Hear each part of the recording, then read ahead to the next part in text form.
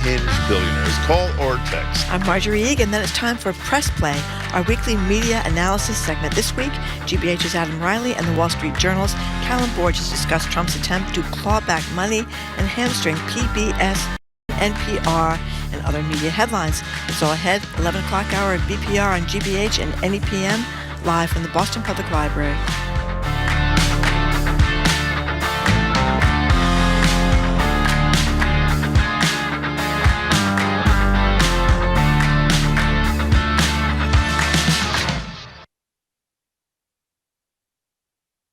Live from NPR News in Washington, I'm Corva Coleman. A group of Democratic attorneys general is in federal court in Boston this morning. They're challenging President Trump's executive order on voting. He's seeking changes, including proof of citizenship to vote in federal elections. And Trump wants to force states to stop counting mailed ballots that are postmarked by the election but arrive after Election Day is over. The attorneys general say that Trump's order violates federal law. They also allege voting matters are decided by states and by Congress, not by a president. There is little indication of any reconciliation between President Trump and his former ally, billionaire Elon Musk, this morning. Musk has been extremely critical of the multi-trillion-dollar tax cut and spending bill pending in Congress. It features President Trump's priorities. Musk says the bill would supersize the deficit. He and Trump traded increasingly personal attacks on each other yesterday. Now, another of Trump's allies, right-wing activist and former White House advisor Steve Bannon, is weighing in. Bannon believes that Musk has gone too far. He crossed the Rubicon. You can't listen. It's one thing to make comments about the spending on the bill. There's another thing about what he did. Okay, you can't sit there and first off try to destroy the bill. You can't come out and say kill the president's most important legislative occurrence of this first term. He spoke to NPR's Morning Edition. The Labor Department says that U.S. employers created 139,000 jobs last month. That's a little more than analysts were forecasting. The May report suggests that there has not been significant harm to the labor market from federal government layoffs and President Trump's tariffs. For the second year, Muslims in Gaza will not be able to celebrate one of Islam's most important holidays, Eid al-Adha. Devastated by Israeli bombardments and with only a trickle of aid allowed into the enclave, Palestinians have no access to fresh food and meat, a mainstay of Eid celebrations. NPR's Carrie Kahn has more. If Palestinians are able to find meat or livestock to slaughter for the festival of sacrifice, the prices are astronomical. Israel's nearly 3-month-long blockade of all goods into Gaza depleted food stocks. There's been a limited lifting of the ban, but only a trickle of trucks have been allowed into Gaza since, bringing in mainly flour. The UN, which is warning of widespread famine in Gaza, says it struggles to deliver aid due to looting and shifting Israeli military restrictions. Israel says it must impose strict controls to make sure Hamas doesn't steal aid. A U.S. private group backed by Israel to bring in dry food goods posted on its Facebook page that its sites were closed and urged people to stay away for their safety. Carrie Kahn, NPR News, Tel Aviv. On Wall Street, the Dow is up 450 points. This is NPR. Good morning. With the latest from the GBH newsroom, I'm Henry Santoro with the latest news we're following. The National Weather Service has extended an elevated lightning risk and flash flood watch for most of Massachusetts for later today. Forecasters say the greatest chance of storms will be in Worcester County, northern Middlesex County, and the Merrimack Valley. These storms will be more frequent and widespread this afternoon, they say, and in addition to 2 to 3 inches of rain, they could bring some intense lightning with possible strikes as well as wind damage. Lawyers for Civil Rights, a Boston-based organization, have submitted a complaint to the Trump administration alleging that immigration agents carried out an unlawful, violent arrest of a father of 3 in front of his wife and children on Mother's Day in Chelsea. The complaint was made on behalf of Daniel Flores Martinez, his wife Kenya Guerrero, and their 3 children, ages 3, 12, and 14.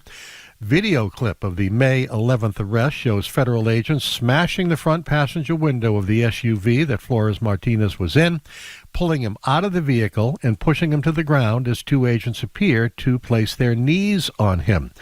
Video shows Flores Martinez on the ground saying, "I'm not resisting, man. What's your problem?" The 16-page complaint submitted yesterday to the U.S. Department of Homeland Security and the U.S. Immigration and Customs Enforcement is a precursor to filing a lawsuit. Red Sox-Yankees open a series in the Bronx tonight. Game 2 of the Stanley Cup Finals tonight as well. Oilers lead the Panthers 1-0. This is GBH News.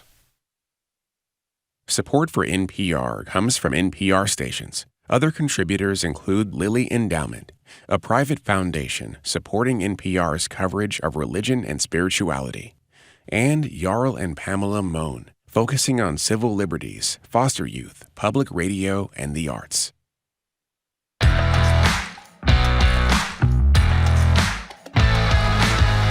Here's Jim Browdy. I am Marjorie Egan. You're listening to BPR on GBH and NEPM. Thank you. We are broadcasting live from the Boston Public Library and streaming on youtube.com/GBH News. A programming note, Jim. Thank you. Governor Maura Healey is going to be with us on June 25th here at the library from 11 to noon. Good morning. I always feel cheated when you do a programming note, and I don't, so let me do one, too. Oh, okay. If you were in the mood for some uplifting, incredible music, an hour from now at the library, two of the stars of the brilliant production at the Huntington, the Light and the Piazza, are going to be performing and talking to us, and the music is beautiful, and they are pretty spectacular performers. Young lovers from Marjorie Light, called them adorable when she met them adorable. before. I don't think that really was the appropriate thing. In any case, it's the blow-up all of America has been waiting for impatiently since November of 2024. It's finally here.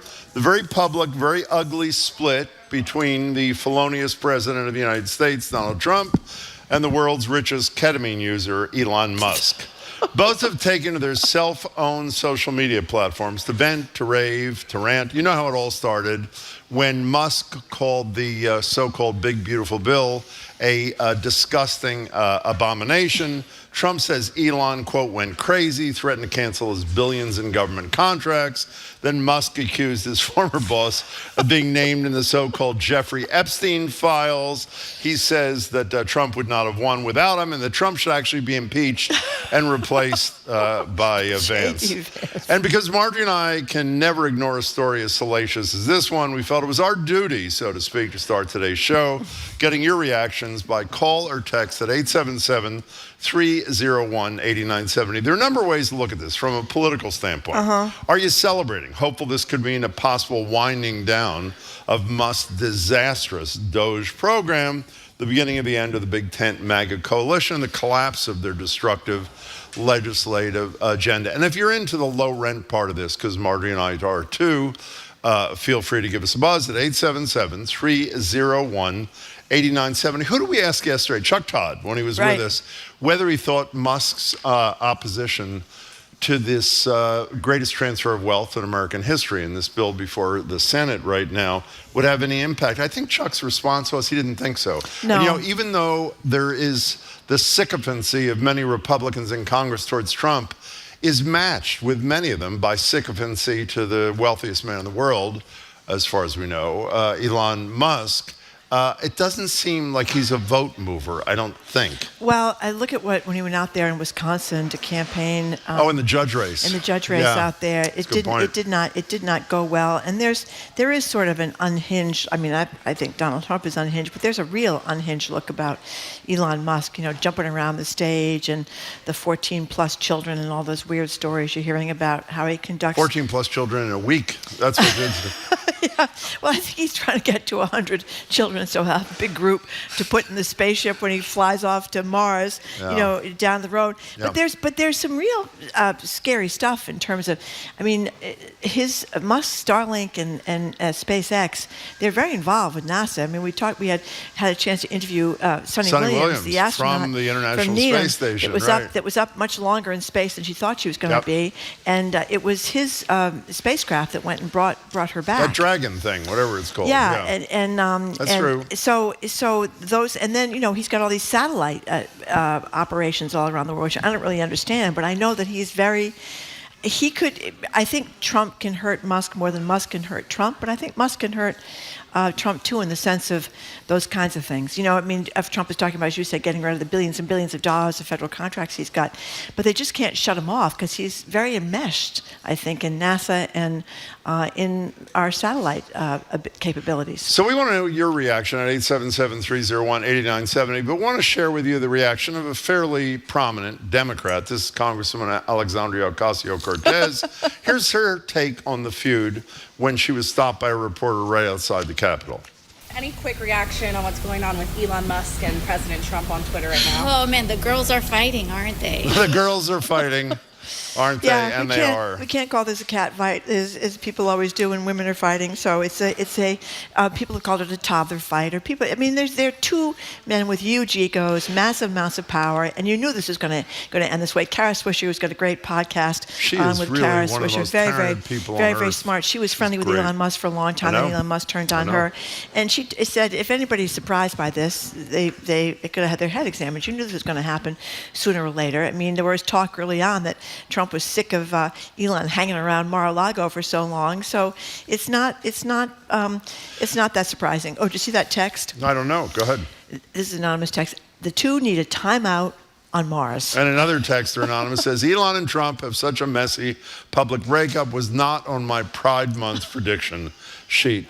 877-301-8970. On a serious note, I really do think that since Doge was sort of the battering ram at the beginning of this tearing apart of government, even though the kids apparently are still there, enmeshed in and government with a lot of data. I know it's Americans. scary, but Musk is such an inspirational leader for loser kids like this, for the most part, that I hope his disappearance, which appears, I mean, I can't imagine a rapprochement, even though people are talking about it. After you've said he's involved in the greatest pedophile ring in the history of our time. Well, but what I started to say was, I really am hopeful that this derails a lot of the most destructive domestic behavior that the Trump administration is involved in. I hope. I don't know. I don't know either. There's talk of prosecuting the Doge crowd going after them. That was Van Jones. I don't know what they were going to get prosecuted for. I don't know. Yeah. Breaking into buildings they weren't supposed to break into or something. I don't really know. Well, also, no one knows what to do with this data. I mean, they're not responding to a lot of freedom of information requests, and that's before the court because they're suggesting they're not a government agency, which is subject to FOIA requests. Let's get the reaction of some callers. 877-301-8970. Here's a good one from a texter who says we should all get our popcorn ready for the Who's the A-hole segment, the Broligarch edition. I like that. Catherine in Providence, you were first on BPR. Welcome to the show. Hi. Hi there. Thanks. Sure. I just think that this is such deliciousness. I can hardly stand it. That's a good word. That's a good word. Then, I mean, seriously, my Schadenfreude is like off the chart. Off the chart. Yeah, it's hard to resist. Unfortunately, I don't know. Hope I'm wrong, but I don't think it's going to matter much in the big scheme of things. But I'm having fantasies about Elon and Putin getting together and taking Trump down. Well, keep those fantasies going. Yeah. Catherine, you sound like you're having a lot of fun, and we hope it continues. Thank you much for the call. You know, I'm going to quote myself, if I may. I've said it the last couple of days. Will powerful people or wannabe powerful people ever get the message that no relationship with Donald Trump ends well? None.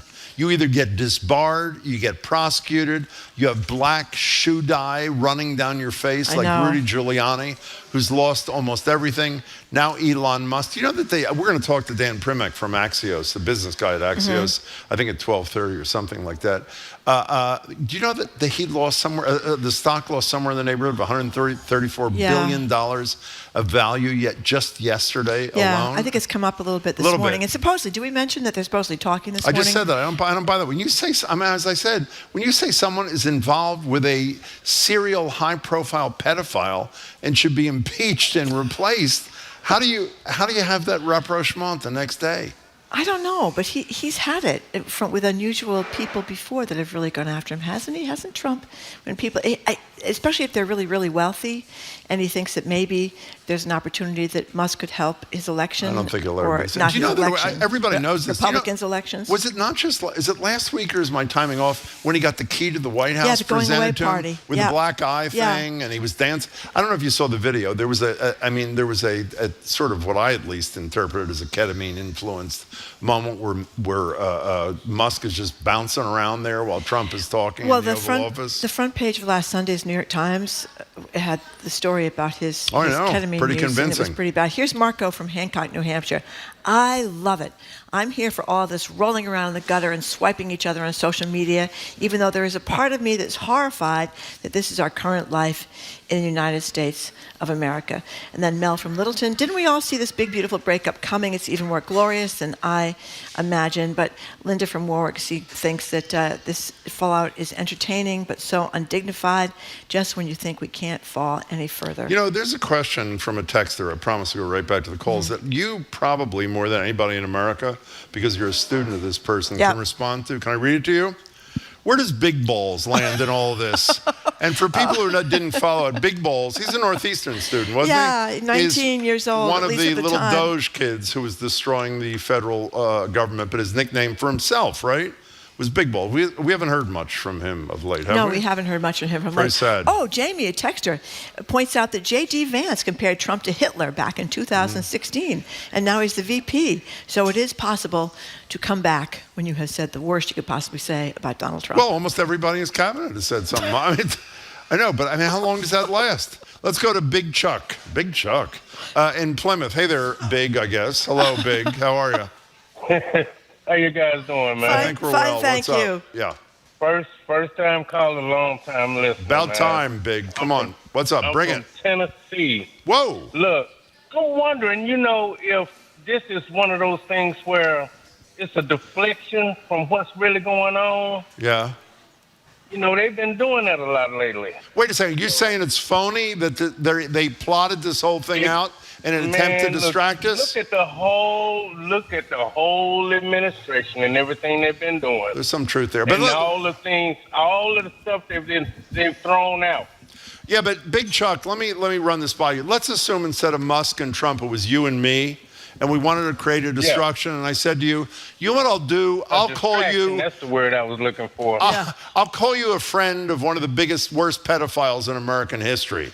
How would you feel about that as a distraction? But if it's not, to go with what you're saying, it was inevitable to happen anyway. I agree completely with that. I don't think it's a play acting.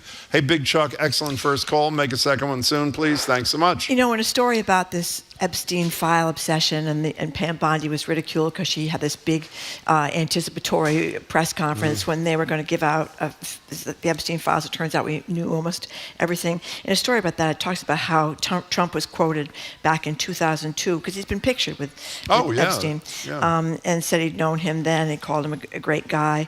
In that same interview, Mr. Trump added, "It's even said that he likes beautiful women as much as I do, and many of them are on the younger side." Oh, I hadn't heard that quote. Yeah, and I can't help thinking that I'm not a fan of Donald Trump. Oh, really? I do not see him in Epstein's category regarding that. Okay. I just don't. I don't think. People may know either way. I don't know, but it just seems like it's not his modus operandi kind of thing. Epstein, people may know, was getting these high school girls to come over, and they thought they were coming over to get help in their various endeavors, and then he wanted them to give them massages and all this kind of stuff, and it got worse. It didn't end there. Exactly. It did not end there. No, it did not. Okay, let's go to Anonymous says this is even better than the Jordan Hudson Belichick story. And actually, I hate to admit that, but I think you may have something there. They've been keeping a low profile. Well, because they wanted to give a stage to Musk and Trump, so I just Sydney in a car. Welcome to the show. Thanks for calling. Hi. Hi. Can you hear me? Yes. We can. Hi. I was just calling to say that as a retired career psychotherapist, these are two malignant narcissists feuding. And they will use truthfulness, I think, in and what they say could be a ploy for distraction, but I don't think so. Wait a second. As someone who's in the business, hey, Cindy, are narcissists often drawn to each other? Information from the Epstein files, but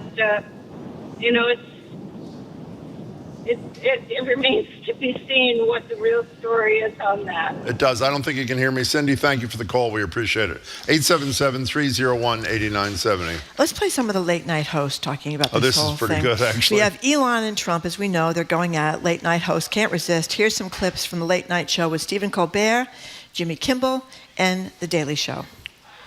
Also, I want to point out, he says that nobody wanted electric vehicles when Trump himself sold them on the lawn of the White House. In fact, CNN pointed out that Trump himself bought a Tesla that day, and it's still parked there at the White House. Musk also agreed with a post that said Trump should be impeached and replaced with J.D. Vance, which means J.D. better get that waterproof eyeliner out of the drawer. He's in a bit of a fix. What kind of idiot would be into Elon's cars? I love Tesla. Not anymore. That's pretty funny. 877-301-8970. I mean, Musk, though, he does run X, it used to be Twitter, and you wonder how many people on Twitter he can influence with his... Well, influence to do what? I mean, he has 200 million followers. I don't know. There's a lot of Trump followers on Twitter, too, or on X, too. Well, he doesn't post on X anymore. He does True Social, which almost nobody comparatively is on. But I'm saying Musk has a lot of, obviously, he's got a huge megaphone, and you wonder how much that will matter. By the way, Donald Trump, according to a senior White House official, and according to CNN, has said, this is so great, he is planning to get rid of the Tesla, of course. What a surprise that he purchased in March. CNN had a picture of it. It's red. Yeah. Sitting in one of the driveways, I guess, at the White House now, last does this mean it's less odious to drive a Tesla now because there's been a breakup between the two of them, or are we still mad because of the Doge situation? Well, since I have a Tesla, I would say yes, it's less odious. I would take the less odious position. 877-301-8970. Here's a good one. Yeah. A way to balance the budget, Jim. Sell tickets to a live stream fight match between the two of them. The whole world would pay to watch. It's funny you say that. The last video I saw last night before I went to bed was them sitting side by side, all lovey-dovey, at was it WWE, whatever the wrestling, the Vince McMahon or whatever his name is. Rick in Newbury, you are on Boston. Oh, BPR, welcome. Hi, hello. Good morning. Hi, can you hear me okay? Perfectly, yep. I'm not the only voice on this viewpoint, but like Chuck, I think this is all right from the Big Chuck. Yeah. Yes, right from the reality TV show Playbook, and I remember reading somewhere the guy who developed the Trump "you're fired" garbage. Apologized because what he was saying is that Trump learned an awful lot there. He took a lot of notes, and I think two narcissists just love being in the middle of a worldwide reality show, and heck, the rest of us. Yeah, I hear you, and I hear Big Chuck, Rick, but they were in the center of a worldwide reality show whenever they wanted to be without having this embarrassing breakup. You could be right. I mean, Trump has done things and engages in things that no one has ever done before, so both of you may be right. I just don't agree. Thanks for the call. Judy from Roslindale says, while we all laugh, let's remember one of these guys has the nuclear codes, the other has all of our personal data. Yeah. That is sobering in both cases. That's Rupert in the car says we've become the TMZ of countries. No, it's true. Let's go to Lee in Linfield. Hi, Lee. Hi, guys. Hi. I got to echo Big Chuck's sentiments because he's, I think Big Chuck is onto something. What's that? He's, Donald Trump wants to control so much of the media, so all the attention's on Donald Trump and Elon Musk, exactly what he wants. Lee, can I, if I may, Lee, I'll let you go on a second. I wake up, the first thing I do every morning after having a cup of coffee is go to the Times, the Washington Post, and the Globe web pages. The top 10 stories every day on all of them are Trump already. He doesn't need a fight with Elon Musk to get press coverage. He is the media. He is the news of the day. That's all there is. You're absolutely right, but why not have more? You already have everything. Why not have more? Well, if we're all, and it distracts us away from other big topics, such as the trillions of dollars in deficit. That's bad news. Why not be the center of the bad news? I hear you. Instead of his big, beautiful bill being the bad news. Well, the three of you, that's three of you in a row, or almost in a row, agree. So obviously there's a critical mass for that. Here's a great one. Anonymous says, thanks for calling, Lee. Anonymous, Musk should donate millions to Harvard, Medicaid, NPR, and everything he gave executive orders to shut down. You know what's interesting? Most people forget this, and I forgot it until I was watching cable last night. Musk voted for Biden in 2020. Yeah. He used to be the darling of the liberals, Jim. He was the electric car guy. And apparently, which I think I was unaware of, I don't know if you were, one of the things that led to the split between, I guess, the Democratic Party and Musk, assuming there was ever an alliance, was Biden called a meeting of auto executives at the White House, which I had, again, totally forgotten or never knew. Yeah. And he didn't invite Musk, which I don't really understand, considering he's a huge player in that world. Well, I think it was a big goof on Biden's part. Another person thinks that Big Chuck and these other guys are right because that's a distraction from the big bill. I tend to think this four-dimensional chess stuff, which this distraction is a little bit of baloney, but the big bill is getting sort of trashed by people like Musk and other people, so maybe it is. I don't know. Did you see, by the way, before we break, did you see that Trump has made $1 billion in crypto? In the last, $1 billion, not $1 million. I thought it was billion. More than that. No, $1 billion. How much have his sons made? I don't know. No, it's unbelievable. It's unbelievable. But people don't seem to be bothered by the corruption. Well, you and I are. That's too. Okay, we're talking about the public split in the creepy bromance between President Donald Trump and Elon Musk. We're going to keep talking about it. You're listening to BPR at GBH and NEPM.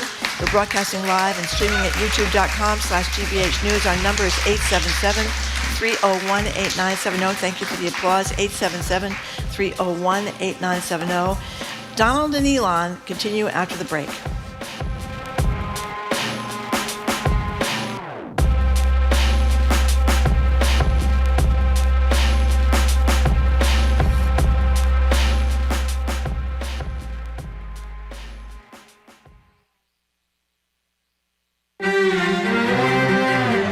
Workers in the U.S. from abroad send money back to their home countries all the time. It's a key source of income for international families.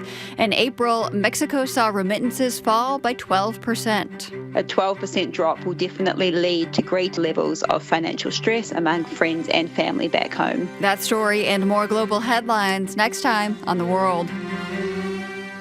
This afternoon at 3, here on GBH News 89.7. Our programs are made possible thanks to you. And the Museum of Printing in Haverhill, preserving the history of graphic communication from typewriters and presses to computers and copiers. Their expanded exhibit of rare and historic Bibles is now on view. More at museumofprinting.org. And Mass General Brigham Health Plan, ranked #1 in member satisfaction among commercial health plans in Massachusetts by J.D. Power for the second consecutive year. Details at mgbhp.org/everyday.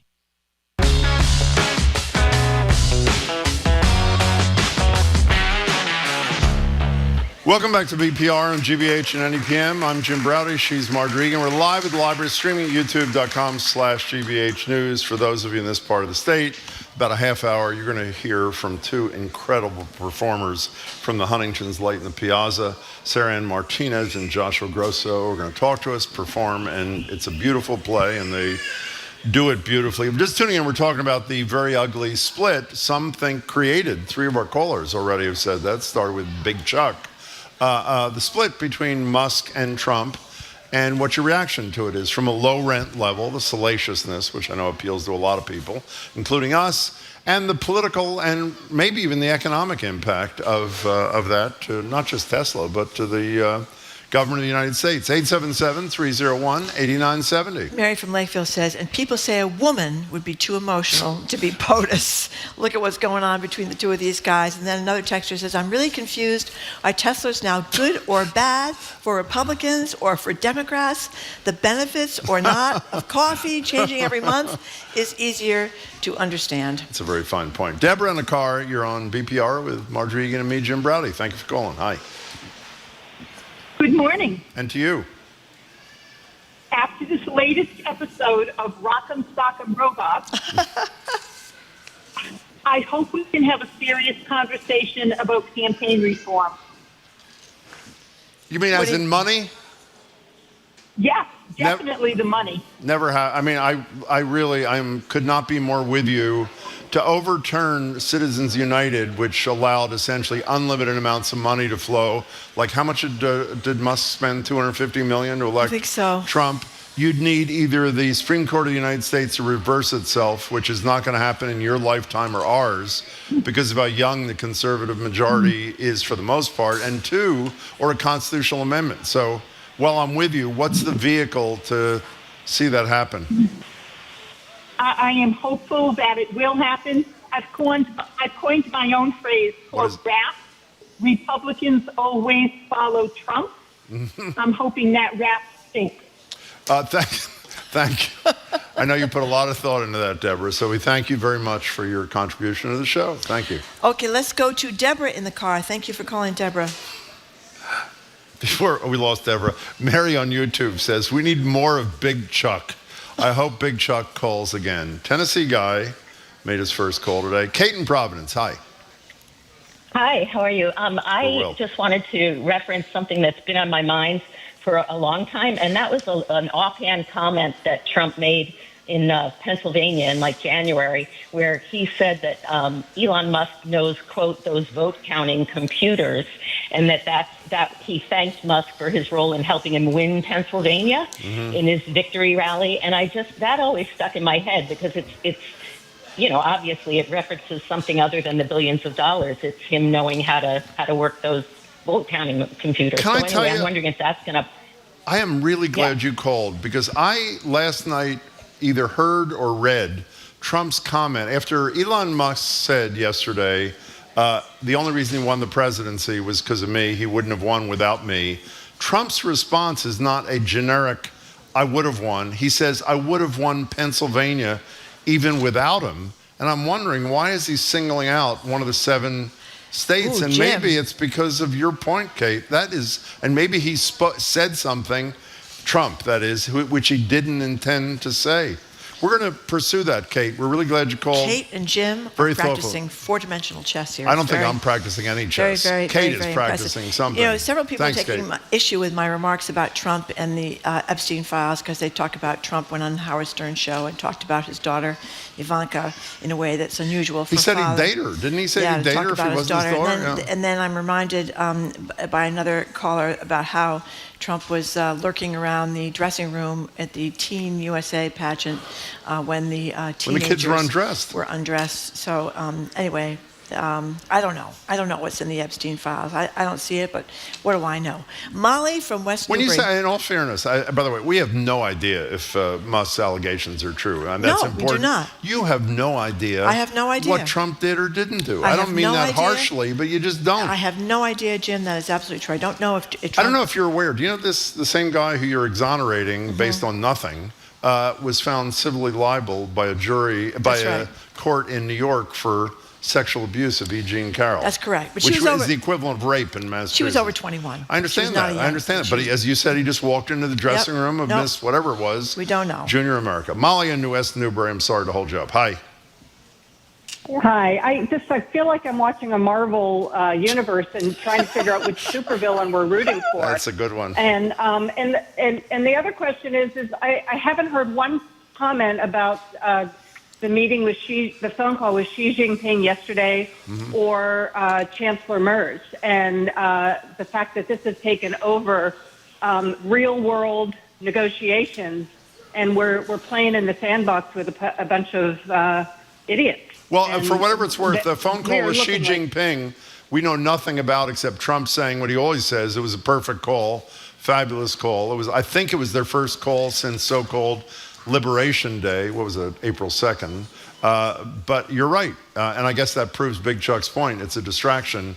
But I don't think anybody who I have read or heard knows anything more about it than we do. Yeah, Molly, I'm sorry, we have 30 seconds. Go ahead. The other comment is that with the new Doge guy is this crazy Project 2025 person. Yeah. So we haven't even talked about who's taken over Musk's position on that. Well, I don't think there is it's sort of like, can there be a Trump post-Trump? I'm not sure there is a Musk post-Musk, but we'll talk about it. Molly, you make good points. Thank you for the call. We appreciate it. Here's Harry from Stoughton. This is no laughing matter, although he likes my laugh. Thank you, Harry. These two buffoons have dragged the United States into the gutter, and the whole world is laughing at us. How terribly sad this is. It's brought me to the verge of tears when I see what is happening to my beloved country. That's kind of too bad. And other people are talking about how this is a distraction away from this bill, which is going to take away people's Medicaid and health care. Can I read this quote from Politico? One of our colleagues brought up based on that woman's phone call. Trump said Elon, quote, knows those computers better than anybody, all those computers, those vote counting computers. We ended up winning Pennsylvania like in a landslide. Okay. Maybe some there. Okay. We are done. Thank you very much. We're moving on. It's our Friday media analysis. Up next, our press play. We're going to talk with the Wall Street Journal's Callum Borchers and GBH's Adam Reilly. We're going to talk about Trump's budget clawback that involves us, NPR, and PBS, and also fears about not being able to predict hurricanes that at least one weatherman is talking about out loud. You're listening to BPR, GBH, and NEPM live from the Boston Public Library and streaming at youtube.com/GBH News.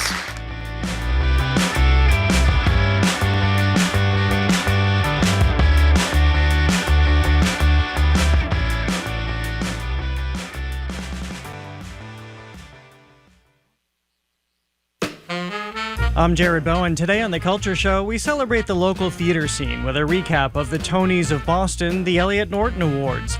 Plus, we'll preview the actual Tonys, and from there we get up close and personal with President Trump. The White House has just released his new portrait, Dark Shadows and All. That and more on The Culture Show's Week in Review, today at 2 on 89.7 GBH.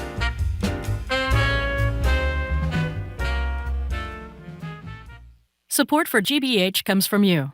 And Burton's Grill and Bar, featuring a scratch kitchen where each dish is customizable for those with food allergies or restrictions. A gluten-free menu is also available. Details on their allergy protocols at burtonsgrill.com. And the Boston Speakers Series, announcing its upcoming season at Symphony Hall for 7 evenings, featuring Dr. Anthony Fauci, Ken Burns, Outliers author Malcolm Gladwell, and freed Russian political prisoner Vladimir Kara-Murza. bostonspeakers.org.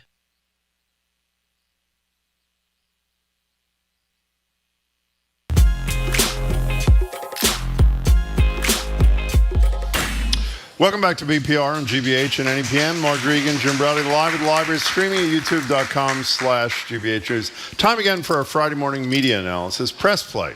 Here with us now at the BPL desk, Wall Street Journal columnist Callum Borchers, formerly a reporter of the Boston Globe. You always have to say that. Callum, it's good to see you again.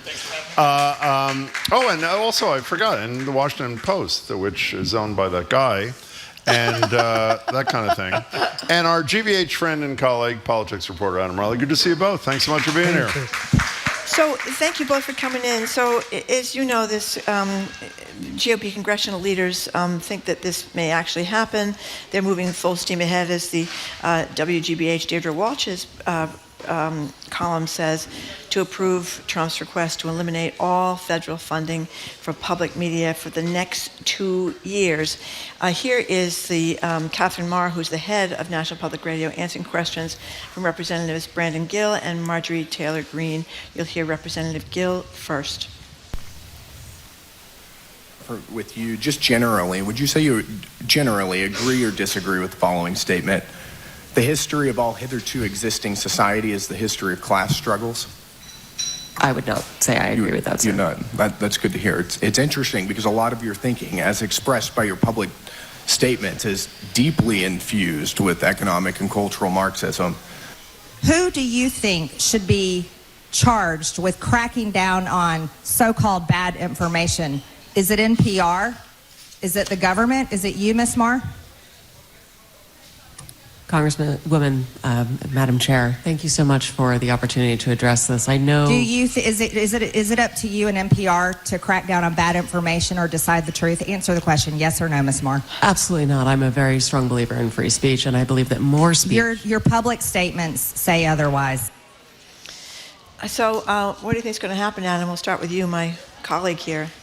Well, I think the money is going to be clawed back, and it's worth highlighting for people that this is money that's already been allocated, about $1.1 billion that's been approved for use by the Corporation for Public Broadcasting, which funds NPR and PBS.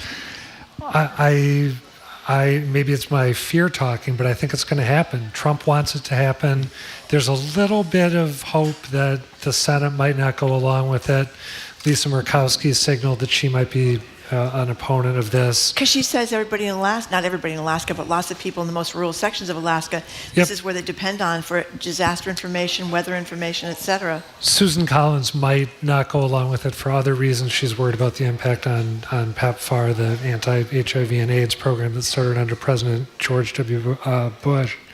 But it's looking really bleak. And I got to say, if it happens, we've had, as we may talk about, some cutbacks already at GBH. They've had them at BUR.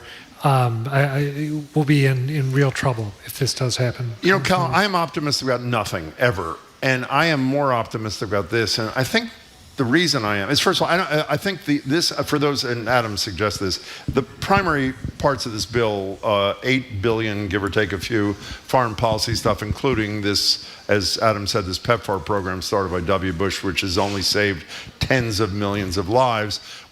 Congress doesn't care about anybody outside of the United States, so that is a given. But the point that they were both connecting on, in a lot of red rural states, NPR and PBS are it. Yeah. It's not, there's no second choice, even inferior. There's no other choice. And you really have to vote against your constituents. I don't mean that rhetorically. I mean it concretely to do this. So I'm more hopeful. Am I naive? No, I'm also more optimistic for that exact reason, which is that the reality is that most of the money from the Corporation for Public Broadcasting does not go to national NPR and national PBS, although those are the favorite punching bags that we just heard of those GOP congressmen. But most of it goes to small local public stations, and it's disproportionately going to hit red and rural states. I mean, I remember when the president proposed this in 2017. It's worth remembering, by the way, this has been tried over and over by Republicans, and it has failed every single time. Now, so, and there's two ways to look at that, right? I mean, you could say, okay, that's good news. You could say, you know, they're due to succeed this time. But, you know, I called up the general manager at a small station in Iowa, for example, and said, well, what would this do to you? Because we know at the big stations like ours, you know, it's like a single-digit percentage of their revenue, but it's like a third of the revenue for some of these small stations. So, you know, it's Murkowski and others that represent these rural red states.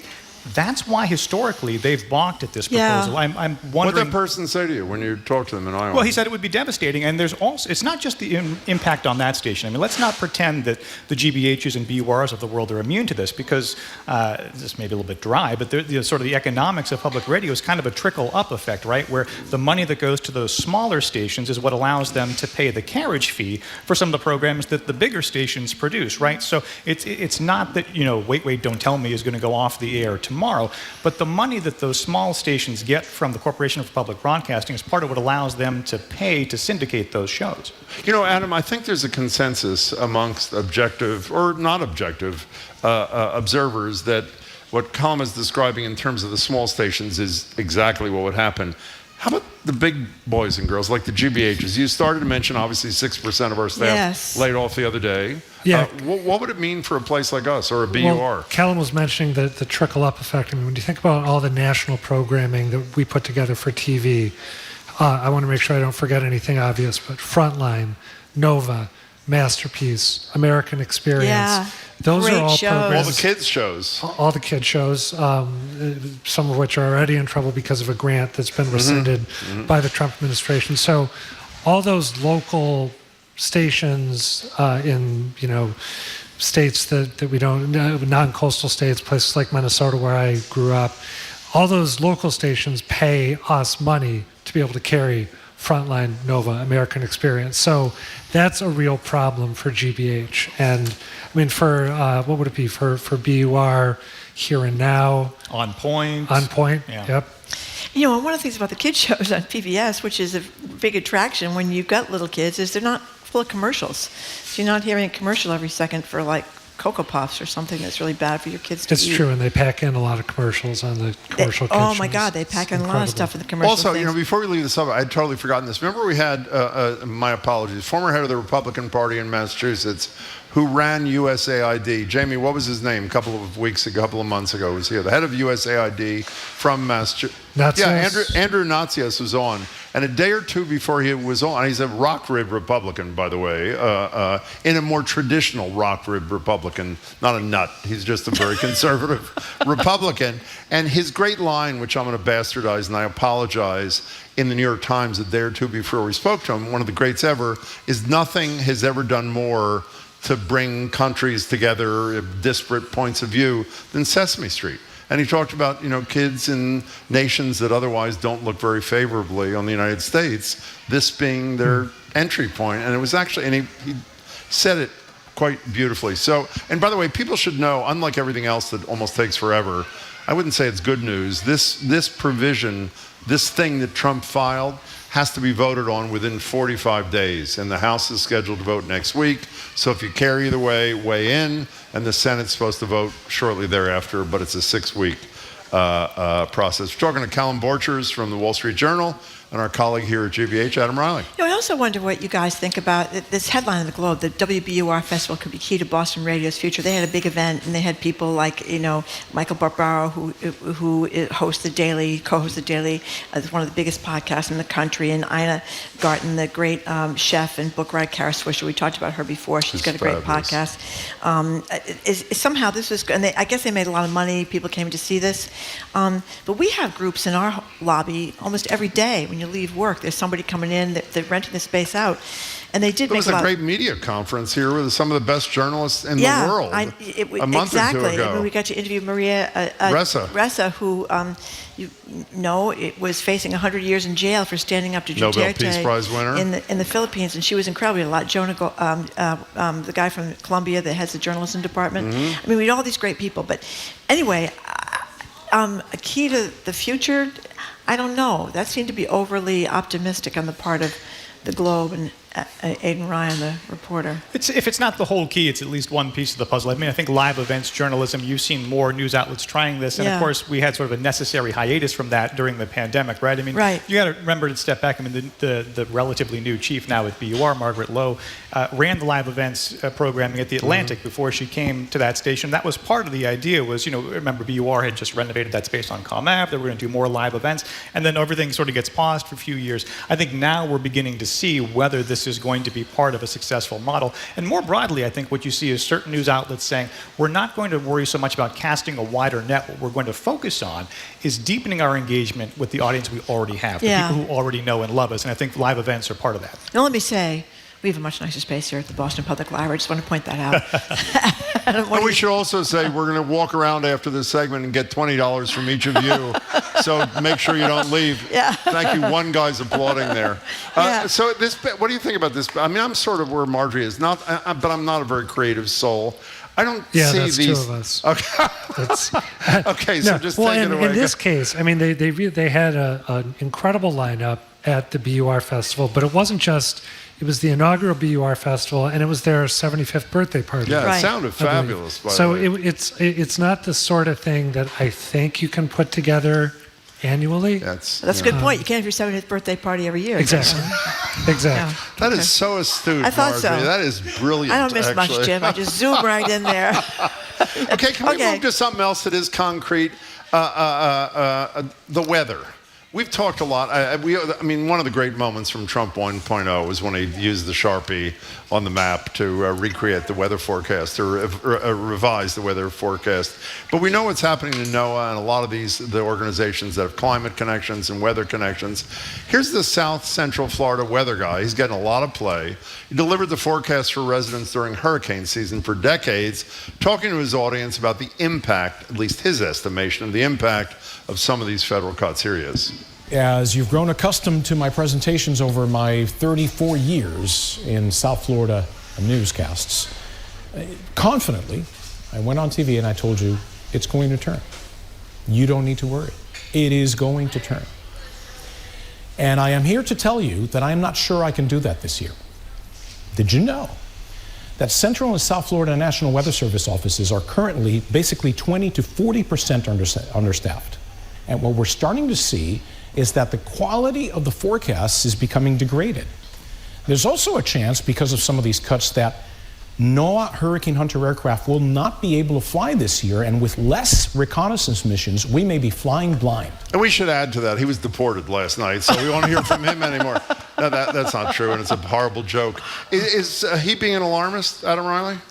I mean, he knows his business better than I do. I don't know the extent to which, firsthand, the extent to which weather forecasting has been undermined, but it's pretty ominous what he's describing. And you're talking about, obviously, errors in forecasting or ambiguities in forecasting that could result in not just inconvenience, but loss of life, serious property damage. So there's no question that they'll have, even if we can't draw the same conclusion because of our lack of expertise, there's no dispute that he'll have less data to base his forecasts on. Is that not fair, Callum? Yeah, that's right. And as Adam, I mean, look, there's something superficially funny about the weather. I mean, the weatherman's always wrong, right? We always joke about, like, this is the reason, pal, what, But in all seriousness, but in his case, his context was talking about, hurricanes, right? So there is a public safety issue here. But I think part of what it shows too, remember, one of the president's real skills is anticipating where people will cast the blame. I think he understands that if the weather forecast is wrong, the people are going to be angry with the weather guy, right? I mean, they're not going to point the finger at the president or at the government. Oh, I don't know. Do you think that's true? I'm totally with Callum on this. I think in South Florida, and Florida's a very red state, their people naturally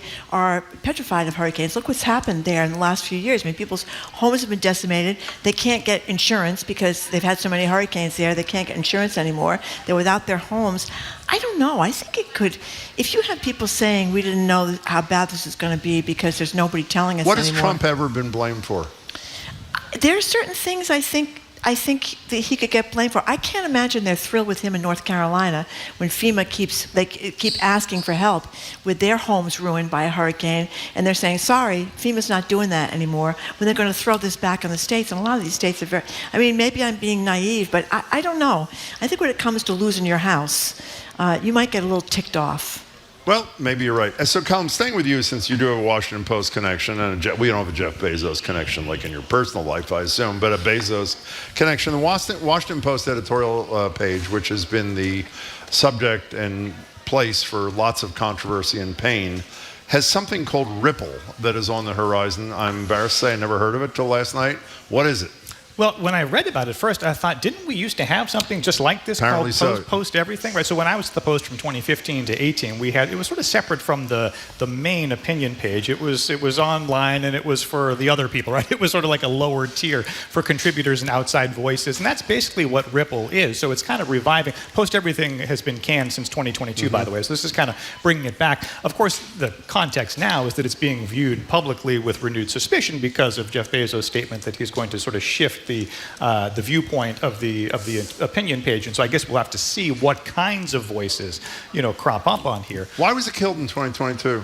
Well, it's a good question, and I was no longer at the paper at the time, so I don't have great insight into it, but it may have been part of this sort of tug and war, and we see the ebb and flow in media in general about, are you going for bigger scale, or are you going for deeper engagement with your core audience? And so within this case, right, I mean, you've seen like the Atlanta Journal-Constitution and the Salt Lake Tribune floated as possible contributors to the air, and it was interesting to me to see the publisher of the Atlanta Journal-Constitution say, hey, we're not really interested, and the quote was, we think scale is yesterday's war. So he's all about, let's deepen our engagement with the people that we already have, but the strategy behind Ripple apparently is to reach, I believe the internal estimate is 38 million more readers across the country. So this is a different tack. What do you think of it, Adam?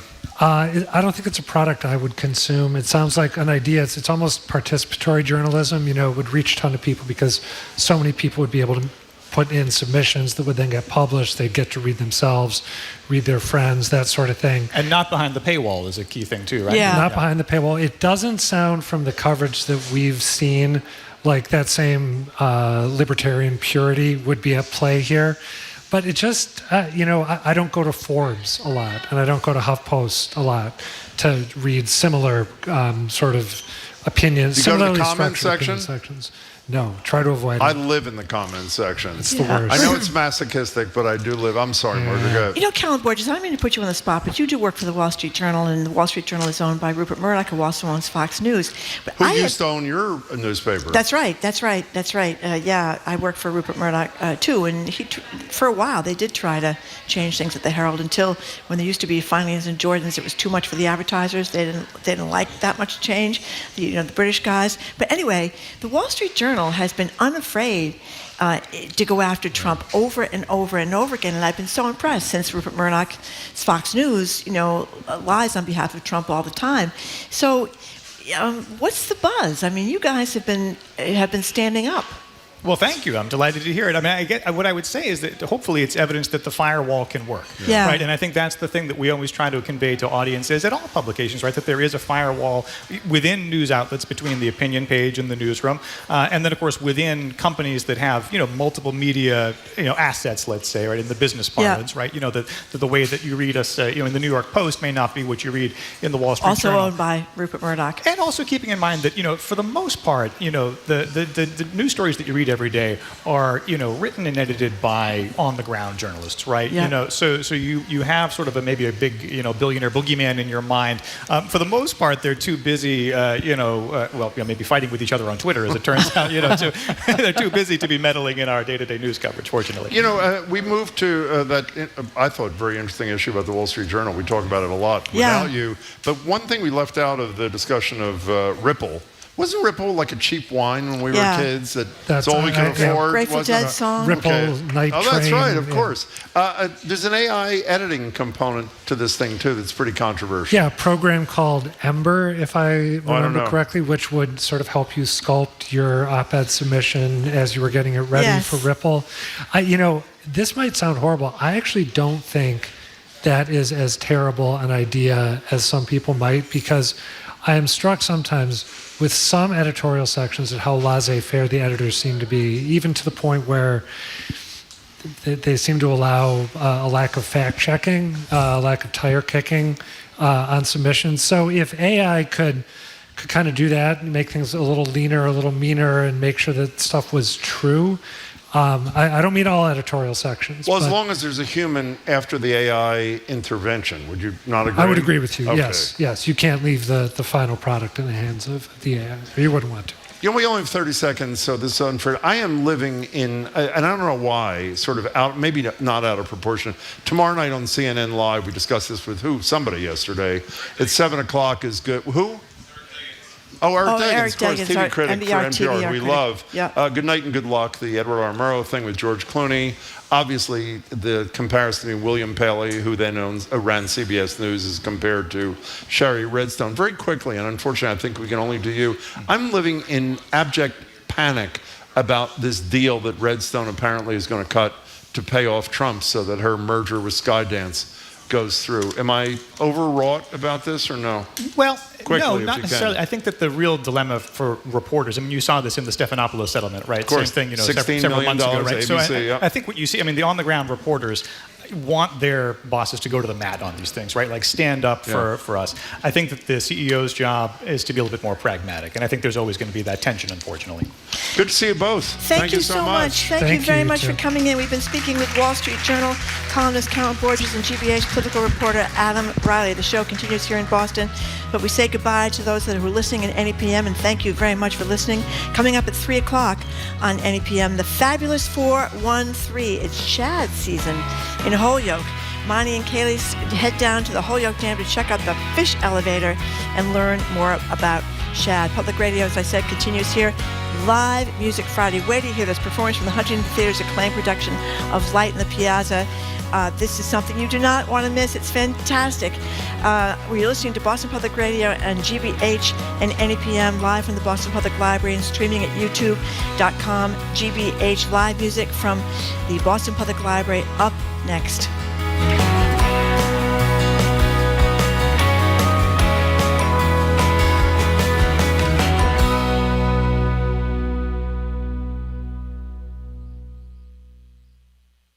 It's not over yet.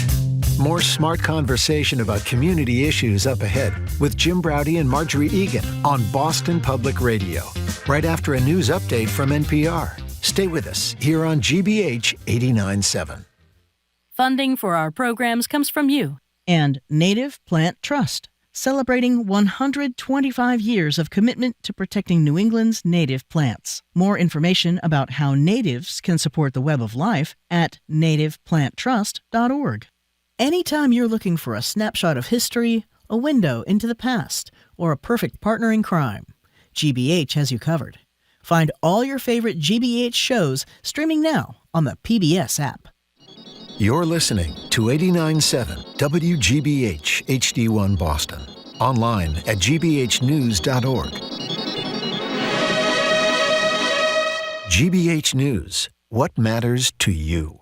I'm Jim Browdy, ahead an hour 2 of BPR, live from the Boston Public Library. Broadway World calls the Huntington Theatre's production of The Light of the Piazza sweepingly cinematic, I'd say otherworldly, with music to die for. We're joined for Live Music Friday, just to get a taste, by lead love interests Sarah Ann Martinez and Joshua Grosso, who'll perform and talk. I'm Marjorie Egan. Then Trump tariff turmoil continues. Axios business editor Dan Primac joins us to discuss Trump's putting the steel cart, as in U.S. Steel, before the horse, as it were. And of course, what all the economic drama means for all of us regular people. All that, plus our Two More Things segment, that's next on the second hour of BPR and 89.7 GBH, live from the Boston Public Library.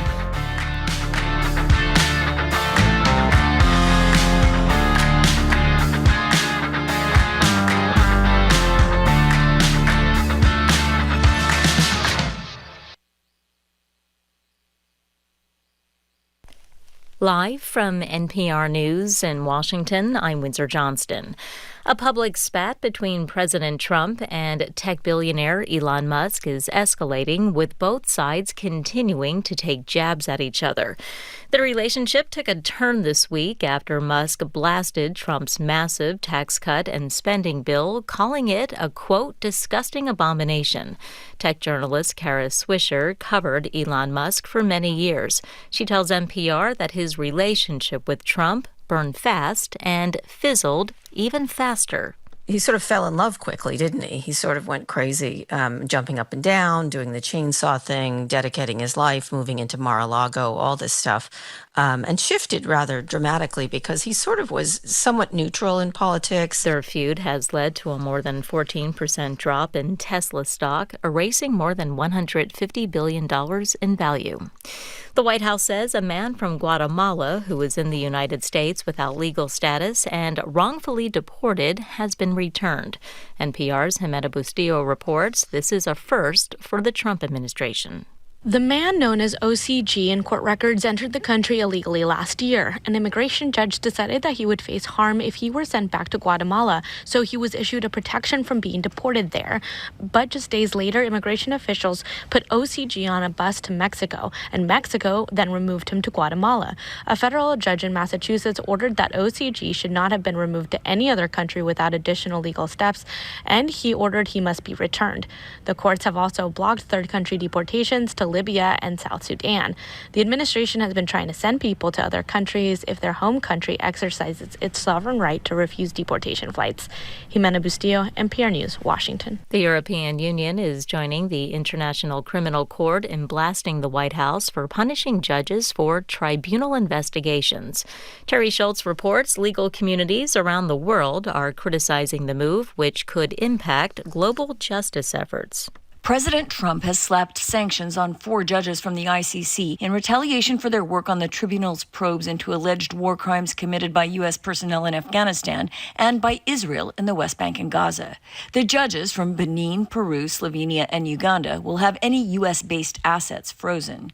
European Commission spokesperson Paula Pino says the EU remains committed to the ICC. This court holds perpetrators of the world's gravest crimes to account and gives victims a voice. It must be free to act without pressure. In February, the Trump administration banned the chief prosecutor and other non-American employees of the court from entering the U.S. and warned of more measures to come. For NPR News, I'm Terry Schultz in Brussels. On Wall Street, the Dow was up 386 points. This is NPR. Good afternoon. With the latest from the GBH newsroom, I'm Henry Santoro. About 30 people showed up at a rally against immigration arrests in front of New Bedford City Hall yesterday. The protest was dubbed Stop the Abductions, and its focus was on immigrants arrested by ICE and other federal agencies since President Trump's inauguration to a second term. Also protested cuts to Medicaid and other federal programs in the U.S. House's budget bill.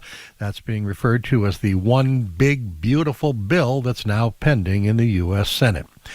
Nantucket Current reports that Nantucket's harbor master, along with the harbor master from Yarmouth, briefed delegates at their most recent meeting that buoys serve as an essential navigational aids in an area characterized by shifting shoals, strong currents, and frequently changing sea conditions.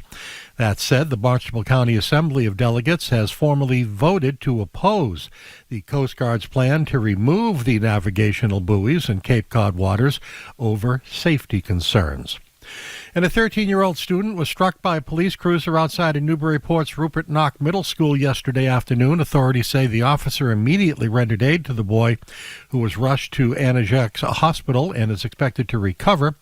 According to a preliminary investigation, witnesses say the boy darted out into the street from between two parked cars and that the collision appeared unavoidable.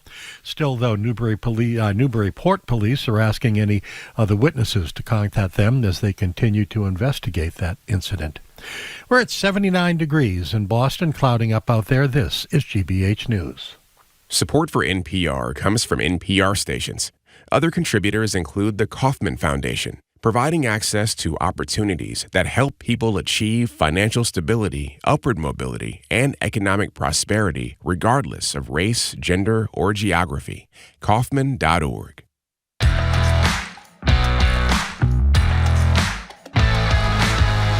Welcome to hour number 2 of Boston Public Radio. Thank you, Jim Brady and Marjorie Egan. We are broadcasting live from the Boston Public Library and streaming at youtube.com/GBH News. A couple of programming notes, Jim. The mayor of Boston, Michelle Wu, will be here on June 17th from 1 to 2. And the governor of the Commonwealth, Maura Healey, will be here June 25th from 11 to 12, as usual, taking our questions and yours. Hello again, Jim. Hi there, Marjorie. So welcome to another edition of Live Music Friday, courtesy of the Huntington Theatre Company's fabulous production of The Light in the Piazza. Playing now until June 15th. Two of the show's stars join us today, Sarah Ann Martinez, whose performance has been described, among other things, as shiver-inducing, and it is. And Josh Grosso, who one outlet described as having a glorious voice, adding that he, quote, may be just a PBS special away from stardom. Well, Josh, welcome to your PBS special. Here it is. Thank you. So don't screw it up, my friend. Huntington Theatre, wait. HuntingtonTheatre.org. Theater is RE with Huntington? I think so. RE.org for tickets and info. Again, it's only here till the 15th. In a couple of moments, we'll hear Josh and Sarah Ann perform. But first, they join us. It's great to meet you both. You were fabulous the other night. It's great. Let's start with Sarah Ann. Just give people an idea what this story is about, Light of the Piazza. It's very romantic.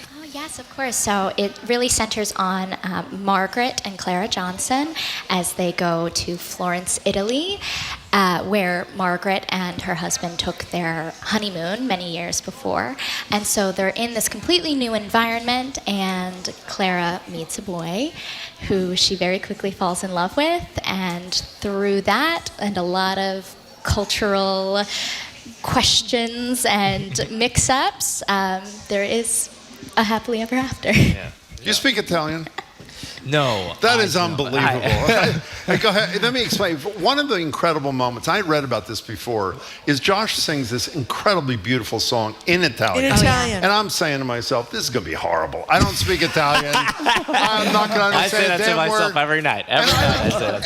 I did understand nothing, and I understood everything. It was so emotional. What was that like for you? It's great. I mean, it's always nice to have a little a fun challenge, and that's something that you don't see, especially in musical theater, every day, where you have an entire song in a different language. So under our great director, Loretta, she just helped me kind of convey through the music and physicality and everything else, kind of getting the message across of this boy in love.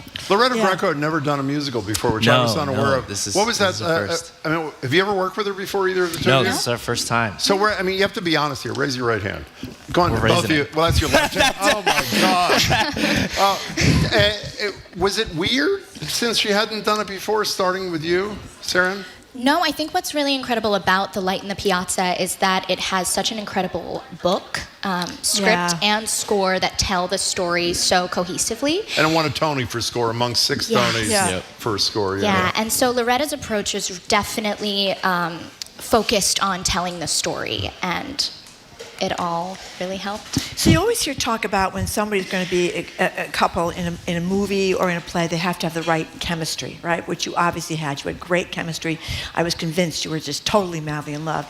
But how does that happen in rehearsal? Does the director just say, I mean, how does that? You didn't know each other before.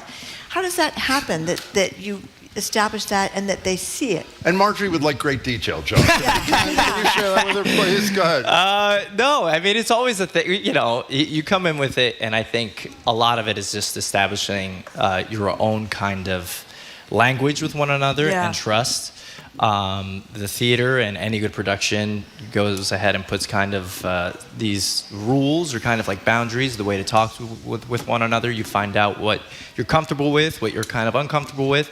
And then from there, it's the beauty of theater is that the repetitiveness of it allows you to kind of then, you have these set boundaries of where you can play in, and then you just kind of go from there. And I mean, I've been very lucky that Sarah Ann also is just a wonderful person, not only on the stage but off. So it makes it very, very easy to show up to work. Is he a decent person, or not so much? We don't have to. She raised her left hand, so we don't have to. So here's how this is going to work. At the end of the segment, you two are going to sing together, and we heard it this morning. Oh my God! You're going to sing now, and we'll talk to Josh while you're setting up. What are you going to sing? I'm going to sing The Beauty Is, which Clara sings shortly after meeting Fabrizio.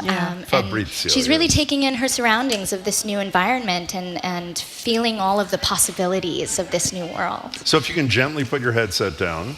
Your accompanying us is Greg Palladino. Greg, we're thrilled to have you. Thanks so much for being here.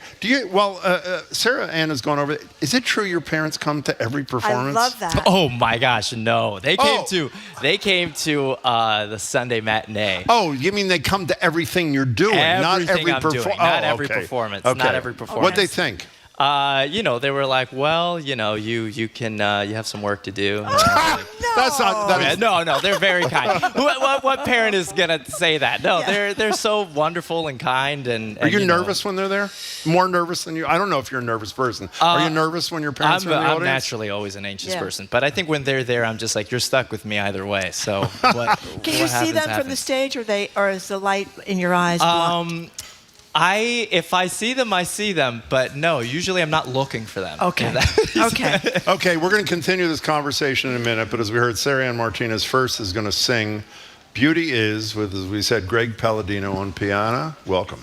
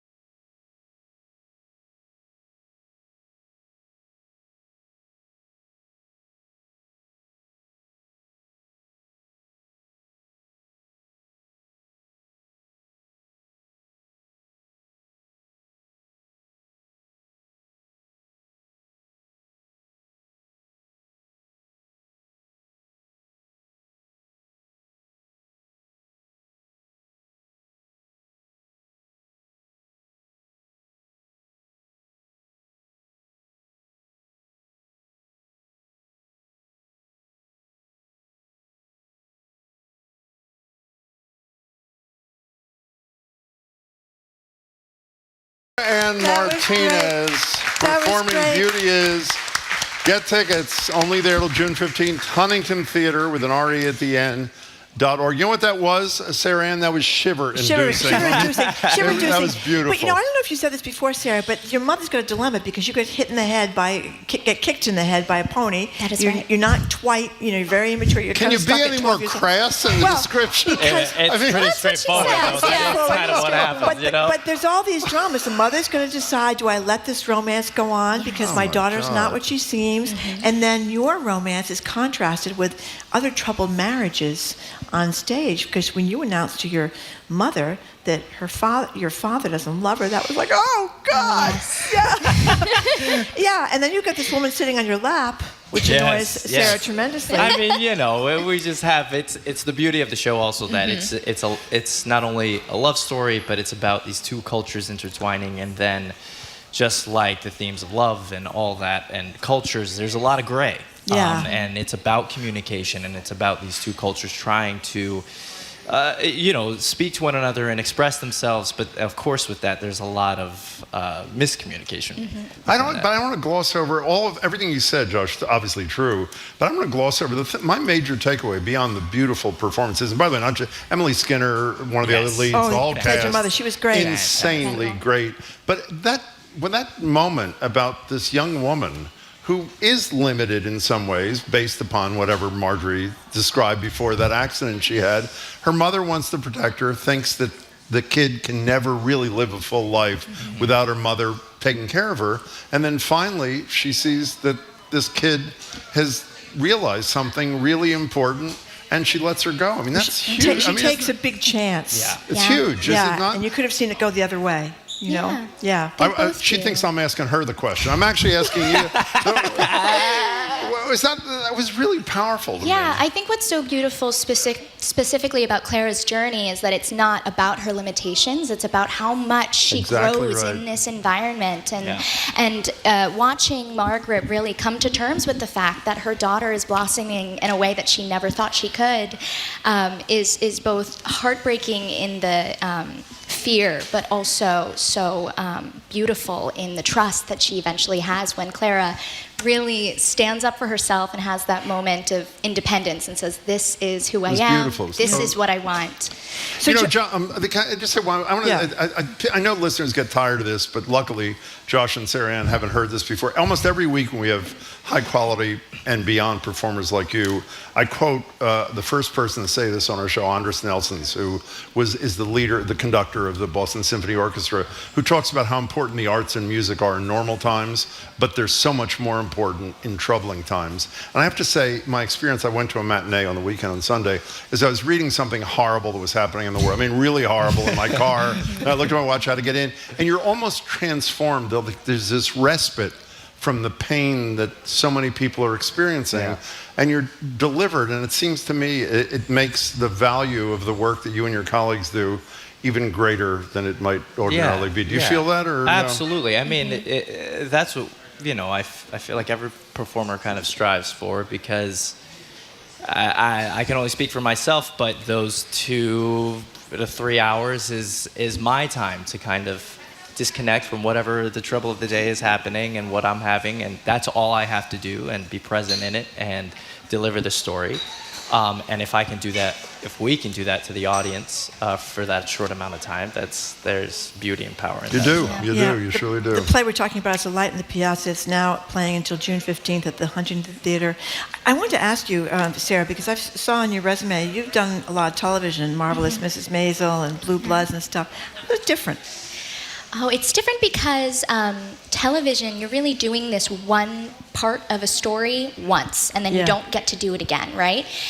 What's great about The Light in the Piazza, what's great about theater is that you're telling the same story again and again, and so you deepen your understanding of the characters, of what they're going through, every show, every rehearsal, and so that's really fulfilling as an artist. I'm sorry, go ahead. I was just going to say, you were at the ART in Cambridge doing Gatsby. You've done Lin-Manuel Miranda's In the Heights, and we all love him. He's unbelievable. The Band's Visit, which is another great play that we saw. Yeah, I've been very fortunate. So, why do you obviously you love the theater. Oh man, theater, it's live. So Yeah.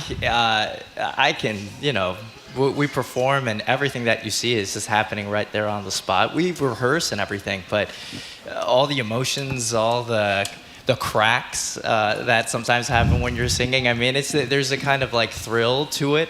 And everyone in the room, not only the performers, but the audience as well, has to be there with you. So you kind of have to form a little bond right at the first, 10 minutes of the show and be like, okay, just trust us, we got you, and, just trust us enough to go along with this journey with us. So I think it's special. Yeah, I read something about you, Sarah, and I never know if these are made up or not. Don't take this the wrong way. That you allegedly sang a song from Light at the Piazza at some early young edition in your career. Is that really true? Yes. Is that really true? I sang The Light in the Piazza to audition for the arts high school that I went to in New Orleans Center And for how did Creative you make a Arts. connection with this play at that young age? So I am a huge nerd about musical theater and a big fan of Kelly O'Hara and Victoria Who's Clark. there, of course, yeah. So I just stumbled upon this score, and I mean, anybody who hears this score is blown away. And so I was really obsessed with this score from a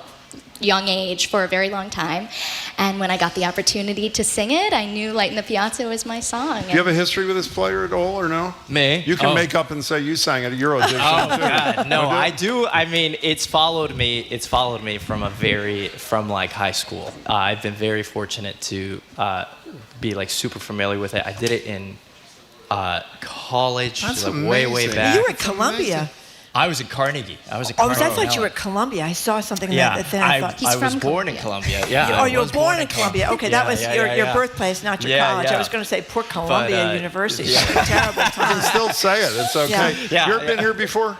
Yes, I've been fortunate to visit Boston a few Of course. times. Yeah. You haven't been, though, right? I haven't been, no. Okay, so you got to do the mandatory. What's your favorite thing so far? What have you really loved? Oh my, what have I really loved? My favorite thing I keep telling people they need to see is the Rose Garden in the Back Bay Fens. It's really close to where we were. And it's in bloom right now, and it's really gorgeous, but of course I'm trying to explore as much as I can. I went to the MFA earlier this week, and that was really incredible. What are you guys doing after June 15th, starting with you, Sarah? And what's your life like I after that? am going on my honeymoon. You are? Oh, yeah. Whoa, wait a second. Congratulations. Oh, thank you. I I was was saying, with looking at Josh that or with ring who? on your finger. No. Where you, what's going on? So tell us a little. Come on. I got married in October, and we're going on our honeymoon. And Can you tell us where? You don't to want London and Lovely. Paris and Nice. It's a big European adventure. I wish I could have made it to Florence, but that's for the next trip. What's your post-June 15th life like? Oh man, I'm going to the apartment and cleaning that place. Yeah. Okay, what are you guys going to perform together for us now? Say It Somehow. It's our duet in the show, closing of the first act. Yes. It's the moment where we really realize what We the other want to make means the to decision. each other. Yeah, That's right. We're making the decision. Very romantic. It is totally Okay. beautiful. Oh, it's great to meet you. You can take your headphones off again gently. Again, they'll be accompanied by Greg Palladino, and you really should go see this. It is uplifting. Yep. It is music is brilliant. It's Huntington Theatre, again with an RE.org, only there through June 15th. And we're about to hear Sarah Ann and Josh perform Say It Somehow. Hello again.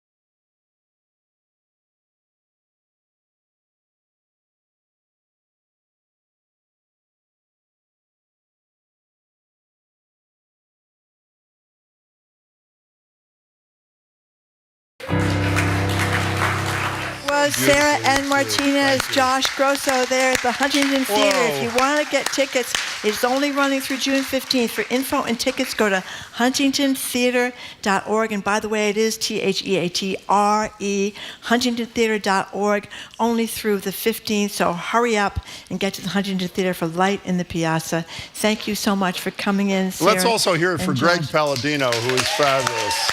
Thank you, Greg. Okay, coming up after a quick break, if you thought that singing was good, wait until you hear the incredible pipes of Axios business editor Dan Primac. I didn't know he was talented in that regard, but he's going to show us. We're going to talk to him about Trump's tariffs, what Elon Musk is going to mean to the markets with all his federal contracts. Dan joins us next. You're listening to BPR on 89.7 GBH, live from the Boston Public Library, streaming at youtube.com/GBH News.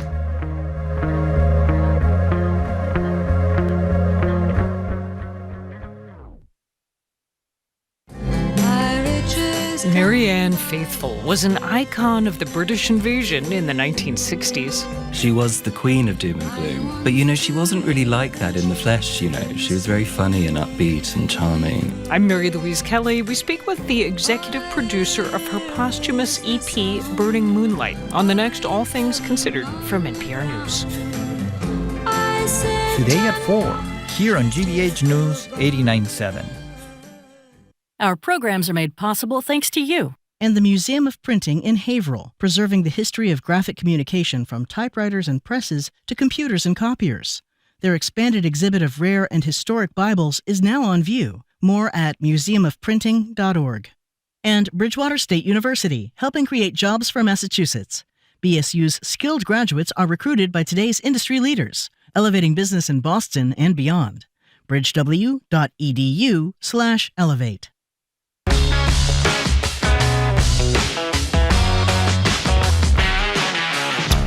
Welcome back to BPR. Jim Browdy, Marjorie Egan, live from the library, streaming at youtube.com/GBH News. Here to perform an aria from Axios is Dan Primac.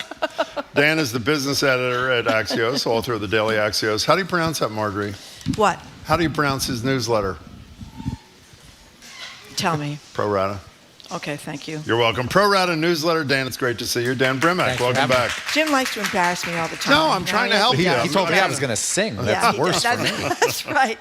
Well, so we've been talking about kind of the fun and kind of salacious aspects, the little catfight aspects of Trump and Musk, their friendship seeming to go down the tubes. But what are the political implications and the economic implications? I mean, Elon Musk's got Tesla. He's got all these federal contracts, SpaceX, Starlink, etc. Yeah, for starters, just, if you were a Tesla shareholder, yesterday was a very bad day. Talking billions and billions, tens of billions of dollars in lost value there, although it's back up a little bit today. It's kind of rebounded a bit. It's unclear. Trump put out yesterday, he threatened that he was going to cancel SpaceX contracts, and Elon said, he'd decommission one of the rockets that goes up to the International Space Station. All of that seems not actually going to happen. Trump can't actually cancel those contracts without cause. Musk would be able to sue. So I don't think any of that's going to happen. I will say, though, that all of these companies have gotten kind of a valuation bump. Not so much Tesla, which is more established, but SpaceX particularly gotten a valuation bump in the private markets, in part because people feel there's this nexus of power, right? You're sitting at the right hand of the president. You've got some influence. So I think there might be some reconsideration of some of that. And then there's also XAI, which he merged what was Twitter with his AI company to create XAI. And there's been lots of talk about what XAI has or hasn't had access to in terms of data, government data potentially. And so there might be a little bit of freak out about that. And also, I guess the final part is, when Trump was in the Middle East a couple weeks ago, he announced all these big AI deals, these kind of cross-border investments, and he did a lot of that with OpenAI, which is kind of the chief rival for Musk. Yeah. He and Sam Altman, who's the CEO of OpenAI, have been in court battling each other. So again, if you're an investor in XAI, you might be wishing you were in OpenAI today. Again, unless they kiss and make up later this afternoon. So that's the economic picture potentially for Tesla, even though we have no idea what's going to happen next between these guys. What do you think it means for the economy more broadly. I mean, this guy was Doge, despite what the rhetoric was. And he said the other day when he got the key to the White House that he was going to stay involved in some fashion. I would assume, at least for the short term, he's not going to stay involved. These rogue kids are all over the federal government. Do we have any sense of what it means? I think these rogue kids aren't going to be around the federal government much longer. And particularly, a lot of them signed up not because they wanted to serve for Trump. They wanted to be with Musk. I'll give you an example. A lot of government, you remember kind of early on in Doge, every government employee got this email saying, we want every Monday 5 things you did last week, this bullet point email. Lots of big federal agencies had maintained that. I know it wasn't in the headlines anymore. Employees were still doing that every Monday. They were sending it to an OPM email address, which I am told sometimes bounced back because it was so full. Office of Personnel Management? Office of Personnel Management. Yeah. Some agencies today, that right after this, reached out and said, you don't have to do those anymore. So clearly there is a little bit of change. So what about, I love this story, you wrote it, about Trump speaking for nearly an hour to these U.S. steel plant workers, basically he saved all his jobs because of this deal he was having with this Japanese company. Now, it turns out there may not be a deal, or he hasn't saved anybody's jobs. Right. So he showed up last week just outside of Pennsylvania to speak at a U.S. Steel facility. It looked like a campaign rally. I mean, there was even members of the Pittsburgh Steelers there, old ones like Rocky Blyer. It was strange. But the underlying current was that he was going to approve this merger, which is a Japanese steel company buying U.S. Steel, which Trump originally had said he was against. Biden was against too. Biden actually blocked it on national security grounds, which were kind of flimsy, but he did.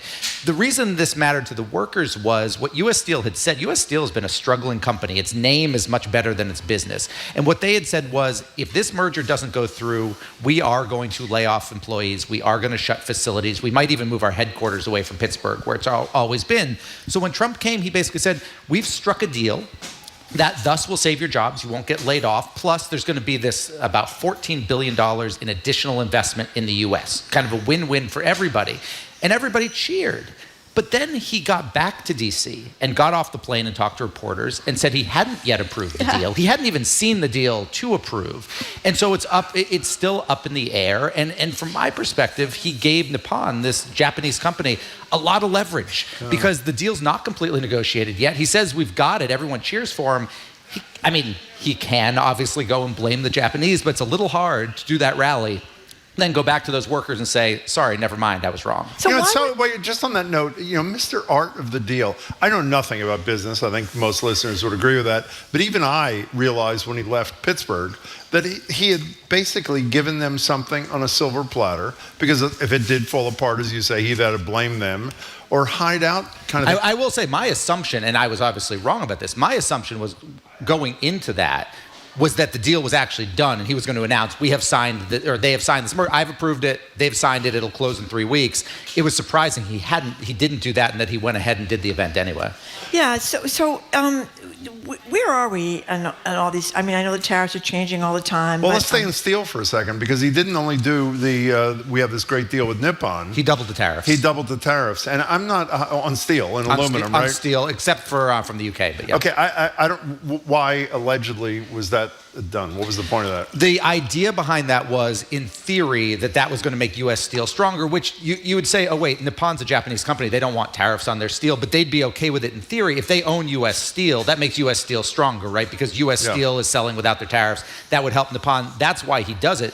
In the short term, though, it was a surprise to everybody. It increases costs for auto manufacturers, even companies that are making cans that your food comes in. So do we have anywhere near the capacity in the United States to satisfy the steel and aluminum needs of American companies? Today, no. So when would not be today? When would the day be, if everything worked exactly as Trump suggests it will, by putting up the higher tariffs in particular, it's going to encourage manufacturing to locate here. When's that moment? I mean, I think you're honestly talking at least a decade, because you're talking about two things. You're talking about both an increase in supply and demand, right? Because if you're talking about more actual auto manufacturing in the U.S., now the U.S. needs more steel as opposed to Mexico needing it or Canada needing it. Okay, and so a few more questions. I'm sure all naive, but you're fairly polite, which means you won't say they're stupid questions. So a company says the tariff is so high, perfect environment for me to reestablish or establish manufacturing in the United States. And then a vice president says, well, but wait a second, the 50% tariff may disappear on Tuesday if he's not in the mood. So why does anybody invest in what they want him to invest with it? He wants them, he being Donald Trump, wants them to invest in when the incentive, the high tariff that provides the protection for them to do what they want may disappear. I think the answer is they don't for that reason. Now, there might be other reasons. They might go, you know what, on the margins, it might be slightly cheaper to do in X place, but since it's so small, we might as well do it here. Particularly, by the way, if it's a physical product and you're selling it into the US, there are just fundamental advantages, right? You don't have to ship it. But no, that's this fundamental question. When you hear about this billions or trillions of dollars investment to the US, maybe.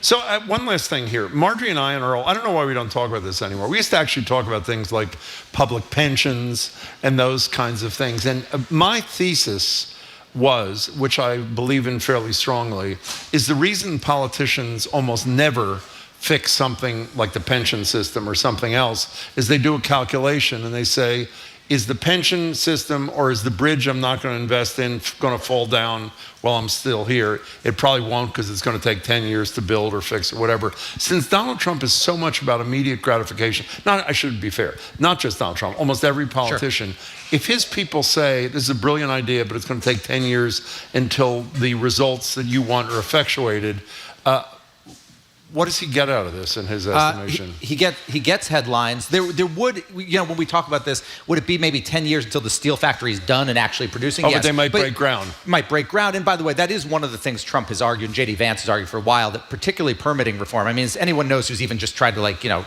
do something in their own home, it can take a very long time to get permission to begin. They've talked about, Jim, one other thing you mentioned, though, this art of the deal. I mean, I think this is kind of the fundamental question right now for the Trump administration. You talk about U.S. Steel, you talk about TikTok, you talk about the tariff agreements with dozens of countries, none of which are done yet. And obviously the big, beautiful bill, that's obviously the big one. But as of this moment, he doesn't really have any deals. He's got a bunch of promises on paper, but the deal maker hasn't actually succeeded in making any of these deals. Hell, peace agreements in Ukraine and in Israel. So he doesn't actually have an accomplishment. Just occurred to me, what happened to TikTok? Wasn't there like a 75? He's been violating the law for almost since the day the he took law was office. to shut it down unless Correct. they sold. Yes. So it's just, and no one said anything. So the Republicans in Congress. It's lost in the shuffle. I will tell you, Tom Cotton, who's the Republican senator who was the biggest proponent of this, I have called his office repeatedly. He just doesn't talk about it. And honestly, it's interesting. The people who should sue, in theory, would be TikTok's competitors, right? If you're Facebook, you'd be like, this is great. We could shut.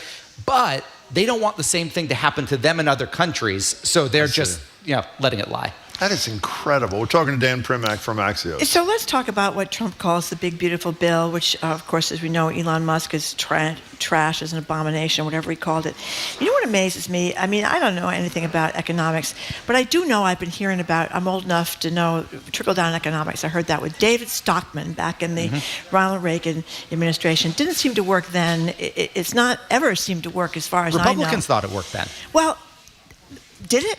I'm not saying it did, it didn't. I'm saying Republicans. Yeah, it seems so to it's me, a different. There's always been a partisan divide on that, right? Well, it seemed like it was a big baloney argument to convince people that the income inequality was okay. Well, these rich people are going to give you higher wages and better deals, which of course I haven't seen if it's happened. They're saying the same thing now. That there's going to be this big tax cut and there's going to be this huge, massive growth like we've never seen before. I mean, does anybody think that's true? I mean, what's interesting is it's fascinating. Republicans put themselves in a little bit of a bind in 2017, right? So I mean, the idea of tax cuts, and obviously this isn't exactly a perfect extension of the 2017 tax cuts. There's some changes in a variety of ways, but that's mostly what it is, right? We did this in 2017. Let's extend it now. But when they did in 2017, they had it expire when they thought Donald Trump wouldn't be in office anymore, right? Because they thought he was going to win re-election. This wasn't supposed to be his problem. This was supposed to be someone else's problem, and now it's his problem. Yeah. Well, that's what they've done very cleverly, actually, about a lot of the Medicaid cuts. They're not going to happen till down the road. Well, look, it's every time we hear anything about, $1 trillion in savings or $1 trillion in costs, it's all 10-year projections, right? It's all when most of these people are going to be in a retirement home. So it's all later. I mean, the rhetoric is now, and obviously certain cuts are immediate, right? But the rhetoric is now, the real impact, though, is down the road. So can we get back to tariffs beyond aluminum and steel for a couple of seconds? Liberation Day, as he called it, was what, April 2nd? Yes. So it's 2+ months ago. There's not a day that I don't read a story from a major retailer or something and said, I'm X number of days away from my shelves being empty. I should be buying back to school and Christmas goods now. I can't order them. The container ships are backed up or non-existent. How real is the threat that opponents of the tariffs are predicting going to happen? How real is that? It's pretty real. You saw, I think it was yesterday or 2 days ago, we got new import data, national import data, and imports kind of fell off a cliff. Now, it's not terribly granular in terms of what exactly was or wasn't on the ships. It was just kind of number of containers coming off of boats at major U.S. ports. It was really low. Now, the reason we haven't really seen it, and that you can go into Walmart and stuff is still there in part, is a lot of retailers thought something was coming and they shipped a ton of stuff early. So warehouses were mobbed. If you went anywhere near Long Beach in California, which is a huge port, you had these just parking lots with containers stacked on top of each other because there was all this stuff. But yeah, no, it's a real threat, particularly with the China tariffs that got put on and then a delay, but no one really seems to think a deal is coming. There was a little bit of good news just before I came on here with China. China agreeing to do some rare earth licenses to U.S. companies. That suggests a little bit of a lightening of the tension. That matters for batteries, primarily? That matters for batteries. That matters for your cell phone. That matters for basically all modern electronics and cars. It's one of China's huge leverage points is that they've not only got the rare earth, other countries do too. We have some too. The real issue is they've got the processing of the rare earth. So when do you think, not in an individual spot, when do you think the broad impact of the tariffs will be felt in the retail world? If something doesn't change, I'd say within about a month or two, it should be. And again, it's not broad in the sense that you're going to walk into a store necessarily and there'll be nothing there. There'll just be certain things that aren't, there's not as much of. And the cost it's going to be one of those things I think that you're going to look at your household budget at the end of a month and be like, we spent more than we realized. It's not going to be, you walk in and suddenly a thing of milk is $30. It's not going to be like that. Well, except just yesterday, a credible source, and I'm mortified, I can't remember what it was, used the same number that Kamala Harris was using during the campaign, saying if the current state of tariffs stay where they are, the average American family will end up spending $3,800 additional money. That's a huge amount of money. It could be significant depending on who you are, where you live, and what you're buying. No, look, it's a real thing. When you talk about a 10% tariff, a 15% tariff, or an 80% tariff on Chinese goods, that mostly does get passed on. Walmart's taking a little bit of the pain, but they're passing a little bit of it on. And remember, that's all on top of regular inflation. I know Trump talks about how there's no inflation anymore. There's still year-over-year inflation. It's just a lot lower than it was. What do you hear from the small business community? They're not happy. Look, it's a lot easier for a big company to handle this than a small company. A small company, small companies' margins, again, depending on what they do, are generally a lot lower. They don't have a huge bank account that they can say, you know what, our profits won't be the same this quarter, but we've got money in the bank to deal with this. It's the same reason why a wealthy person can handle a financial calamity better than a poor person can. Yeah. So does that matter, to the policy here? Because again, it's the same thing with what you say, Jim. You hear these people, some person that's making, baby toys, or somebody's making a baby whatever that all comes from China. It should. Themselves. It should. Small businesses and lobbyists for small businesses have been sounding this alarm on tariffs for a while. I will say small businesses also generally support the Big Beautiful Bill, which actually is its official name, not just how Trump calls it. Because if that cuts taxes, that also cuts a lot of small business taxes or a lot of sole proprietors. Yeah. What in terms of in the Big Beautiful Bill, a lot of people, we always talk about it's going to be mostly the wealthy people that get the big cut, but there is going to be cuts right through the middle class. There are. Look, most people who pay federal income tax did get a tax cut in 2017, and this bill is to extend those out. Now, I think what a lot of Democrats would argue is you should keep them for people under a certain threshold, and then you should get rid of them for people above a certain threshold, whereas Republicans are saying keep them all. And obviously, from a percentage standpoint, if you're a multi-billionaire and you're getting a 2% tax cut, and you're someone making $50,000 getting a 2% tax cut, the billionaire is getting a lot more money. Yes. So you mentioned inflation in passing a second ago, and in the state of affairs, and you can tell us what it is in a second. But I don't know why maybe this is a good analogy. Why not? Do you remember the incredible moment when Trump said years ago, the reason the COVID numbers are up is because we're testing so much. If we tested less, we wouldn't have to worry about the numbers going up. Is that? I think that was right, by the way. I think it's probably true. Yeah. Well, it's also true that if we don't collect consumer data that's going to report bad news, or other data that apparently they are limiting, to say the least. What's the impact of the federal government reporting less information? And what does it mean? How does if there's less information on which to base their decisions, how does the Fed even decide what to do with interest rates? It's interesting. I think all this ties back to how we started, which was talking about Elon Musk, because part of Musk and kind of call it the whole tech right that came to DC with Donald Trump, what they talked about, J.D. Vance talks about all the time, is the primacy of data, how we should be making decisions based on numbers and data, which is all anyone in Silicon Valley ever talks about. It's not the feelings, it's the numbers. Whether it be on economic data, whether it be on weather data, whether it be on health data, this administration has cut a lot of those data collecting and reporting.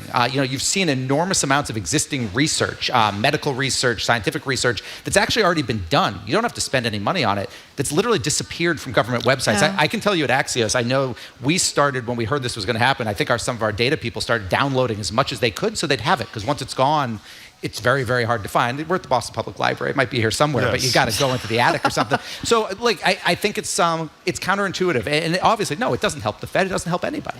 But how does it help him? It helps. Is it as obvious as the news is not as good as he wants it to be? So if you can hide it, you can say it's whatever you want.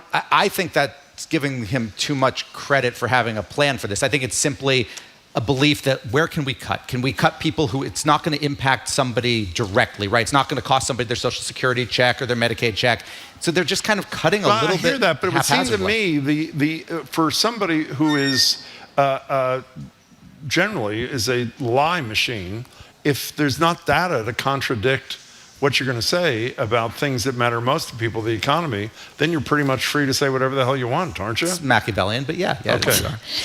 So Dan Primac, two of your colleagues, Sammy Sparber and Emily Peck, wrote a piece about it's a home buyer's market if you can afford it. We know that housing is very expensive, but it's a home buyer's market if you can afford it. Yeah, if you can afford one. If you can afford the price and if you can afford the mortgage. Other than that, it's a home buyer's market. But what you hear constantly, I mean, I've heard this from family members and friends. You put an offer down on the house and 7 people exceed it, or they pay cash or something like that. So I didn't think it was a home buyer's market, but this story says it is changing somewhat. Yeah, I mean, it's changing in terms of there's just a lot more houses on the market than there are people buying them right now. And it's a weird thing. It's going to have to normalize at some point. Housing historically has very much been kind of the basic supply and demand, right? It usually fits pretty well into that. And right now you don't. You've got a lot more people who are trying to sell than are trying to buy. And the reason they're not trying to buy is the prices are incredibly high and haven't come down as they should have with supply and demand. Housing prices should come down. And also mortgage rates are relatively high right now. And I think that's part of it.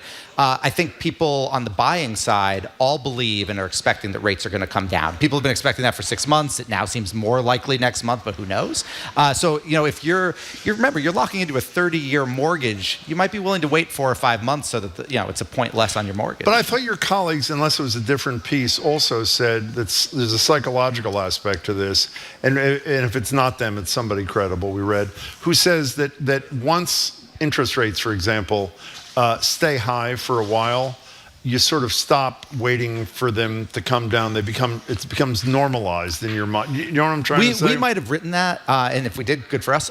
What I'd say though, but anyone who's negotiated or done a house, at some point you pull out the calculator, right? And you're like, okay, it's this percentage, it's this much money. Oh my, and so it matters. Last thing for me, what are you watching that we're not smart enough to be watching, but that is a really good foreteller of things to come, Dan Primac? Oh, that's a very good question. I mean, that's a great question. I think, and it's something I want to see if Musk and Trump make up in the next couple days. Really? If they don't because I think if they don't make up in the next couple days, and that could actually kill the bill, the reconciliation bill, there's no plan B. Republicans don't have a plan B for the reconciliation bill. Do you think we've discussed this with Chuck Todd yesterday, with somebody today, I can't remember, so long ago. Nobody seems to think that Musk has the power to swing enough votes, even though a lot of He doesn't need to swing many. He needs to swing 2. And you think it's potentially there? I think it's potentially. Before this blow up, you already had Ron Johnson, Rand Paul, and a couple others saying they weren't going to vote for the current bill. You don't need many. Because it's not draconian enough. It's not draconian enough. And remember, in the House, it's not like it passed with 30 votes. 1 vote. It barely passed. So you make whatever change they want. And remember, Trump and Musk could make up. I mean, J.D. Vance, I think, referred to him as Hitler at one point. He's his VP. That's a very fine point. But overall, what do you think if it's close to what he wants with the Democrats are calling the biggest transfer of wealth from the not wealthy to the wealthy in history. What's that going to mean for our economy? I think for the economy, I think the tariffs probably, at least in the short term, the tariffs matter more. I think, and the tariff policy and this bill are totally divorced from one another. Okay. Dan Primac, it's great to see you as always. Thank you so much from Axios. Check them out. Thank you very much, Dan Primac. I love your stuff, and I love your website. It's a great website. We've been speaking with Dan Primac, business editor at Axios and author of the daily Axios Pro. I didn't know how to say it. It was Rata. Rata. I thought it was Rata. I didn't know how to say it 2 weeks ago. So it's don't Rata. worry about it. Yeah. So the Pro Rata. Jim had to point that out at the beginning, didn't he? The Pro Rata newsletter by Dan Primac. Coming up after a quick break, our Two More Things segment. You are listening to Boston Public Radio, 89.7 GBH, live from the Boston Public Library and streaming at youtube.com/GBH News. This week on Under the Radar with Callie Crossley, trans graduates of military academies aren't being called up for service. Celebrities speak out in favor of a queer youth suicide prevention hotline, and it's Pride Month, or is it Title IX Month? It's our LGBTQ plus news roundtable. That's Under the Radar with me, Callie Crossley, Sunday night at 6 here on 89.7 GBH and the GBH app. Support for our programs comes from you. And the Omni Boston Hotel at the Seaport, offering a range of experiences, including a variety of accommodations, weekly jazz nights, a 24-hour art gallery, and more. Reservation information available at omnibostonhotel.com. And Maine Maritime Museum in Bath, offering Burnt Island Lighthouse adventure cruises. Visitors can explore a historic lighthouse on a pristine island off the coast of Maine. MaineMaritimeMuseum.org.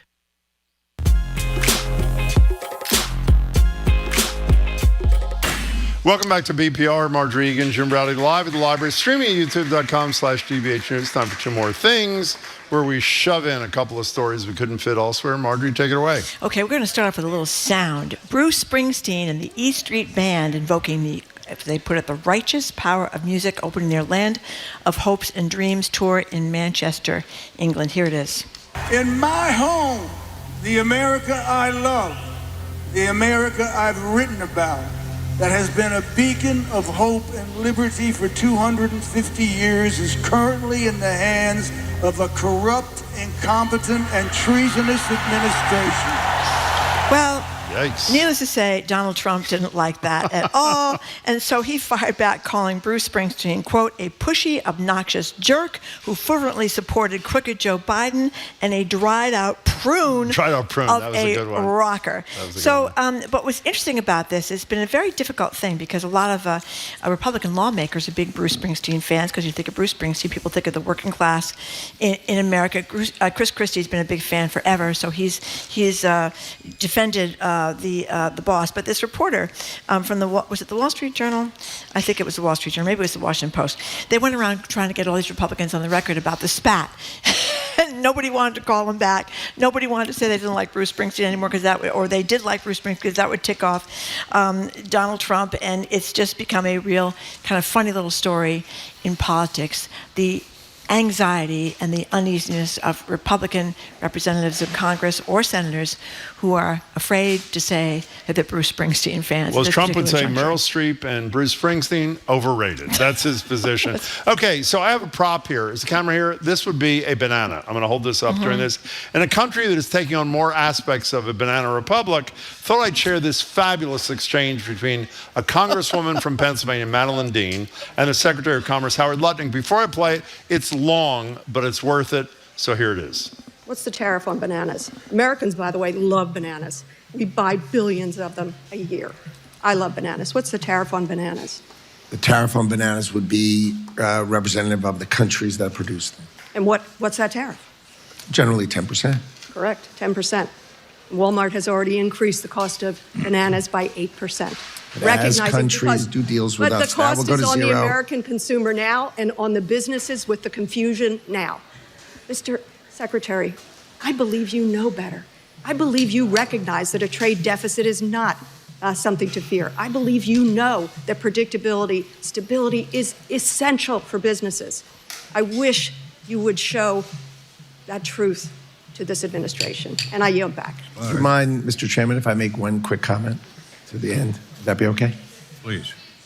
There's no uncertainty if you build in America and you produce your product in America, there will be no tariff. We can't so produce the concept bananas in of America. building in America and paying no tariff We cannot, is very, very clear. We cannot Fighting for build imports bananas is in not the America. The time of the gentlelady has expired. So I'm going to hold this up again, if I may.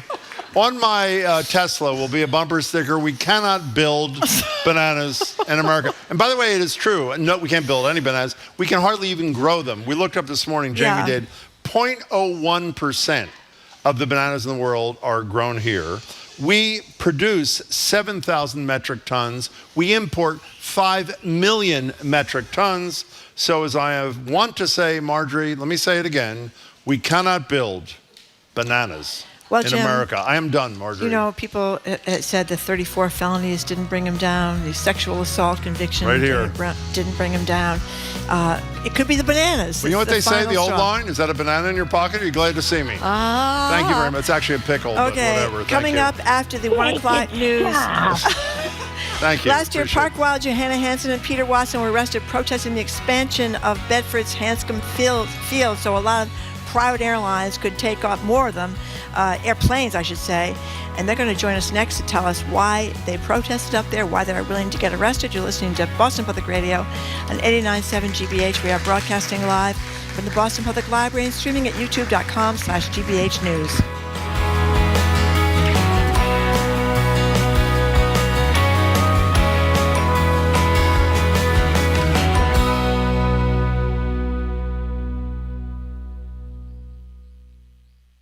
In the face of efforts to diminish or even eliminate public media, we're fighting to ensure that everyone continues to have free public access to trustworthy, independent journalism. Help protect GBH by making your voice heard. Learn more at gbhnews.org.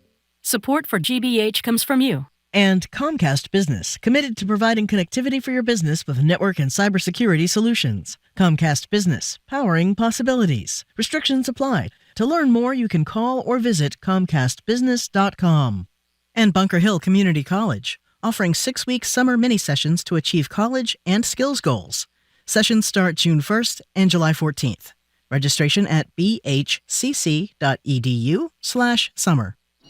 You're listening to 89.7 WGBH HD1 Boston. Online at gbhnews.org. GBH News, what matters to you?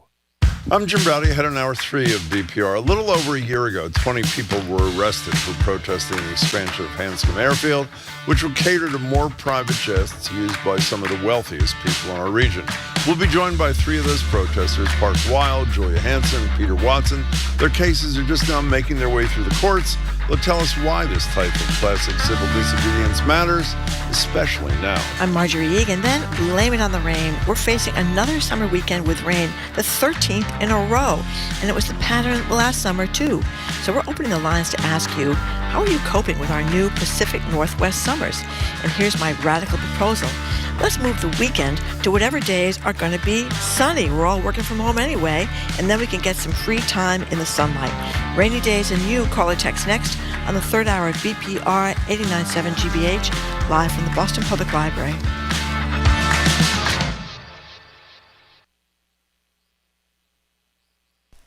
Live from NPR News in Washington, I'm Windsor Johnston. House Speaker Mike Johnson is weighing in on the ongoing feud between President Trump and tech billionaire Elon Musk. Speaking on CNN, Johnson urged the two sides to tamp down the rhetoric. I can just say he was disappointed. I mean, he said that himself, and I was as well. But look, I believe in redemption. I hope we can resolve it and get everybody together again. That's really important for all of us. The relationship took a sharp turn this week after Musk blasted Trump's massive tax cut and spending package, calling it a, quote, disgusting abomination. The bill is projected to add an estimated $2.4 trillion to the national deficit. A federal judge says the service agency AmeriCorps must restore its programs in 24 states. They were gutted by the Trump administration. But as NPR's Jennifer Ludden reports, the decision is only a partial victory for the service agency. The judge agreed with 24 Democratic-led states that AmeriCorps did not follow proper procedure in dismantling its programs. The agency ended grants and abruptly fired tens of thousands of mostly young service members who work in schools, national parks, and communities hit by disaster. Programs in the states that sued could now be restarted, but the judge declined to block the firing of about 85% of AmeriCorps staff. She said it was too speculative to argue that the agency could not function without those jobs, and she said states made an unfounded assumption that those employees could return smoothly to the jobs they held before. Jennifer Ludden, NPR News, Washington. Jury deliberations are resuming today in New York City in the retrial of Harvey Weinstein. The disgraced movie producer is facing sexual assault charges. The retrial follows the overturning of his 2020 conviction due to procedural errors. He was convicted of similar crimes in a separate case in California. Stocks opened higher this morning as the Labor Department reported a modest slowdown in hiring last month. NPR's Scott Horsley reports. U.S. employers added 139,000 jobs in May, down slightly from the previous month. Job gains for March and April were revised down by a total of 95,000 jobs. There was a sizable drop in the workforce last month as 625,000 people stopped working or looking for work. The unemployment rate was unchanged at 4.2%. Many of the jobs added in May were in healthcare and hospitality. The manufacturing sector cut 8,000 jobs last month, and retail employment fell by 6,500. Average hourly wages in May were up 3.9% from a year ago. Wages have been climbing faster than prices for the last 2 years. Scott Horsley, NPR News, Washington. Stocks continue to trade higher on Wall Street at this hour. The Dow was up 306 points. This is NPR News. Good afternoon. With the latest from the GBH Newsroom, I'm Henry Santoro. In a letter to the Harvard University community last night, University President Alan Garber said the Trump administration has been singling out their institution. The Crimson reports that the letter comes in response to President Trump's issuance of a proclamation this week declaring that the school's foreign students would not be allowed into the country.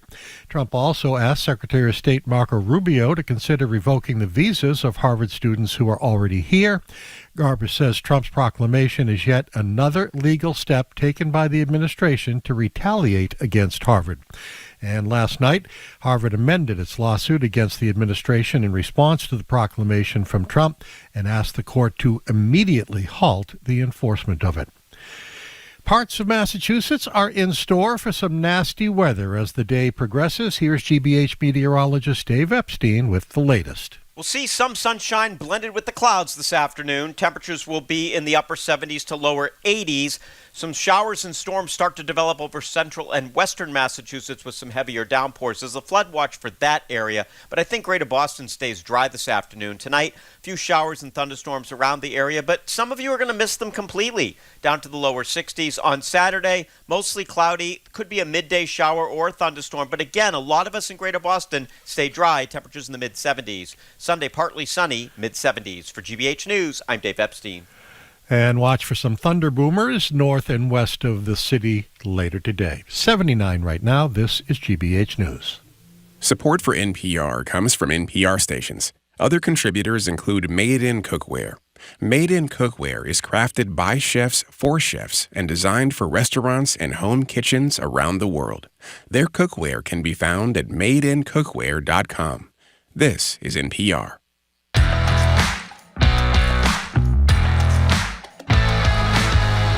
Welcome to hour number 3 of Boston Public Radio. Jim Browdy and Marjorie Egan, thank you. We are broadcasting live from the Boston Public Library and streaming at youtube.com/GBH News. A couple of programming notes. On June 17th, we'll be joined here at the library from 1 to 2 by the Mayor of Boston, Michelle Wu, and on the 25th of June, also from, she's different. She's going to be 11 to noon. That's the Governor of the Commonwealth, Maura Healey. Hello again, Jim. Hey, we failed to do what we've done every day for the last number of days. Can you give a brief update if people haven't read on Marcelo Gomes and what his status is? Marcelo Gomes da Silva, the 18-year-old who was detained after being pulled over on the way to a volleyball practice when ICE was apparently looking for his father, had been detained, I think mostly in Burlington, at the ICE detention center in Burlington. He has been set free. The case isn't resolved yet, but he is home with his family. So and congratulations to people up there, family and friends around him that took to the streets and really rallied hard to get him out. Activism, not unlike what we're going to see in a second. One last thing on the deportation front, the cruelty front of it in particular. NPR obtained this memo, they're just reporting a few minutes ago, from Homeland Security, in which the Department of Homeland Security, that's Kristi Noem, the dog killer, is requesting 20,000 National Guard troops to help with immigration. Jack Reed,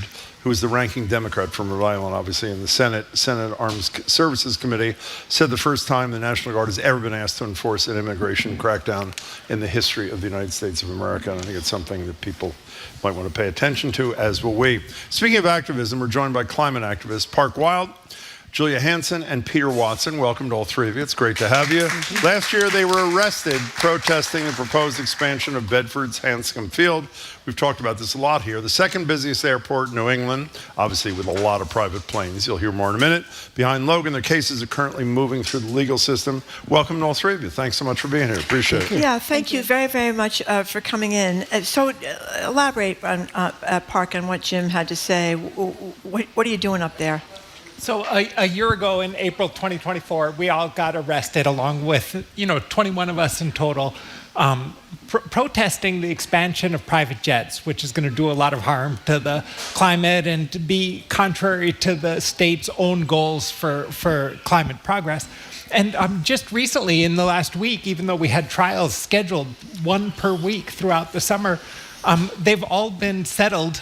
We now have pretrial probation and 15 hours of community service. Oh, okay. Are you happy about that, or did you want a trial?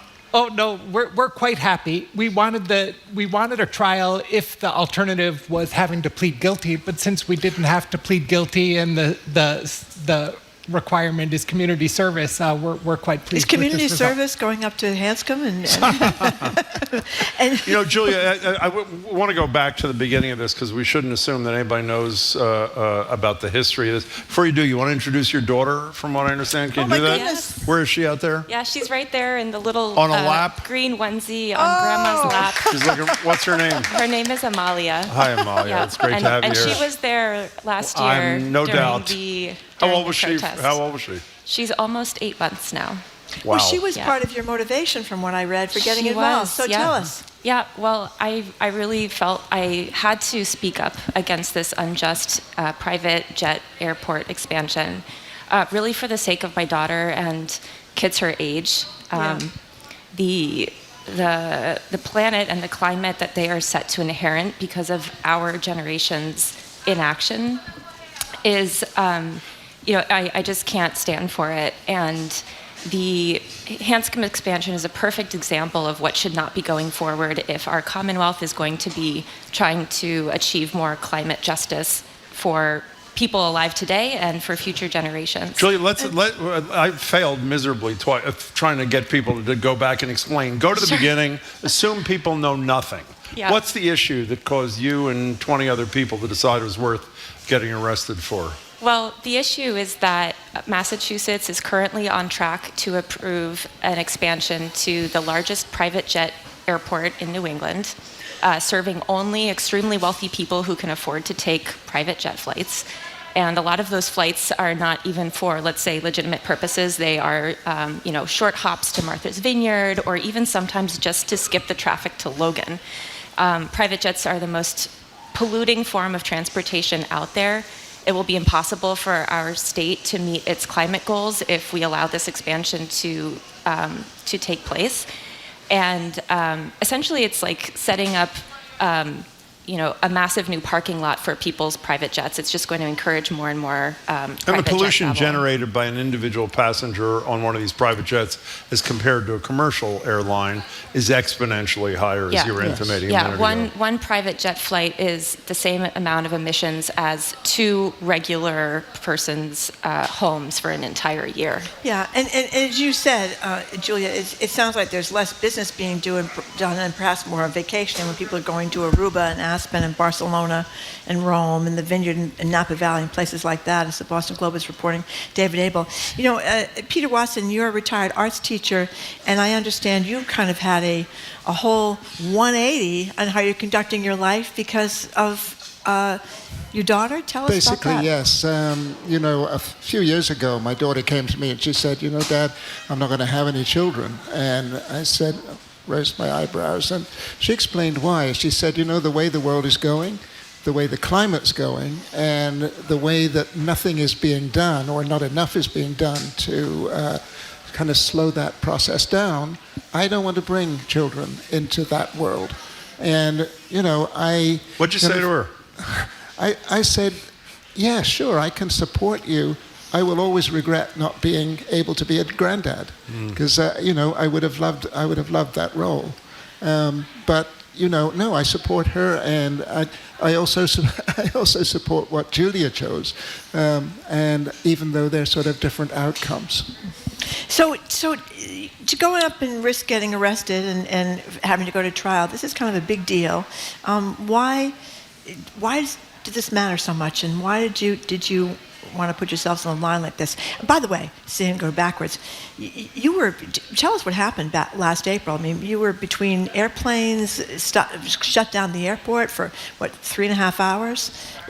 That's a risk. Yes. In fact, I'm not by nature a troublemaker. This was the first time in my life I'd been arrested. Every step of this was new learning for me. The people who in the communities around Bedford, Lincoln, Lexington, Concord, that were opposed to this expansion had really been trying everything else already. So they had been doing letters. You see signs all over those communities opposing this expansion. But nothing was happening. We had heard not a peep from the state of opposition to this expansion. The environmental impact report that came out was so flawed that it's been sent back for a redo, and that's expected late this summer. And so we felt it was time for stronger action. And so we risked arrest, we held signs, exercised our First Amendment rights, told stories, gave short speeches, sang satirical songs, and said we think this is wrong.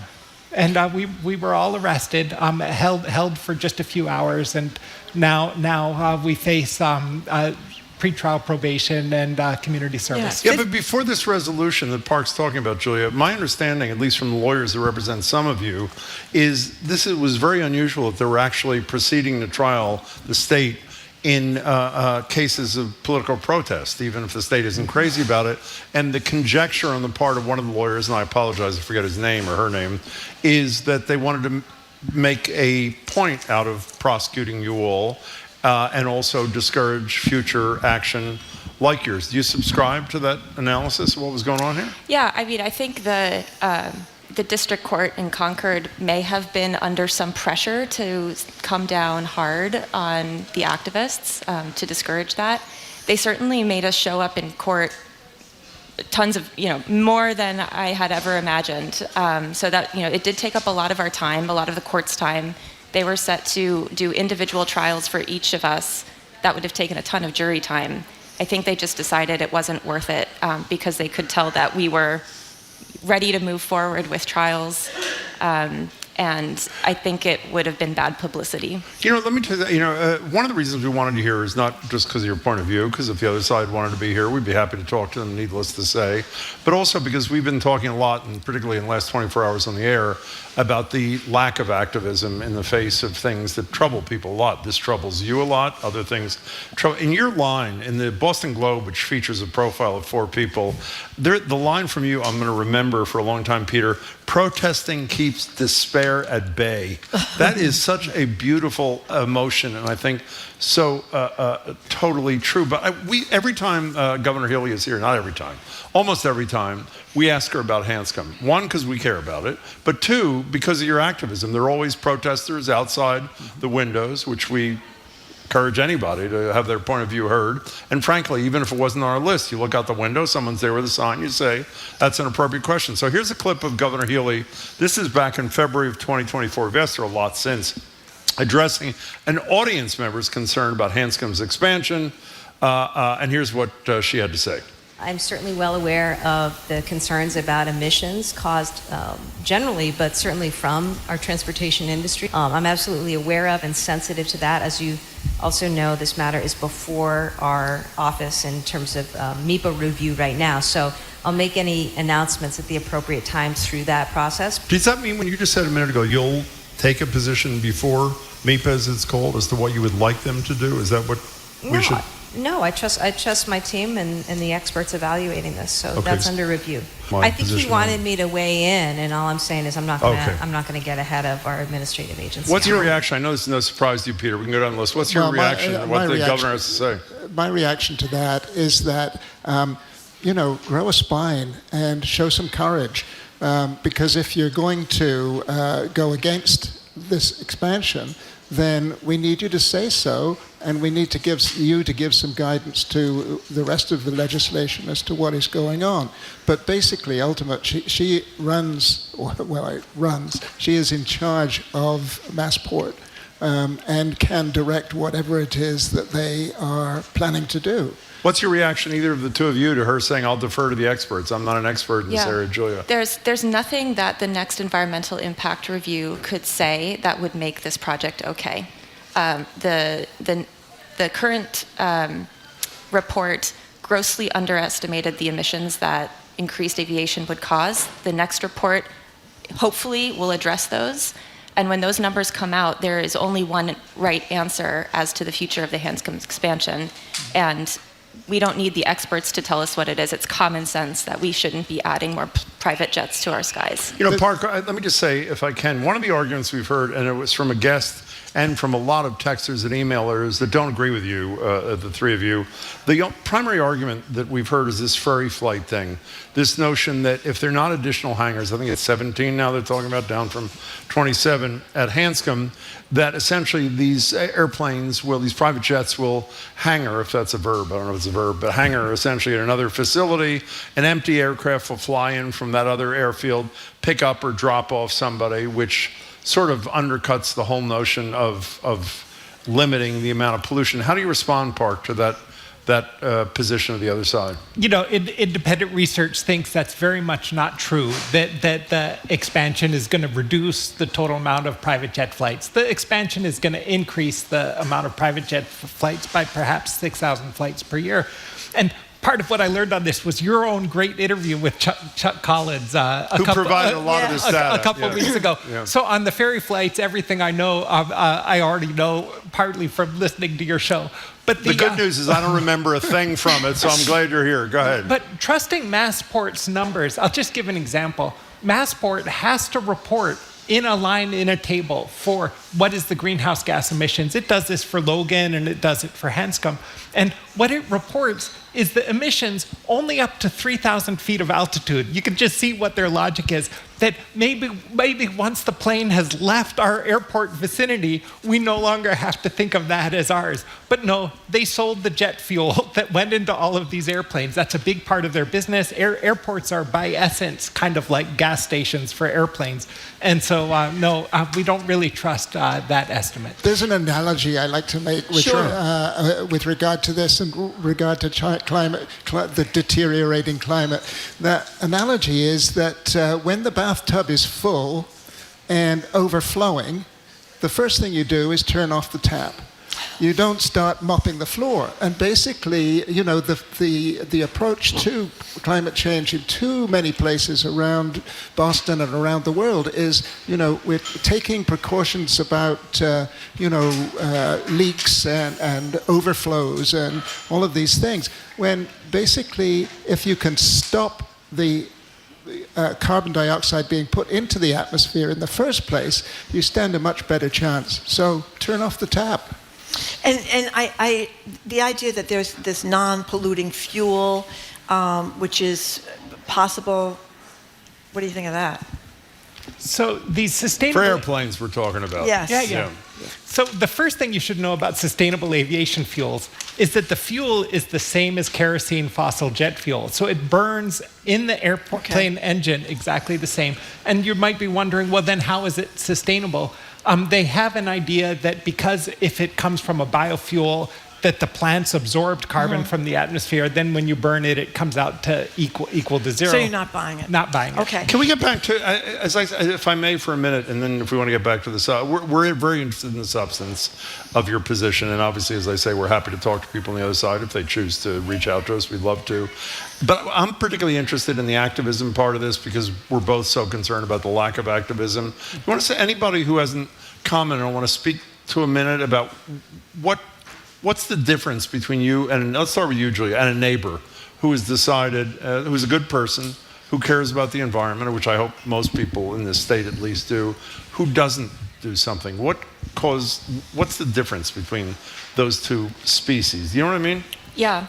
Well, I count myself extremely lucky to have had an activist uncle who showed me how, doing activism over the course of one's life is a powerful way to live. So I had that very, positive example in my life. What did he care about? He cared about the Vietnam War, about nuclear escalation, about endless wars. And I got my inspiration from him. I think the idea of someone who is an activist sounds maybe a little off-putting, a little scary. But I'm here to show anybody that I work full-time. I work in an industry that I care a lot about. I have a baby daughter. If I can do activism, anybody can, and it's just about finding your people and just taking that one step. To me, it brings me incredible joy to do something that I know that matters with other people who... That's a hugely important point. Who agree. Mm-hmm. Really important point. Well, didn't you say, Peter, keeps you young? Yes. Keeps the spare at bay. Well, absolutely, yeah. I'm retired, obviously, and I'm 81, and it's easy for me. I am. You're looking good, by the way. Thank you. I know it's superficial, but you really are. Activism keeps you young. Yes. It works. Oh my God! And you said in that piece in the Globe that you've changed your lifestyle. Got the electric car now. You're gone vegan now. Yes. Yeah. So there you go. It seems to me that the activism part is really important, but there's sort of a moral thing here too, where if you're loaded and you're a billionaire or millionaire, you can fly first class. You don't have to be mixing with the hoi polloi. I hear it's pretty nice. I hear it's very nice. I mean, it's really annoying to have to go into a plane and you're going to coach class, and you see everybody over there in first class with their real silverware and their champagne and all that kind of stuff. But and then we wouldn't need. Well, there's another piece though. But as one of you repeated, the Chuck Collins data about, I think it was 41% of the flights from Hanscom, I may be off a little, were 30 minutes or less. We'll translate that to a drive. So drive for a couple of hours. And not takeoff great, is supposedly the worst or take a train. part for polluting, right? Exactly. Takeoff. So it seems like maybe everybody could get by in first class. Is that what we're hoping for here? Yeah. Okay. Okay, so what's the next step? We understand this has been pending forever, and there was was it Governor Healy was describing to us a couple of weeks ago? There was a recent change that sort of sent this back to the drawing board. Parke, where is this process right now if people want to get involved? Yeah, so I think there's been some talk about a change in connection of just one of the hangars, and there's 17 new hangars are scheduled in this project. So for the Navy hangar, they have an innovative company that's planning. Oh, Merlin, we did talk about that. Take that hangar. Yeah. But don't think of that as a change until somebody says that the rest of the project is canceled. I don't think we should believe. So where is it? Is this still before MIPA? Where is this thing? They have to do the new environmental report because the first one was flawed. That'll be late this fall. And then there's going to be a period of public comment, and we encourage everybody within listening distance to follow the website for the Stop Private Jet expansion at Hanscom or everywhere, and they will tell when is that public comment period open. Your own voice can make a difference. And you can submit public comment. I'm assuming you don't have to physically show up, right? Exactly. By the way, we should have mentioned that, I don't know who did this research, maybe it was Chuck, somebody. One of the people who uses Hanscom is somebody we've discussed a lot this week. Who's that, Marguerite? Well, that's supposedly the bad Arthur in the fight at Market Basket. Arthur T S. is a good guy. Arthur S. is not the... Apparently he takes a large number of flights there, and some of them are very... Palm Springs, the Hamptons, Virgin Islands, Palermo, Italy, those kinds of places. And other people who have these private jets they keep their flights hidden. I guess they get permission from the FAA to exclude their planes from public tracking registries, so you don't know how many times they're flying or where they're flying to. So They also get a tax exemption on purchasing their private jet in Massachusetts. That's a bill pending. Isn't there a bill pending to take away that tax exemption from what I understand? Wait a second. Isn't there? Yes. There is. There is. By the way, is there a way to reach, I just realized this, I don't know how formal this effort is there, if people want to connect, to ask you questions, to get involved, to yell at you or whatever, how do people find where you are? Online, Extinction Rebellion. XRBoston.org. XRBoston.com. .org, rather. .org, okay. And give me that again? XRBoston.org. Okay. And who are the big people pushing this? Who's the people that want this? The people That's hard that to want say. This, there's a lot of people in that area. I spent a lot of time in the Concord area, and the whole area is festooned with yard signs that are, just marking. I was at a meeting in last favor night. of the expansion? No. Oh, okay. The other side. Against it. Okay. I was at a meeting last night and online, and there must have been well over 100 people there. Who were participating in the next steps. Okay. Most important question. Do you know Corby Comer at the Tufts Friedman School of Nutrition, Yes. Science and Policy? Oh, That's where you work. You do? Oh, yeah, that's right. What do you think of him? Oh, terrific. And I was listening to his interviews with you two as part of listening to how today's talk. That's right. One of our favorite He doesn't people. take private jets out of Hanscom. Congratulations, sure. all three of you, for doing something that really matters. Yeah. Thank you so much. Really appreciate it. Thank you very, very much for being here, and good luck. Thank you. Good luck We've with been the kids, speaking too. with climate activists Parke Wilde, Julia Hansen, and Peter Watson, who have been fighting to make sure that the private jet field, there's no more, not additional hangars up there in Hanscom Field for these private jets. Thank you again for. A quick break, a climate-related call-in. When it comes to sunny weekends, we are 0 for 12 so far. Do you realize this? This Friday and Saturday could rain again. Or you're better off moving the weekend maybe to Wednesday when the sun is going to be out so we can enjoy it. How are you coping with all the damn rain? You are listening to Boston Public Radio 89.7 GBH, live from the Boston Public Library and streaming at youtube.com/GBH News.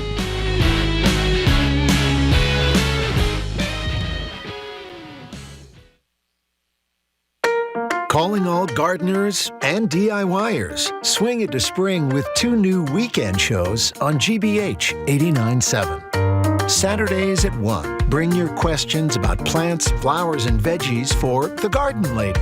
A live call-in show about everything from lawns to lettuce. Then at 2, all things home improvement and renovation on This Old House Radio Hour. Tomorrow, here on GBH 89.7. Our programs are made possible thanks to you. And Comcast, offering Xfinity with internet and mobile plans to help stay connected at home and on the go. Restrictions apply. Xfinity Internet requires Xfinity Mobile. Actual speeds vary. And the Museum of Printing in Haverhill, preserving the history of graphic communication from typewriters and presses to computers and copiers. Their expanded exhibit of rare and historic Bibles is now on view. More at museumofprinting.org.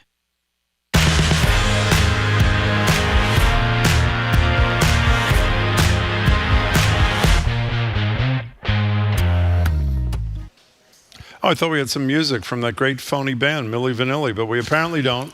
In any case, welcome back to BPR. Jim Browdy, Mardragan, live at the library and streaming at youtube.com/GBH News. Okay, so here's the deal. Another ruined weekend is upon us in New England. Forecasts call for rain later today, tomorrow, Sunday.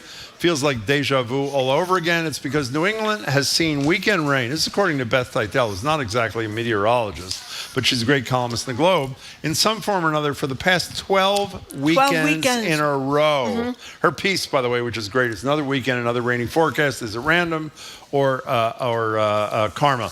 It's sort of as if Donald Trump has been punishing Massachusetts enough as is. But this weekend's forecast has Marjorie and me thinking if we should consider, this is actually Marjorie's idea, which is brilliant, at least until this pattern lets up, moving our weekend to the consistently gorgeous, let's say Wednesday or Thursday.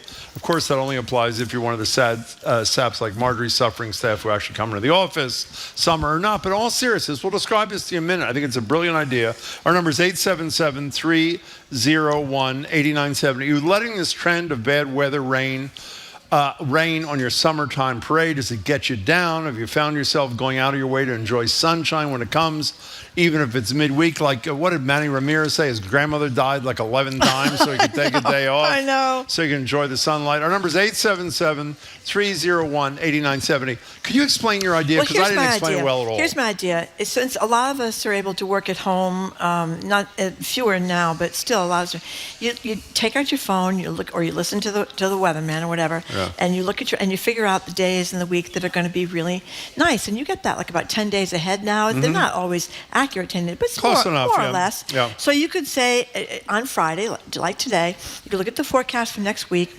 and say, you know what, I'll work Saturday and Sunday, and then I'll take off Tuesday and Wednesday because those days are going to be sunny and hot. You can just let your bosses know that's what you're going to do. And I think that could, at least for some people, that could solve the problem. You could not be stuck. I mean, it used to drive me crazy. I mean, everybody's done this, right?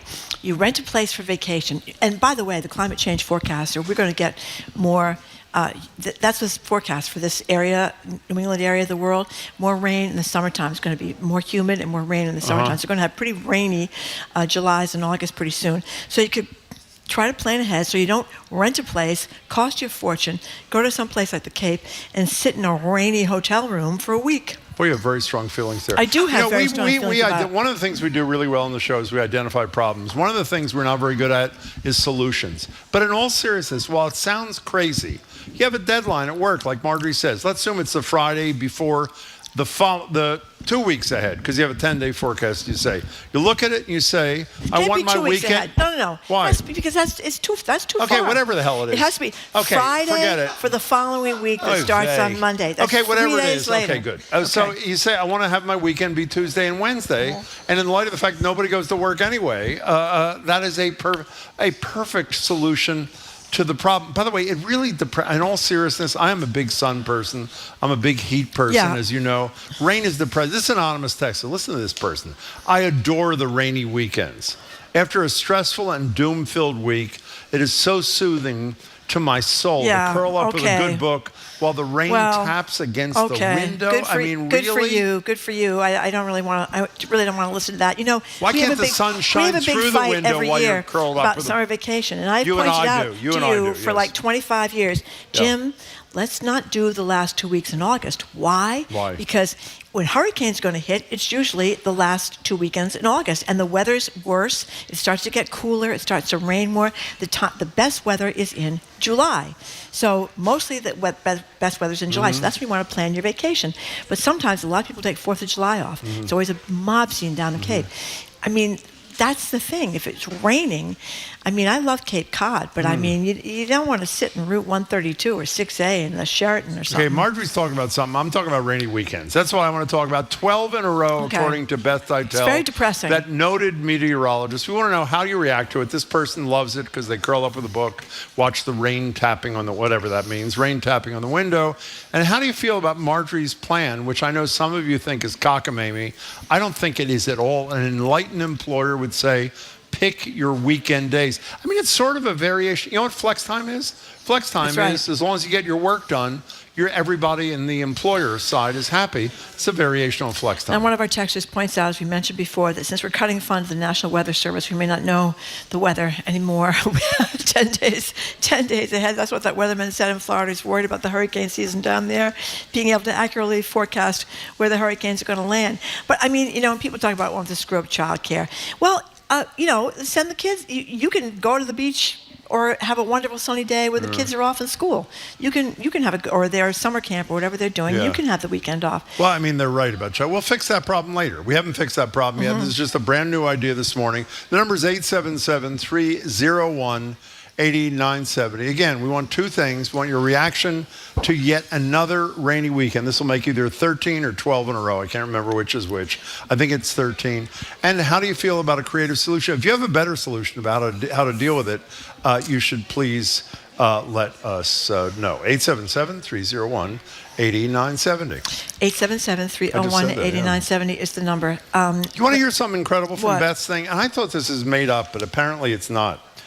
There are experts with whom she consulted, and one of the experts she spoke to suggested that there is a scientific reason. Did you read this? A scientific reason why it rains on the weekend. A 1998 study published in Nature, which is a real publication, concluded that rain is most likely to occur along the Atlantic coast on the weekend, and the weather is most likely to be better on a Monday, Tuesday, or Wednesday, a phenomenon the authors pinned on this, quote, cloud seeding effect created by the massive drift of East Coast pollution. Yeah. Does that make any sense to you? I don't really understand it that well, but a lot of this is linked to climate change. That's what I know. Why would it make it more likely that it would rain on a Saturday or Sunday? How do I know, Jim? I don't know. Can you call somebody? I could barely pass biology. Let's take some calls. Max in Cambridge, you are first on whatever this is. BPR, welcome to the show. Hi. Hey, I love the idea. I think it's equivalent to taking a rain check or a rain date. You have an event, you have a big event outside, there's often a rain date for it. So you tell your employer a month in advance, this weekend is going to have a rain date of Tuesday, Wednesday, and there you go. You're embracing the Marjorie Egan approach to rainy weekends. Is that correct? Definitely. For hybrid and remote workers, I'm all for it. It's taking a rain date. It happens in other parts of society. We should add it to work too. Max, thank you. Marjorie appreciates that. Here's Jay in Attleboro. Let's make things even more flexible. If you wake up and the sun is shining, you choose to either take the day off or do remote work from the beach. If it's rainy, you choose either to go to work or stay in bed with pay. Now, people are complaining, of course, because they don't have that option because they work with other people. They just can't rearrange the schedules and all that. I mean, obviously, this isn't going to work for every single solitary person. A lot of people can never work from home because they're teaching school or they're waiting tables. Or you have a 3-hour radio show. Yeah, something like that. But if you can, why not take advantage of these things? I'm working toward the French approach. Take the entire month of August off, but I prefer to take the entire month of July off because the weather is better, and then let everybody take August off if they choose, but I prefer to go for July. Plus, the sun stays in the sky much later. July is really wonderful because it's like 8:30 before it gets dark. By the way, we are trying. A lot of Texans are saying they're very disappointed in us. Why are we not blaming this on Trump? If we can figure out a way to blame it on him, we will. We just haven't yet. Here are a couple of texts before we get back to the calls. Anonymous texter, sigh. As usual, you are sensationalizing an issue rather than offering the simple, obvious solution. If you want rain at night to water your garden and rain-free weekends, Sharpie. Now, for those who don't recall, is Donald Trump 1.0. Yep. This is a Trumpian angle to this. Altered the weather, or at least the public perception of the weather, when he used that little Sharpie that he denied he did. What was that, on the Louisiana coast? I forget. He drew the Sharpie. He said that's where the hurricane hit, and he was all wrong. Joel in Connecticut, Jim says, Marjorie, why on earth would you take time off at the same time as Jim? You should stagger vacation to avoid Jim and get a word in edgewise. Well, what is the point? Joel, what do you think? We go away together? No. Thank you, though. Chris in Plymouth, you're on Boston Public Radio. We're talking about 12 or 13 rainy weekends in a row. Welcome to the show there, Chris. Hey. Hi, guys. Thanks for taking the call. Pleasure.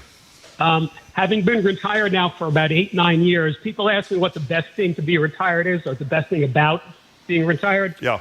And they expect me to say not getting up at 4 a.m., the workload, but I tell them, no, the best thing for me is being able to enjoy every nice day. Well, that's a good one. That is a really, really good one. So how does that manifest itself in your life? What do you do when you say enjoy? You mean just living on a great day or doing something in particular that allows you to really take advantage of it? Because I like just living when the weather's great and my old coffee shop routine, whatever. What's the deal with you? Well, being able to get outside, go for hikes, bicycle, whatever. You're able to enjoy it. It doesn't matter. You know how to live, Chris. Thank you for the call. Listen, Medford says, I personally would love to hear BPR on the weekend.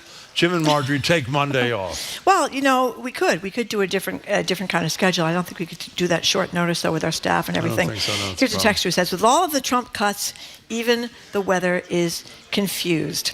And somebody else says, there are no more enlightened bosses in the federal government. Flexible time, working from home, a thing of the past. That's Holly from Plymouth. A lot of people have had to go back to the office. There's a lot of pressure on companies. Well, there's still a lot of hybrid work in this country. And I think one of the things we learned, we've said this before, but it's true.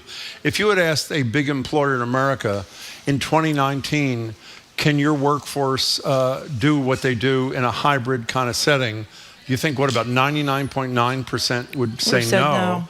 And we learn, obviously, there's certain professions where you do have to physically show up, but there are a lot of things, a lot of jobs, a lot of workplaces where you can do hybrid work, which seems to be what most of America would like to settle into, don't you think? I mean, you prefer it if you had the whatever working all the time at home, you'd do a hybrid kind of thing, wouldn't you? Well, that is correct. I haven't had the things working from home. Well, I mean, don't whine, Margaret. Let's not complain about it. 877-301-8970. The other thing is, what do you do? I mean, I'm focusing, I know, more on vacations, but vacations are coming up. People are planning their vacations. Yeah. And what do you do when it's pouring rain and you're at a vacation place where you go to a drive-in for the beach? You can't go to the drive-in in the rain. Oh, because you can't see the movie. That's a good point. I mean, you sit in the cottage or the place you've rented or the hotel, and you do board games or you do puzzles. How do you feel about board games, by the way? Be honest. You'll offend some people. No, but it's okay. I like board games. What board game would you do like in particular? I used to like to play checkers. I like to play cards. I like to play backgammon. You do? Yeah. I don't like to do puzzles really, but some people find them very therapeutic. My sister does big puzzles. She does those wooden puzzles. Yeah, like 1,000 but that's not, kind I of think, thing? what you want to do if you're paying like $300 a night to be in a place somewhere, and it's really tough. I remember when I was young renting a cottage on the beach in Eastham. Oh, it's going to be a sad story. And rained. So what'd you do? Left. Board games? No, we left. We just gave up and we left. I can't believe you didn't mention, I know this is not our topic, the best board game of all time, the only board game I've ever enjoyed, Clue. Did you play Clue when you were a kid? Yes. Oh. Yes, Miss Marble with a knife in the study. Love that. Yeah, I have a way to always win on Clue, but I'm not going to tell it to you in case I ever do play with you. Here's someone who says, I used to live in Seattle in the early aughts, and the first sunny day in spring, no one showed up to work, no explanation given. And I think that's because it rains. Doesn't it rain a lot in Seattle? I don't know if it rains a lot in the summertime, but it certainly rains a lot in the wintertime. Well, we actually had a text that disappeared a couple of seconds ago from someone who I think's daughter lives in Seattle, and he or she or they were suggesting their daughter actually has had much better weather than we have had here. I don't know that to be true, but I do know that that's what that parent suggested. Boy, there's an awful lot of people who like the rainy days. I don't get it. I live near Nantasket Beach. Rainy days are the best. You get the place all to yourself, says Pete from Higham. So you go to the beach and you sit there in the rain. I don't quite get that. Do you remember a couple of weeks ago, speaking of rain, assuming that occasionally you pay attention to what I say here, I was describing an incredible experience watching a particular thing in the rain several summers ago. Do you remember what that was? I do not remember. In the shed at Tanglewood. Oh. The people have done that. The shed, for the few, I don't know if it's few. For people who have not gone to Tanglewood, you should really do it while you're still on planet Earth. One of the most beautiful things is the shed. There are no walls around it. There's a stage. Right. Everything is open. There's just a roof there that sounds like it's copper, metal, something. You can hear the rain. And one of the most beautiful things when the Pops or some other artist or the BSO is performing, when you hear rain on the roof and you're connecting to nature. I don't mean to be too whatever. Well, you're not totally. It is totally beautiful. Yes, except it's important to remember that you are inside the shed. No, you're not. There's no inside. Yeah, you're underneath the sides the roof. are open, but you're not getting the rain down on your head. That's correct. When the rain starts in the shed, the people that are with their blankets and their bottles of wine out in the grass, that is a very good doesn't point. work out that Thank well you for them. That. I appreciate that. If Jim weren't working on a sunny day, he could take his private jet to Paris and have his coffee in the Champs-Élysées. I would like that. It's Rue Claire, by the way. It's not Champs-Élysées. And somebody else says, call Marjorie Taylor Greene about how we control the weather. She knows the secret, apparently. She thinks the weather is controlled by Jewish space lasers. She thinks everything is controlled by Jewish space lasers. Why doesn't she get in trouble for anti-Semitism? Is there a point? Is there there is a good feeling occasionally, as long as it's not like omnipresent when it's raining and it's warm out. That is sort of nice, and that is a nice thing. I think rain at nighttime is very nice. Yeah. I mean, the one good thing for people that are gardeners, it's nice if it rains because you don't have to worry so much in the hot weather. That's a weak about argument. Rushing out. But I think basically you can water the garden in the morning or the afternoon. I think it's just terrible that 12 weekends in a row. Now, by the way, it's not going to rain all day this Saturday and Sunday. It's going to rain in sections of Saturday and Sunday. It's going to rain in section today too, later today. But that's mostly in Worcester, I think. Oh, it is? Yes, it could be thunder Are you going and to lightning. Worcester? No, I'm not going to Worcester. Okay, well, that's fine. But that's the beauty of everyone's phone now. You can look and see what time of the day it's going to rain. If it's going to rain, some people say it's a rainy day, but that's only from like 6 o'clock to 10 o'clock. It's beautiful. Till 10 o'clock in the morning. Then it's going to be just cloudy I think this Sunday is going to be cloudy. It's not going to be rainy all day. Okay, so give us a call, everybody. What's the problem here? 877-301-8970. Everybody looks forward to a weekend. Rain is coming, even though in pockets. And all of you are lying there. Dial your damn phones and tell us your point of view. What? Here's a texter. What's when that? it's not raining, my partner and I enjoy doing yoga on the beach. Fortunately, the weather has been better since we moved to North Carolina. From Bill in Brookline. P.S. Please stop talking about my girlfriend. This anonymous texter is referencing the photographs that Jordan Hudson posted of her and Bill Belichick on the beach. That was the earliest when ones, Bill right? Belichick was lying on his back, and she was an acrobat. She did a lot of acrobatics as a cheerleader, and I guess her cheerleading team won all these awards. And she was suspended. He had his feet and legs up in the air, kind of like a fly on his back. Actually, I thought. And she was suspended horizontally, perpendicular to the ground, on his hands and his feet. By the way, an anonymous texter says a good point about Marjorie Taylor Greene. The Jewish space lasers take Saturday off to observe the Sabbath. That is actually totally true.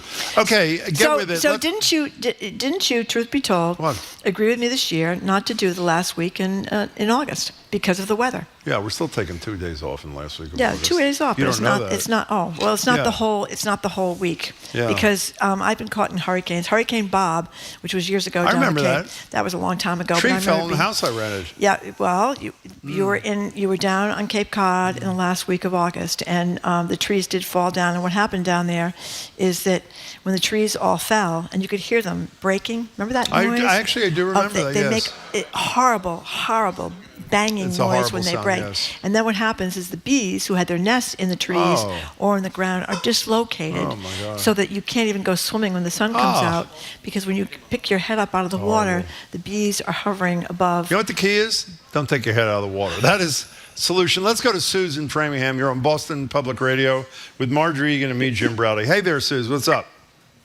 Hey, I'm just loving listening to the description of Marjorie's vacation. That's right. It's been tough. She's a Very wild tough. woman. Trust me, Suze. I can't say why, but she is. Go ahead, Suze.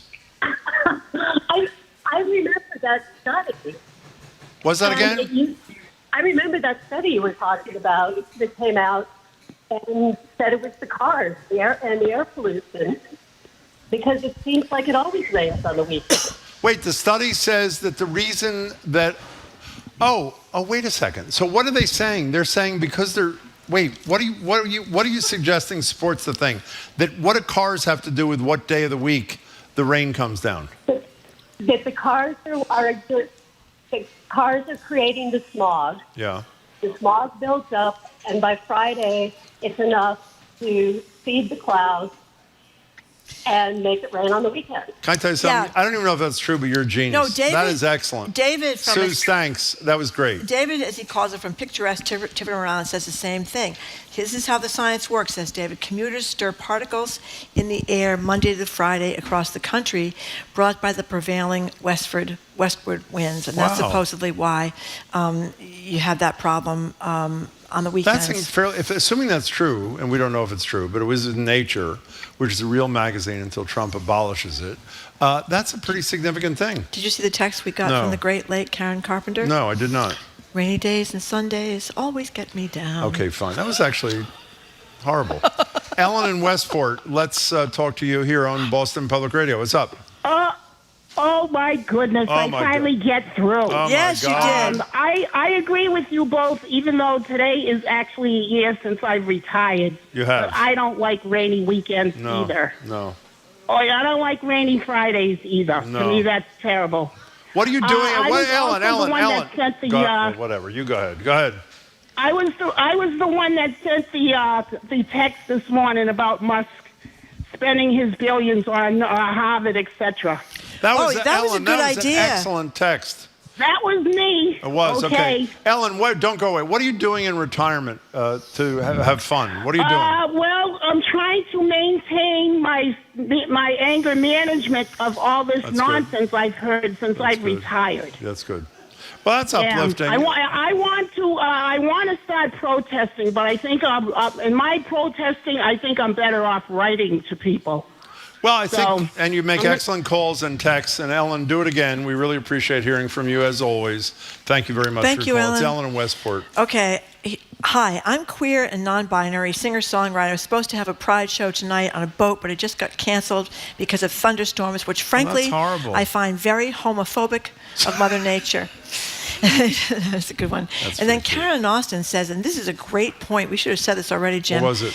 Karen says, I love the actual rain, but now what we only have is extreme weather. We have torrential rain, or we have hail, or we have flooding and potential tornadoes or straight line wind. The mere mention of rain is anxiety producing.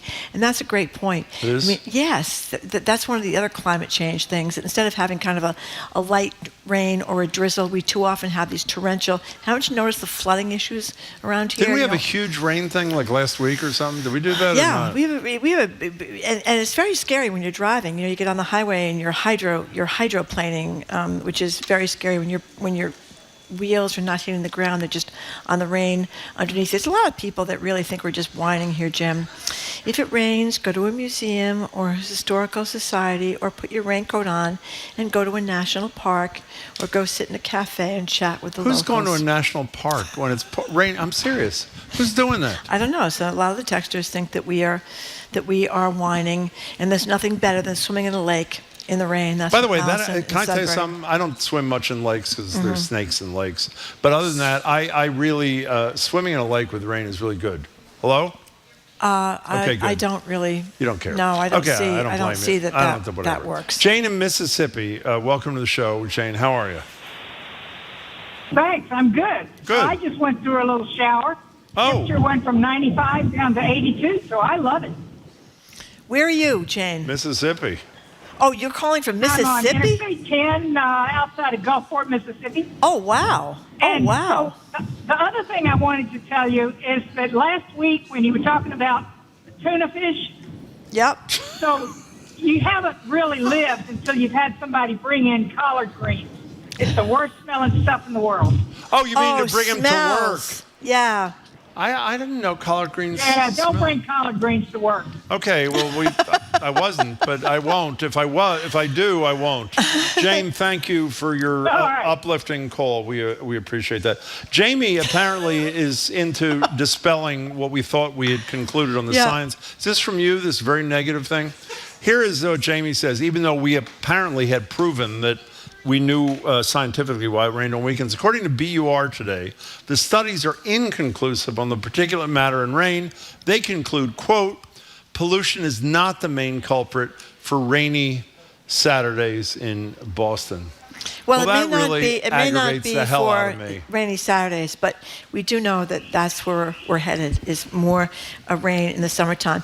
One more text. Noah from Norfolk. This is Noah from Norfolk. Yeah. I just pencil in work on ARC every Saturday, says Noah from Norfolk, funny. anticipating 28 more rainy weekends in a row. By the way, says Noah from Norfolk, I'm still looking for 2 llamas to take with me on the ARC. Cute. Now, I think it's fair to say most of our listeners didn't give a damn about anything we had to say for the last 30 minutes. Do you? No. Okay, fine. In fact, I so don't that I wasn't even listening. Okay, we're talking about rain. This is like going to be the 13th rainy there was weekend. no enthusiasm at now, all. are you upset about that? I mean, does it bother you that it rains all weekend long, or are you just sitting out there? He's going to say he doesn't care because there's so many wonderful museums, so many important shows I've got to see, so many things on Broadway that I'm thinking of taking a train down. Is that what you're going to say? It is, That right? is, first of all, that's not at all how I sound. That is not the Jared voice. That is. No, I was imitating you doing Katharine Hepburn. That's who I was imitating. Let's hear your Katharine Hepburn. That was it, actually. So you're not put off when it's raining on a weekend? I don't know. You get to catch up on He doesn't care reading about it either. and Forget stuff. it. Okay. And, my then God. I'll go down and hang out with Alan Cumming on Broadway. It's fine. Oh, okay. Fun. Yeah. Thank Okay. you very All much. right. Okay, Jared. Okay, what are you doing on What's your on the show? I hope people are more interested in that than they were in our last conversation. Go ahead. You had calls. I heard that. No, but there was no enthusiasm. There was you know, no, you can tell. There's no passion. People called because they felt bad for us. That's it wasn't right. because they really cared about the subject matter. So we learned rain is off the table on Boston Public Radio. Go ahead. What are you doing? So we are gonna. It's a big theater weekend. We just had the Elliot Norton Awards here, and so we'll do a recap of that. Who the big winners were, how that turned out. And weren't you honoring that wonderful woman we saw in Kathy that? St. George? She is brilliant. I was going to say a bad word, which I've never said on the radio. Well, at least in a lot of years. She was. What was the name of that great play she was in? We can't think of it, but she was a man of no importance. About Ireland, it was she great. Was brilliant. It was great. Brilliant. Oh, that's so great. She's fabulous. And we just had these two brilliant singers on from Light of the Piazza. Oh my God, they were great. Extraordinary. Go ahead. And then, of course, the Tonys are this weekend. You don't even have to go to Broadway to see Good Night and Good Luck, because that's going to be streaming on CNN. 7 o'clock on Saturday. If you're out for dinner, as some of us may be, record it. Live from Broadway, first ever. Go ahead. And then it's time to talk about sex, because there's a 200-year-old condom on view in Europe. What? At the Rijksmuseum. What? Yep. Wait a minute. What's it doing there? Well, you'll have to tune into the culture I show. can tell you the answer. The guy bought, it's a 200-year-old guy. He bought it 200 years ago, and he's still waiting, whatever. All that That's plus it? Hooters is closing. Oh, God. By the way, I have to say, Marjorie and I went to the New Hampshire primary. It's very We do every 4 disappointing. years.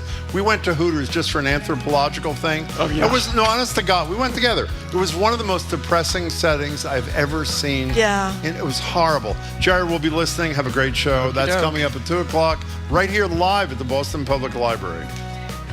I'm Marjorie Egan. No, you have to say thank you. Oops. It Oh, was my great God. having you here. Hold on. On Monday, we'll be doing something. Okay. And make sure you tell people I we're not threw out- talking about rain on Monday. I'm under so much Marjorie pressure threw out to her move. script. I threw out my script. Okay, it's really Because I got to get out professional. of here in time for Jared. I never get out Okay, of here in good. time, so I threw You out the have a script in month, anticipation of trying to rush to get out of here. Okay, thank you for listening to another edition of Boston Public Radio. You are such a pro. I am a pro. You really are And keep a up with this pro. 24/7 way of our podcast, or check out our TikTok page. On Monday, we're going to be joined by former Boston Globe editor Brian McGrory, former White House COVID-19 response coordinator Ashish Jha, great. who's an expert on public health. I can't wait to talk to him.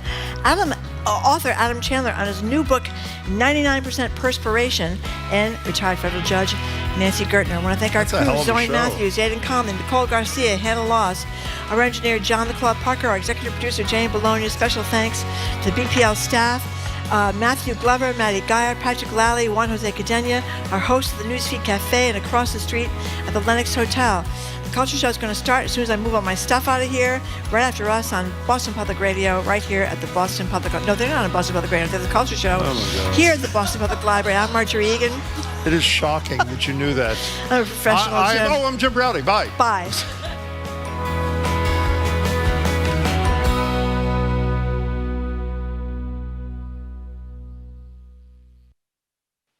What's trending? What's interesting? What's going on around town? We're talking all things arts and culture on The Culture Show, next on GBH 89.7.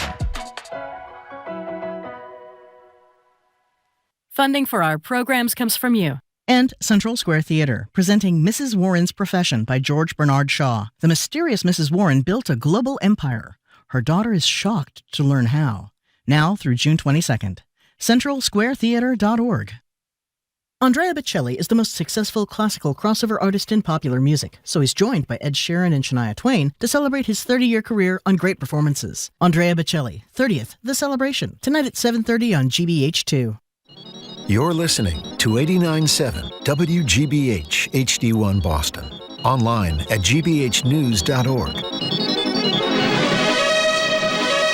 GBH News. What matters to you? I'm Jared Bowen. This is The Culture Show. Coming up today, we celebrate local theater with a recap of this year's Elliot Norton Awards, with Leopoldstadt, The Piano Lesson, and the rock musical Next to Normal among the big winners.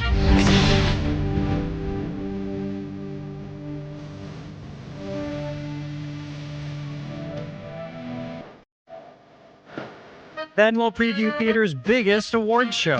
Think of the prestige. No. Think of the Tony. Tony. The The Tony Awards are this Sunday. Could Audra McDonald break her own history-making record, winning a 7th statue for Gypsy? Starting here, starting now, honey, everything's coming up roses. In a first for a Tony Awards pregame, CNN will broadcast a live production of the George Clooney Tony-nominated play Good Night and Good Luck. What matters? 5, Honesty. 4, Facts. 3, Integrity. 2, Accuracy. 1. Truth. From there, we remember Edmund White, who died this week at age 85. The novelist and no-holds-barred chronicler of gay life was known as the patron saint of queer literature. You know, everything in America is niche marketing, but when you write for a minority group, you're sort of essential to them.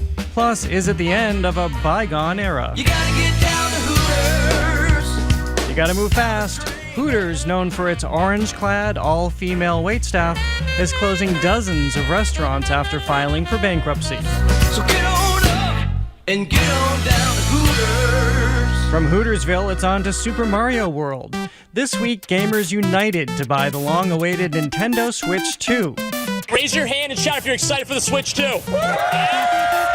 With some fans lining up days in advance to get their hands on it.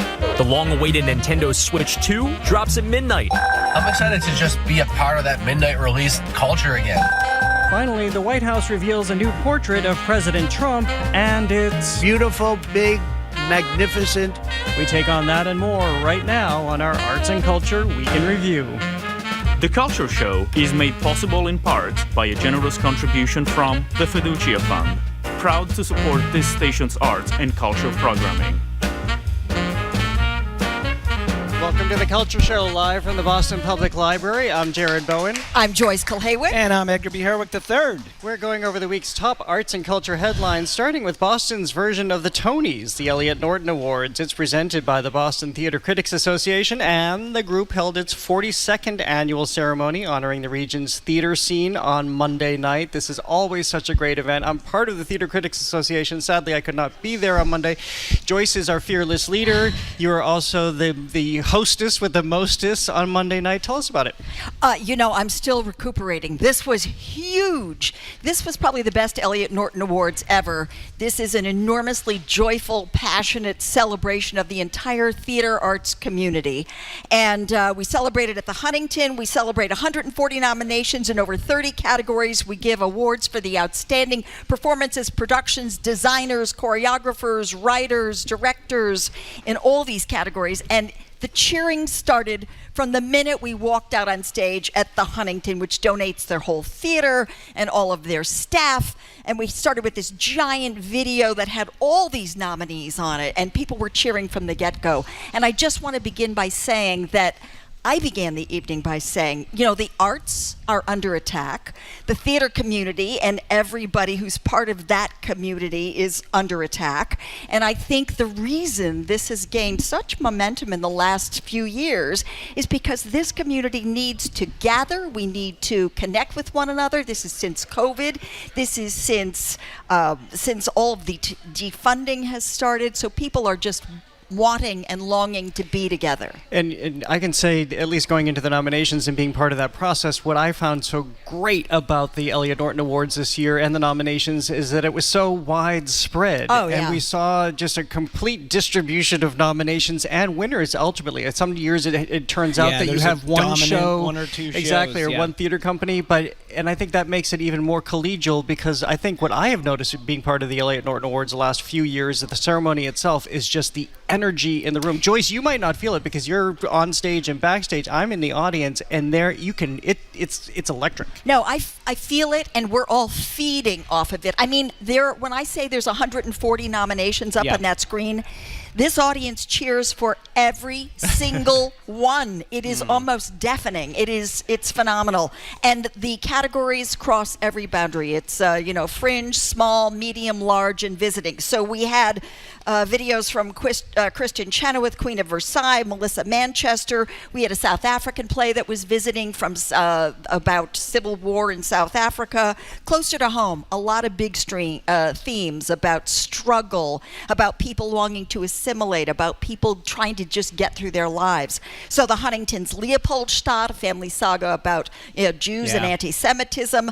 The Nigerian-American playwright Mufoniso Udofia, her 9-play cycle. Which is still, I mean, every time that comes up or another production of that is happening, you do sort of marvel a little bit at the fact that this is happening and is happening in and around Boston. All around Boston, 2-year program, and she is there on stage talking about when you see people who are not like you, something changes in you, and when you're moved by them. Well, let's bring a little bit of one of the winners into our programming right now. Cherie Marcel won Outstanding Lead Performer in a Musical at the Elliot Norton Awards for her performance as Diana in Central Square Theater's production of Next to Normal. Here she is performing the song I Miss the Mountains. I miss the mountains.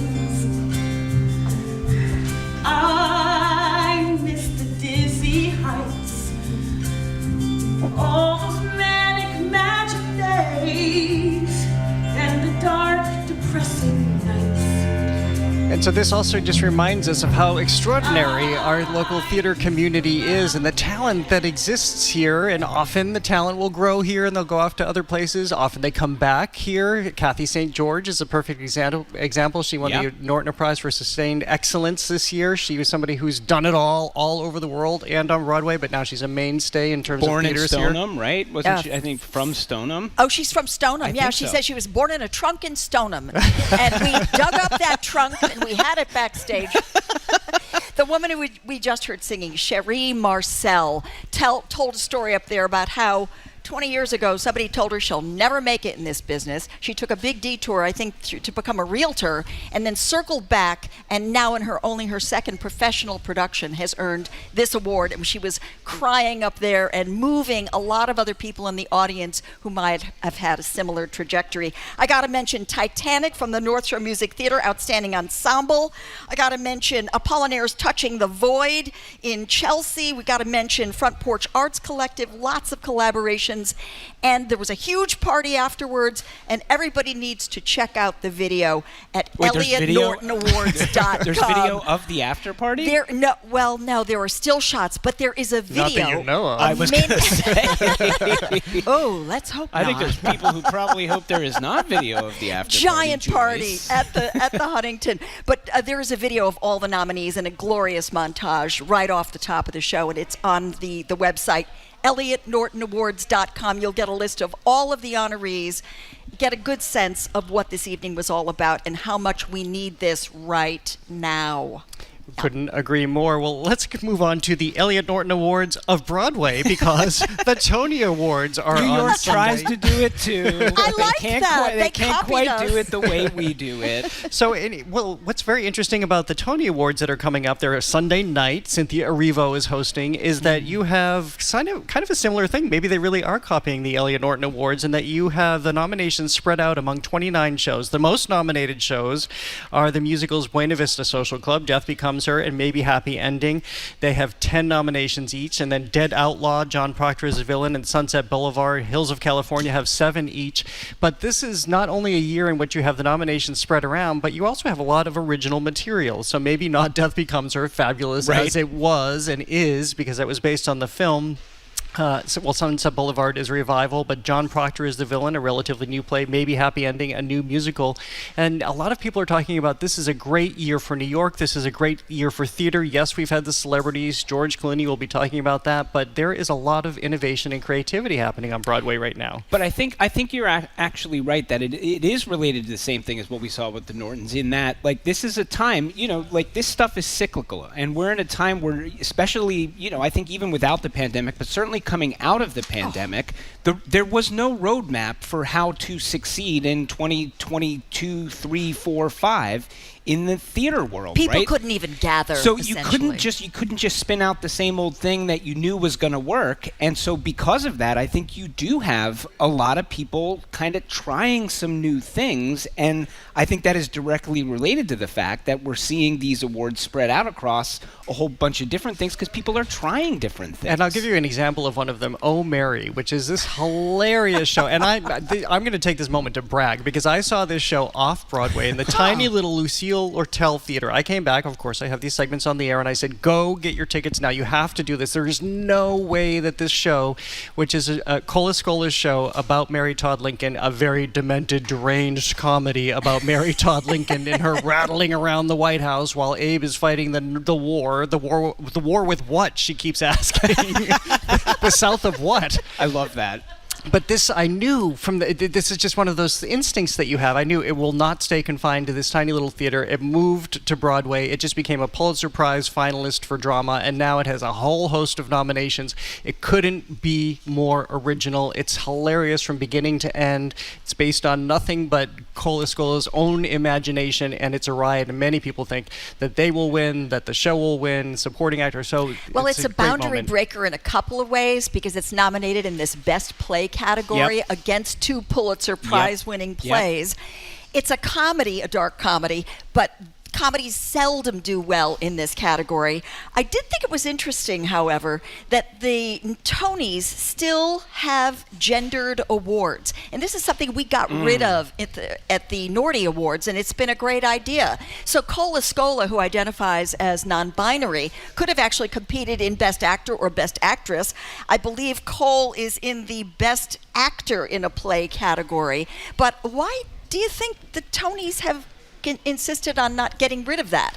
I think it's kind of odd. I mean, on the one hand, you know, there you could sort of make the case. I mean, I guess you could just have sort of 2 Best Performer awards, right? But at least I think at least for better or worse, the emphasis has to be on performance, however it shakes out. Sure, but there's if you have an actor and an actress, then there's. You get to laud 2 different people as opposed to just one. And so around the I country, think that's probably good. I think some people have dealt with that by honoring 2, just saying that just the 2 best performances, which I think is also most a perfectly outstanding. good way to do it. Well, we say best, we say featured and lead. We say featured and lead. So let's continue with the innovation part. Here's a little bit from Dead Outlaw, which I just saw a couple weekends ago, and there's a great Boston connection because its star, Andrew Durand, actually went to Boston Conservatory and then was in some Speakeasy Stage Company shows. Now he's a leading man on Broadway, nominated for Best Actor, but in Dead Outlaw, he, for the first half of the show, plays this violent outlaw who's actually not good at his job because he can't really rob a safe or a train. And then the second half of the show, much has been made of this, he just stands in a coffin for the entire time as if he's supposed to be dead. I challenge you, you'll not see his Adam's apple move, you'll not see him breathe or blink. Total discipline. Here's a little bit of the music of that show. It's written by David Yazbek. While I laugh at all his jokes, and he often looks at me. When he does, somehow I always look away. And it's only you that I can tell, as strange as that. So we'll bring that down. This is wonderful music too, and very different, very Americana. I saw this clip on The View, and I kept staring at that guy saying, he's real. No, he's not real. No, he's not even moving. And then I saw a flutter of a tiny blink. No, you did. I did. A tiny little whatever. It was extraordinary. Well, you've got the trained eye. You know what you're looking for. Well, I was looking for that, obviously. No, pretty incredible. I haven't seen this show, but I'm dying to get to Broadway. Well, and the big fun will be to see whether Audra McDonald wins yet another Tony. I think this will be her 7th. She's already the most awarded, the most nominated. This made her the most nominated, and but she's got pretty stiff category. She's in this category for Gypsy, a role, a lifetime in the making. Yeah. Also, I was just going to say her big competition, I guess, is Nicole Scherzinger for Sunset Boulevard. Sunset Boulevard, who I still remember from the Pussycat Dolls, who knew she had such a big dramatic talent and such an extraordinarily dynamic voice. I've heard her perform from this show on Colbert. It was stunning. It left the audience flabbergasted. So it'll be curious to see whether she or Audra pull this out. But and I saw both performances. I think it might go to Nicole Scherzinger. As much as I love Audra McDonald, who doesn't? I know. Spread the wealth. Spread the wealth. Patty LuPone loves her now. I was going to say Patty LuPone. If people aren't following, we talked about that feud, and Patty LuPone, she Patty LuPone has apologized. Which seems very unlike her. It has not been well received, that apology either. Also, don't forget that one of the things that's great about the Tony Awards is not only is there the fun of watching who's going to win, but there's great performances on the broadcast too. So we've got a whole show bunch of great stuff has happening. improved Dramatically, enormously right? over the years. I'm still remembering DeBose throwing herself down that staircase a couple seasons ago, in live on the air. I mean, amazing. Am I right that Hamilton original cast is doing a 10th anniversary performance during this Tony Awards? I think they are. Don't Okay. quote me on that. Well, speaking of Broadway, we're going to continue because the lights of Broadway are burning bright in Times Square and in your living room. In a first, CNN is broadcasting a live production of the Tony-nominated play Good Night and Good Luck on Saturday night on the eve of the Tony Awards. This is very, very deliberate. So there's been a lot of conversation about this. Of course, it was the George Clooney film that has been made into this play. He's starring in it. Early on, there was a lot of conversation about how much the tickets cost. It was one of the most expensive shows on Broadway, tickets going anywhere from $8,000 to $1,000. But they recouped their investment. I think George Clooney, as one of the producers behind this, was very mindful of that and then reached out to CNN, asked if they would be willing to live stream this. So this isn't recording this play and then playing it, that you will see the second to last performance on Saturday night. But this is also because of the subject matter, which takes us back to Edward R. Murrow's interrogation of Joseph McCarthy in the 1950s and taking down a leader who was blind in his hate. I can't help but be struck by the irony that it will be a piece of theater. Yep. Live on television, that may be the thing that grabs our attention most about holding people in power to account. It's a little bit like Hamlet putting on a play to catch the conscience of the king. And to go further, it is a play on television that is about the news on television. Right? So that's the other layer there. It's live, and Edward R. Murrow shows were in the early days of live TV when people were literally flying by the seat of their pants, which is what they're going to be doing on Saturday night. So this is thrilling on so many levels. I just wanted to point out, too, that Clooney is now starring as Murrow. He did not star in the movie. Right. It was David Strathairn, but he did Who is awesome. I love David Strathairn. Absolutely awesome. God, but, Clooney pulled in those tickets to make it the highest grossing play in Broadway history, and I think that price tag might have had something to do with it. Well, here's a little bit of George Clooney as the journalist Edward R. Murrow in his new Broadway adaptation of the film Good Night and Good Luck. There are a certain kind of people who are the lifeblood of democracy, never wavering, never faltering, never straying in their pursuit of what matters. And what matters? Honesty, facts, integrity, accuracy, truth.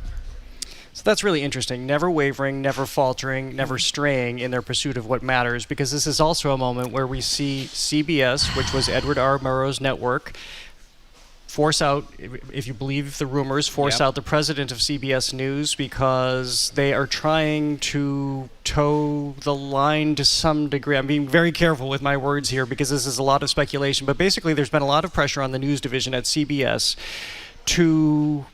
in terms of how they cover the Trump administration, because whereas the newsroom and the news shows like 60 Minutes used to have complete editorial independence, right now Paramount, which of course owns CBS, is trying to have a merger with Skydance, a big film company, and that merger has to be approved essentially by the Trump administration. Mm-hmm. So whereas Edward R. Murrow, in those words we just heard from George Clooney, could move forward and be unwavering, we don't know that that's possible at this moment in time. This is something that Murrow saw coming. I think back in the day, TV and news certainly was not as wrapped up in money and government as it is now. And so they've put themselves in the crosshairs in a sense. Everybody's entangled, and now you've got a president who doesn't want anybody saying anything he doesn't like, who can put his thumb on a news division and guide what will and will not be investigated, what will and will not be said, essentially censoring the news. I mean, it's interesting though, because if you sort of look at this from a media perspective, there's another somewhat layer of irony here in that, if you look at the time when Edward R. Murrow's news divisions were doing what they did, was obviously a very different media landscape. And one of the things that absolutely transformed the media landscape for news is the idea of a 24-hour news channel, which is what CNN is, right? So for all of the good that comes of it, you could certainly make a case that CNN, by saying, okay, we're going to have 24 hours of news, put a unique set of new pressures on these older news divisions, and this is even before the internet, right, where they they all had to sort of adjust and behave differently.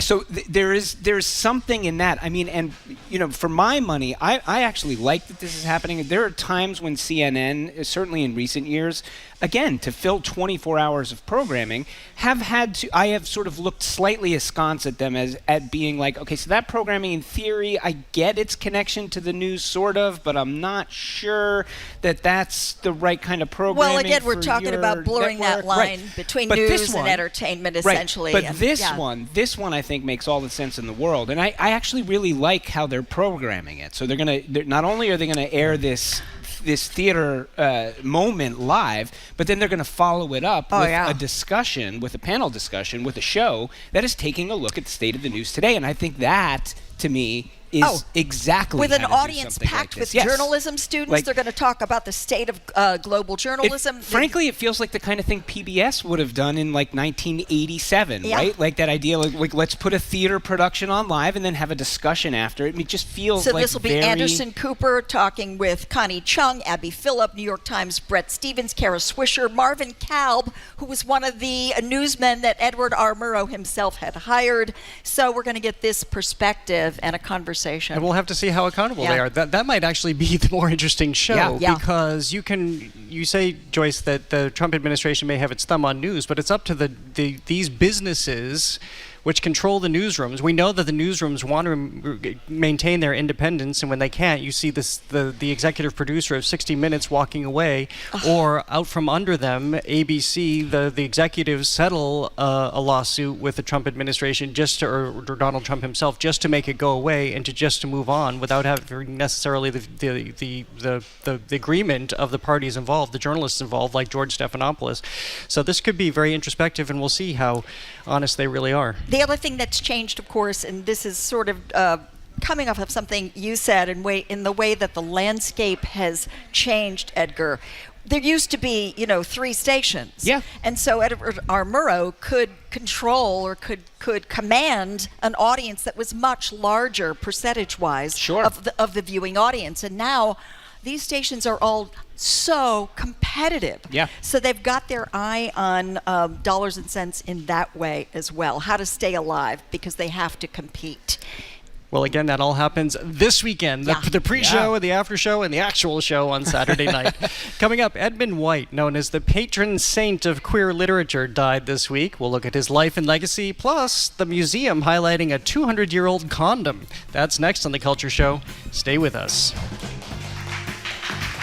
The Culture Show is made possible in part by a generous contribution from the Fiducia Fund, proud to support this station's arts and culture programming.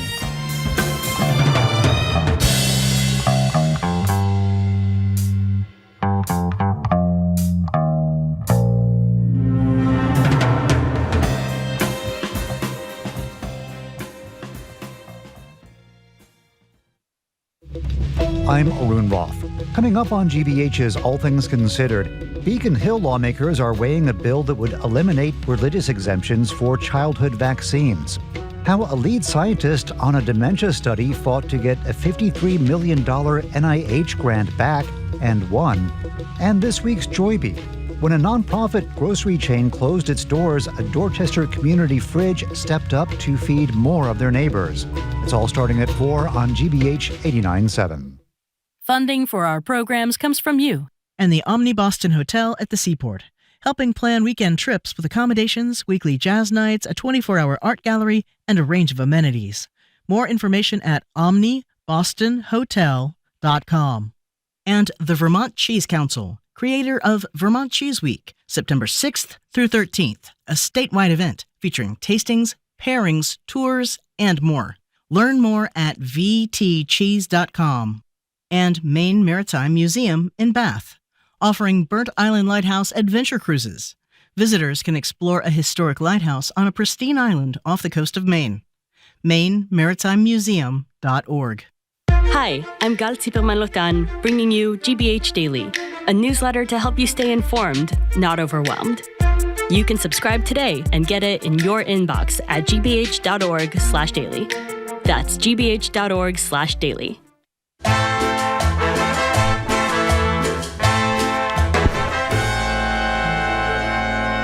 Welcome back to The Culture Show. I'm Jared Bowen, live from our GBH studio at the Boston Public Library. I'm joined by co-hosts Edgar B. Herwick III and arts and entertainment critic and mistress of the website Joyce's Choices, Joyce Kulhawick. If you're just tuning in, it's our Arts and Culture Week in Review. Let's talk about sex, baby. Let's talk about you and me. Let's talk about all the good things and the bad things that make me. There's a lot in the realm of sex to talk about this week, starting with groundbreaking writer Edmund White, who covered it with abandon. Lots of sex in the news this week. Lots of sex. He died this week at age 85 and was one of the most influential authors of his era, writing about the gay experience and making it more broadly understood during the early days of the AIDS crisis and beyond. He was frank, very open, and was called the godfather of queer lit. He made a lot of headlines recently with his most recent book when he was talking about his sexual history with some 3,000 men that he wrote about having slept with over the course of his lifetime. Gotta be tired That's true. after that. I mean, that is a physical accomplishment. It certainly is. Wow. It might tie into a story that we have coming up a little later. Oh, well, yeah, well, okay. We don't want to get ahead, but, he was new to me. Joyce, you're always a woman of the news. You know how to tease a segment. So, well, okay. This is going to be one of those segments. Yeah. This writer was quite new to me. I really did not know, so I just had to do a little bit of research.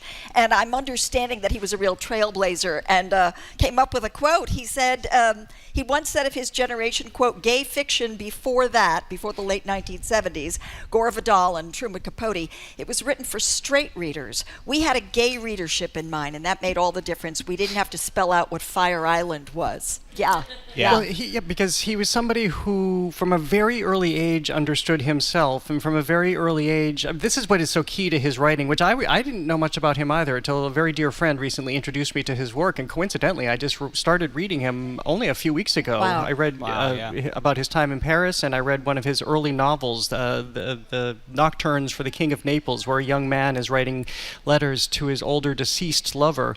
But what's clear to me is that Edmund White was a great observer of life, and he was able to distill everything he saw, everything he experienced in his own childhood, his own life, all the oppression he saw, and then not care about it and still write about it. Because you think, we're talking about a man who just died at age 85, so what he came through, what he saw, what he experienced, which also took him through the AIDS crisis, and also, because he only died this week, he's somebody who survived the AIDS crisis, who contracted HIV, but where he saw so many people around him die, he lived and he continued to write about it all. I mean, what you are saying in so many words is like his writing was a true act of bravery, like, and you can't, you have to remember that, like, incredibly brave. Like, there's this term that a lot of people sort of point to him as somebody who's kind of a sort of a founding father of, is this idea of auto-fiction, right? Like that his writings were not, they were thinly veiled memoirs, but it was this melding always, and he was very clear that it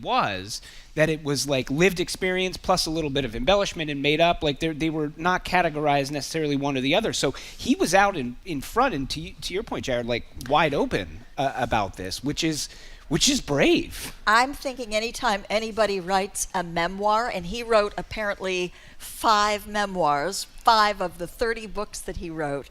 I mean, to be that open about yourself, to be that vulnerable, extraordinary. I couldn't do it. I've thought about a memoir, but I couldn't do it. I don't want to do it. The other thing here, for me, that really strikes me, and it appears when he was younger, that that he was either involved in conversion therapy or like sort of had this, he had a moment, and I think he's talked about it being in and around the Stonewall thing, where this switch flipped for him, where he went, oh, wait a minute, it's not that there's something inherently wrong with me, it's that we are an oppressed minority. And then not only does he have that moment, and there's a great quote that I saw from him in an interview where he said that it occurred to him that he just thinks anger toward other people is better than self-hatred. Mm-hmm. So then it's like, what do I do with that? Well, let me go on the attack. And he went on the attack by, again, bravely writing and saying, this is me, everyone, this is me. And to flesh out the quote that you were just alluding to for Stonewall about understanding that, wait a minute, we are people, he wrote later that was the moment in seeing Stonewall happen, because he was there, he was outside, that he realized that homosexuality was not a medical term. I mean, for young people who are alive today, this is probably beyond their comprehension. For many people, at least in urban areas, that this would be a construct, that homosexuality is not a medical term, but it is a minority group. And then he could run with that, and he did. And apparently he gave great parties, too. Well, you would think. Because the parties, you can't get to 3,000 people unless some of that was happening at the parties. Oh, my gosh. You know Yeah, that number, 3,000. Like, that's just... I think we need to turn some of his work into movies, and we talked about this. Yes. None of his work has been turned into a movie yet. So I think that's money sitting on the table for someone. Fertile ground. Fertile ground for sure. Well, let's get to what Joyce was teasing about just a moment ago. We're going to move to Europe now, where thanks to the Rijksmuseum in Amsterdam, we've learned that before there was polyurethane or latex, the appendix of a sheep was used for birth control. A 200-year-old condom in mint condition is currently on view. Mint condition. Mint condition. All right, so, okay.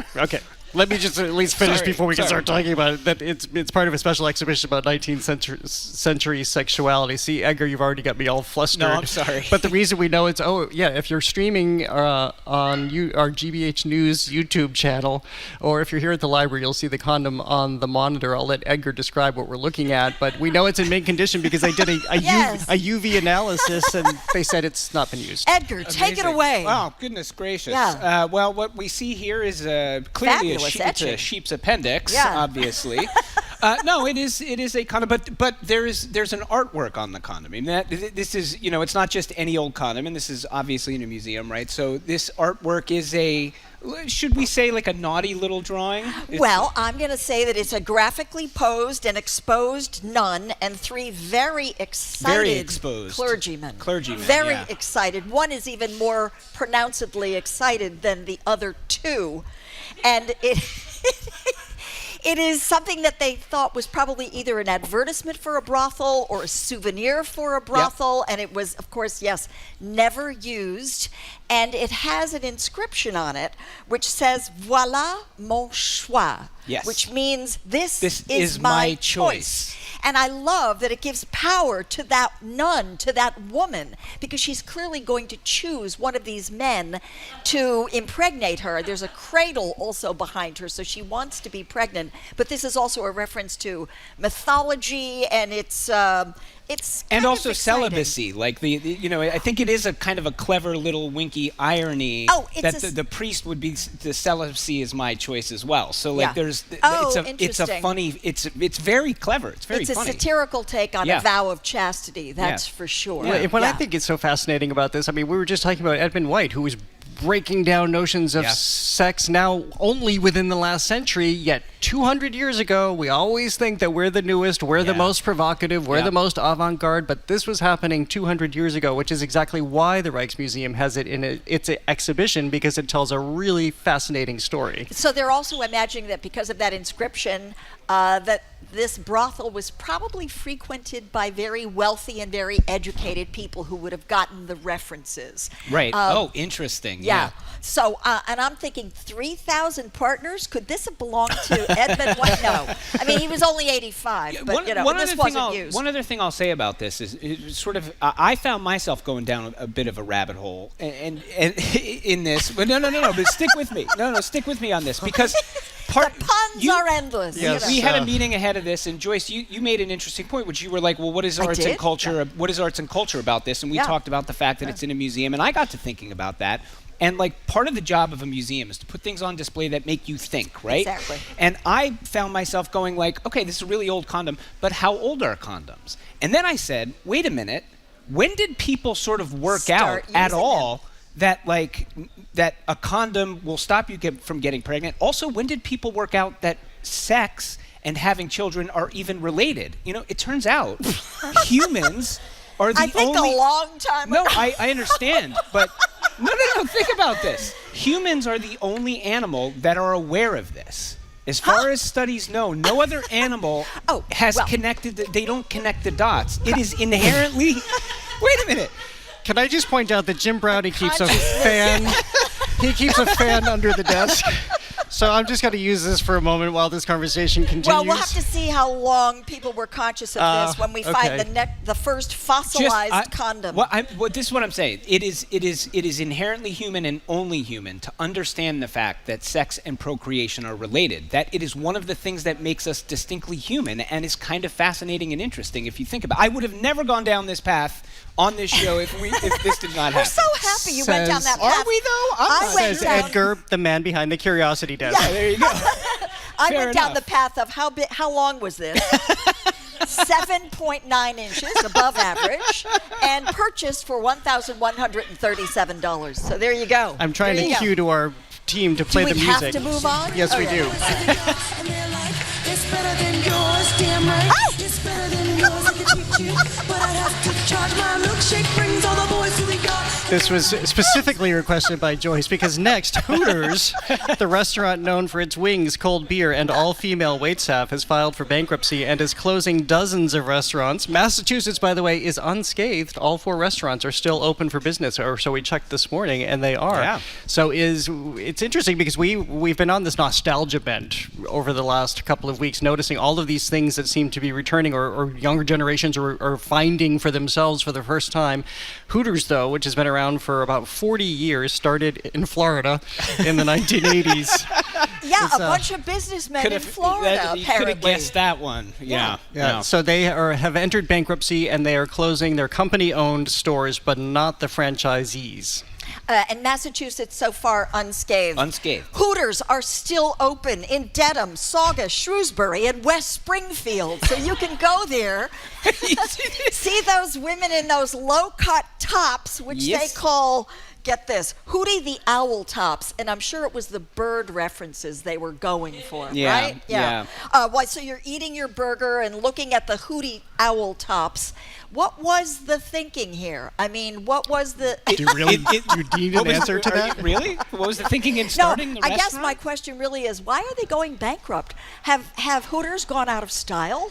That's the more interesting question. That is the interesting question. I think that is the Can more you just interesting see question. Hooters anywhere? Well, yes, everywhere, walking down the street. Is it like too tame in the world that we're in, to have the niche that it had? That's right, because it was a novelty for so long, and now it's something that you have to... They're no longer a novelty. They're not a novelty, and they're blaming the labor shortages, and they're blaming the higher prices of food, and customer dining trends have changed, which again goes back to, you can kind of find it wherever you want it. I think that's what you were saying, Joyce. Yeah.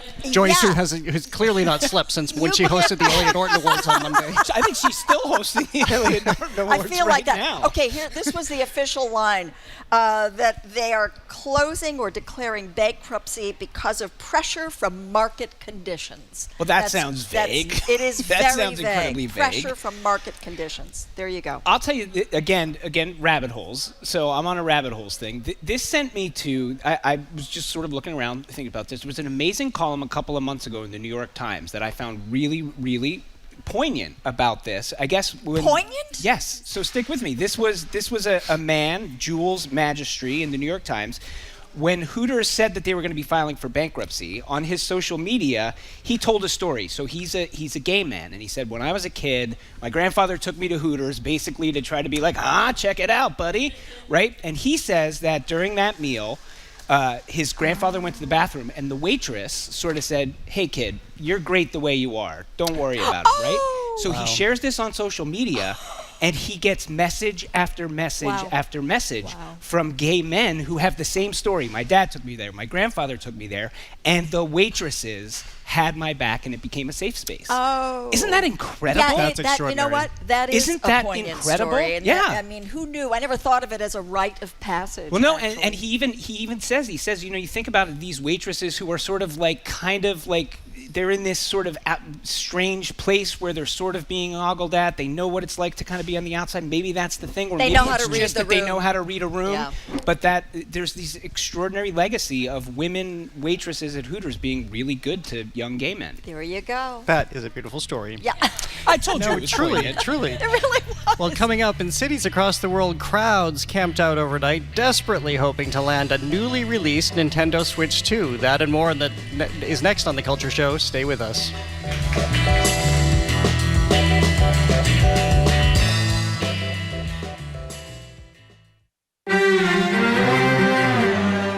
Workers in the U.S. from abroad send money back to their home countries all the time. It's a key source of income for international families. In April, Mexico saw remittances fall by 12%. A 12% drop will definitely lead to greater levels of financial stress among friends and family back home. That story and more global headlines next time on The World. This afternoon at 3, here on GBH News 89.7. Our programs are made possible thanks to you. And the Boston Early Music Festival with opera, concerts, and more, June 8th to 15th, featuring the fully staged North American premiere of Reinhard Kaiser's 1705 opera, Octavia, BEMF.org. And Bunker Hill Community College, offering 6-week summer mini-sessions to achieve college and skills goals. Sessions start June 1st and July 14th. Registration at bhcc.edu/summer. And The Lyric Stage, presenting Hello, Dolly. Brimming with classic musical theater tunes, endearing characters, and good humor, Hello, Dolly is on stage May 16th through June 22nd at Lyric Stage Boston. Ticket information at lyricstage.com. Get trusted local news wherever you are. gbhnews.org, GBH News on YouTube, and always on your radio at 89.7. GBH News, what matters to you.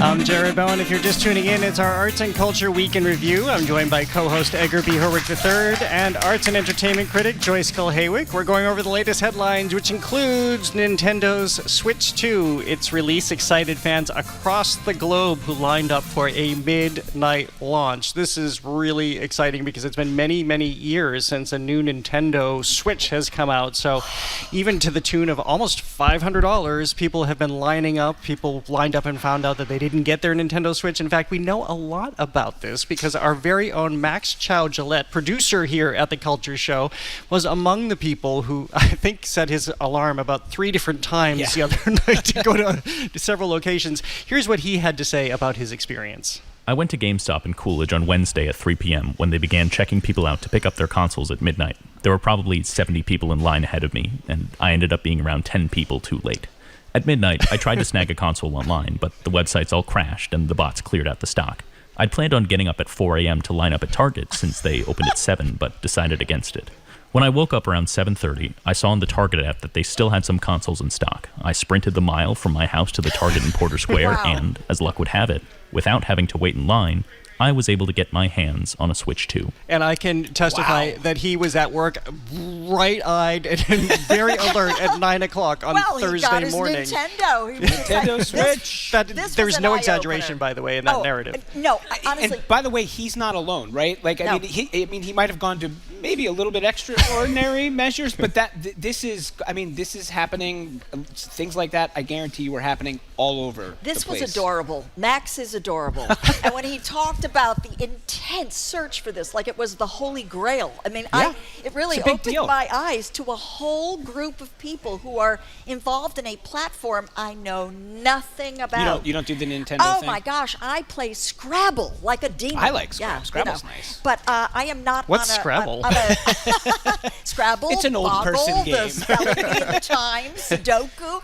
No, I mean, this whole thing is kind of amazing to me that this exists. So I did a little research, of course, and I realized that it really opens a whole digital world of games to people, and that's what this is. So this is bigger, this is better, this is faster, better exposure, it's more expensive, but the games involve puzzles and role-playing and adventures and creativity and writing and all kinds of stuff, which sounds terrific. It's just not a platform I gravitate But I also think it's Mario Brothers and Zelda, so this has now been passed on generation to generation because your parents, maybe even your grandparents played them. Or maybe even your great-great-great-great-great-grandparents. So the thing is, I am fascinated by Nintendo as a company, right? Because I think about this, right? Here we are doing a radio show and we're streaming, and there's all these questions about like how are we going to survive in this digital age? Nintendo is older than the Red Sox. Yeah. Nintendo is older than the game of basketball, and they started as a playing card company, right? In 1889 in Kyoto. And they have been able to say they have kept that core. They're still a gaming company, but they have continued for more than 100+ years to like move with the times, and continue to survive. I mean, that is an incredible legacy. Well, it was like somebody was at a game control operator operating Max the other night as he's running around the city, and he won the game at the end. So we're very, very happy about that. He needs his own game. You hit on another thing really important about what they do. You say like Zelda and Mario, right? The thing is that Nintendo does that is smart is the only place you can play those Nintendo characters is on a Nintendo product, right? There are other games where you could play it on this console or that console or the other one, but to do the Nintendo ones, they've character is kind of the most important thing there, and they're smart to realize that. And not online either, necessarily. Now on to one place where people aren't lining up, the Kennedy Center. Since President Trump's takeover, ticket sales for the upcoming season are down substantially compared to last year. So here's some of the data that was compiled by employees, shared with the New York Times, the Washington Post, anonymously, since they have to do these things kind of anonymously at this point. But single ticket sales are down roughly 50% in April and May over the same period last year. Revenue is down 82% for theater and 57% for dance. The National Symphony Orchestra, which of course performs at the Kennedy Center, subscriptions declined by 28%, and the National Opera subscriptions are down 25%. So the Trump administration answered back because, of course, we're talking about this. The president has appointed himself chairman of the board. He has repopulated the board, abandoned its bipartisan board, and populated it with his own people, saying that, well, we've changed our marketing structure and our sales are a bit different in terms of when we're releasing things this year. But most people are saying there is an impact here, and we're seeing it in falling revenue. And I'm of two minds about this, as I always am.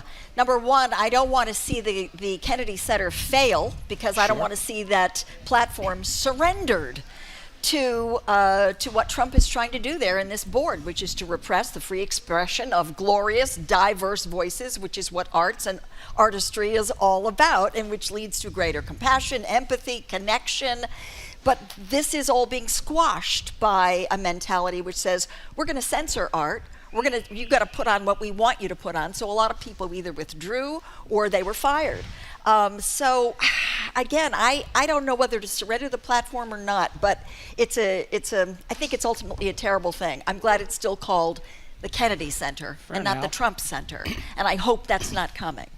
I mean, I look at this and I kind of take a step back and I say, this is an opportunity. Again, no matter where you kind of fall on, what government's doing and how government is funding things, and I would say I would make the argument that one of the things I like about how, up until this point, something like the Kennedy Center, or I will even say public broadcasting, works or has worked in this government funding model, is that it is a public-private partnership. That the private dollars that come in, the public dollars are a part of it. They seed it, right? And there's something democratic in that. If you look at the Kennedy Center, the idea is we're not going to give you money just to put on whatever you want. We're going to give you enough money to kind of make a go of it. And then what could be more democratic than saying, put some shows on, and if people buy tickets, you'll have enough to survive, right? Put some things on the air, and if enough people watch them, you'll have enough money to survive. So in some ways, the programming itself allows people to vote every single day. I think that's a good way to do business. That's me personally, and I think what you're seeing here right now is, a public that is, I think, making their voice heard in not buying tickets. It's a nice point, and in fact, that is very democratic. And what Trump wants to do is very autocratic. This is my agenda. This is what we want here. Yeah. Well, we'll continue to talk about his impact because you might recall that we interrupted the show last Friday with breaking news that the president had abruptly fired the director of the National Portrait Gallery, Kim Sayat, for being, quote, a strong supporter of DEI, among other criticisms. But a week later, she's still showing up for work, holding meetings and defying the president. This has happened because, as they have proved, the president doesn't have the authority to fire her because he does not control the Smithsonian, under which the National Portrait Gallery falls. So there will be a meeting of the Smithsonian board on Monday, and they will consider this. But this is interesting. He came out, we've seen how he's fired the Librarian of Congress and others in very high-profile ways, and she did not take it.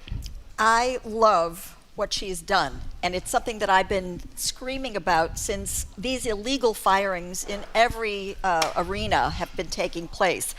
It seems to me that Kim Sayat, is that how Sayat has cut to the heart of the matter. She's really cut to the chase. If Trump has in fact overstepped his legal authority. If he has no power to fire her, then she is not fired, and she continues to report to work. I love the logic of it. I love the simplicity of it. And if he wants to challenge this in court, due process is his right, something he routinely denies to a lot of other people. But that's the way things are done.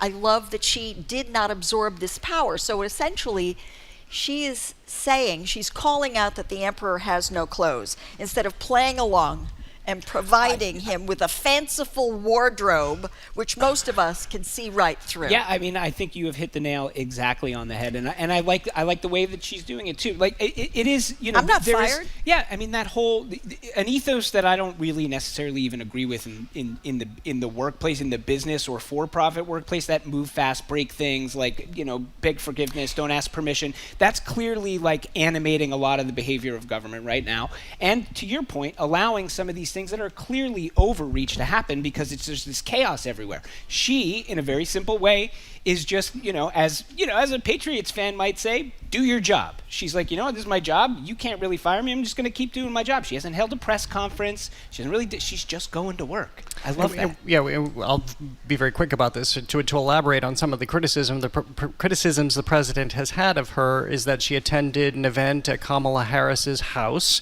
but this is Washington, that she made political campaign contributions, but also that she supported the Black Lives Matter movement, that she supported the Me Too movement, that she has believed strongly in representation of all people in the National Portrait Gallery, by its title, that you can take away the fact that people are represented largely through portraiture at the National Portrait Gallery.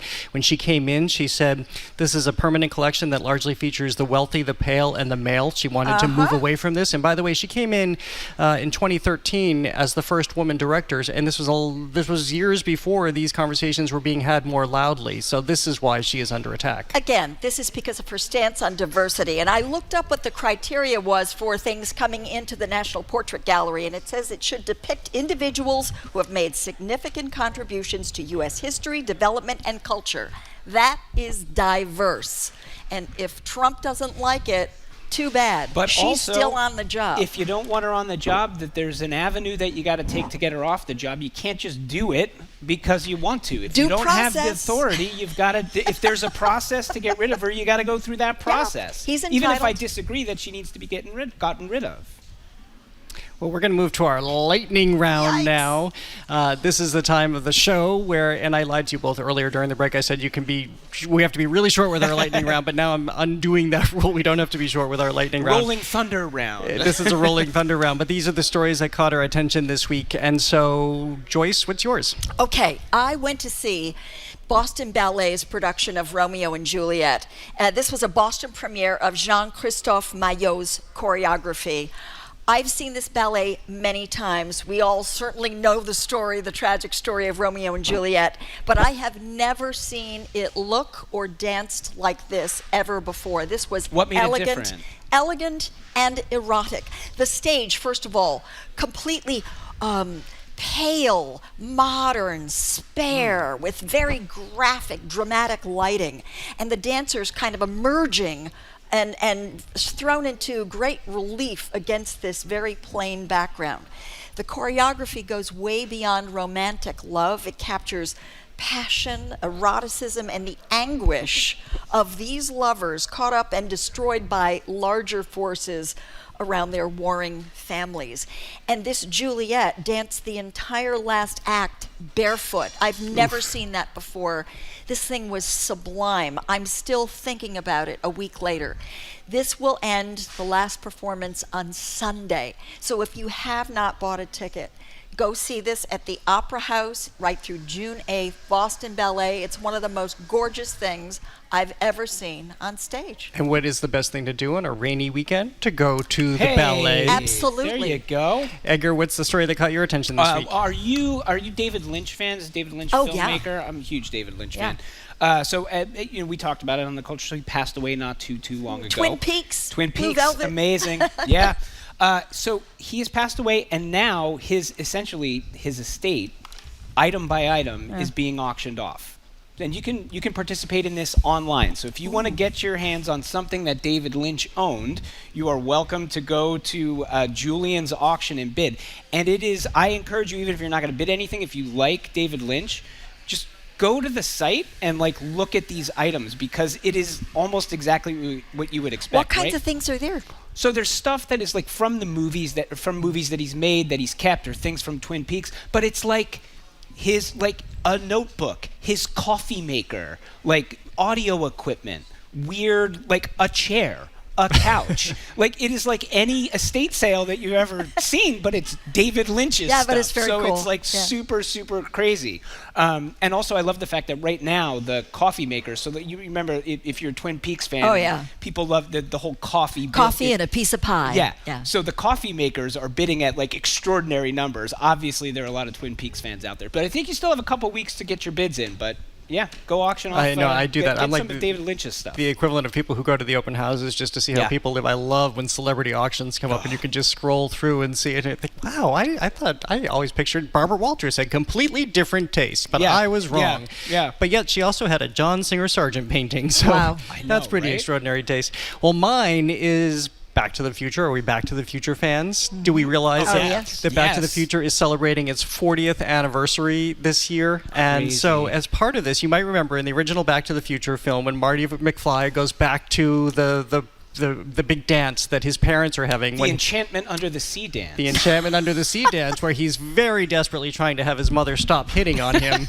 Well, he performs that rock and roll number with that guitar. Yes. And stops the whole scene. Well, that cherry red Gibson ES 345 guitar has disappeared. In fact, when they tried to go back and do the sequel, well, they did go back and do the sequel, they couldn't find the guitar. And so now there is an effort. Michael J. Fox and Leah Thompson, who by the way just became a grandmother, as if we weren't feeling old enough that Back to the Future is 40 years old. Christopher Lloyd, Harry Waters Jr., all from that film get together, and they're making a plea to have this guitar returned. There's also a documentary in the making. The one thing I couldn't find is if you do know where the guitar is, there doesn't seem to be any sort of... Who do you call? Who do you call and what do you get for it? Because we like a reward, especially in this town. I just rewatched that film not too long ago because of the anniversary is coming up, and I have to say, my heart just aches when I look at the young Michael J. Fox. Do we think the guitar maybe was taken back to the future? Oh, yeah.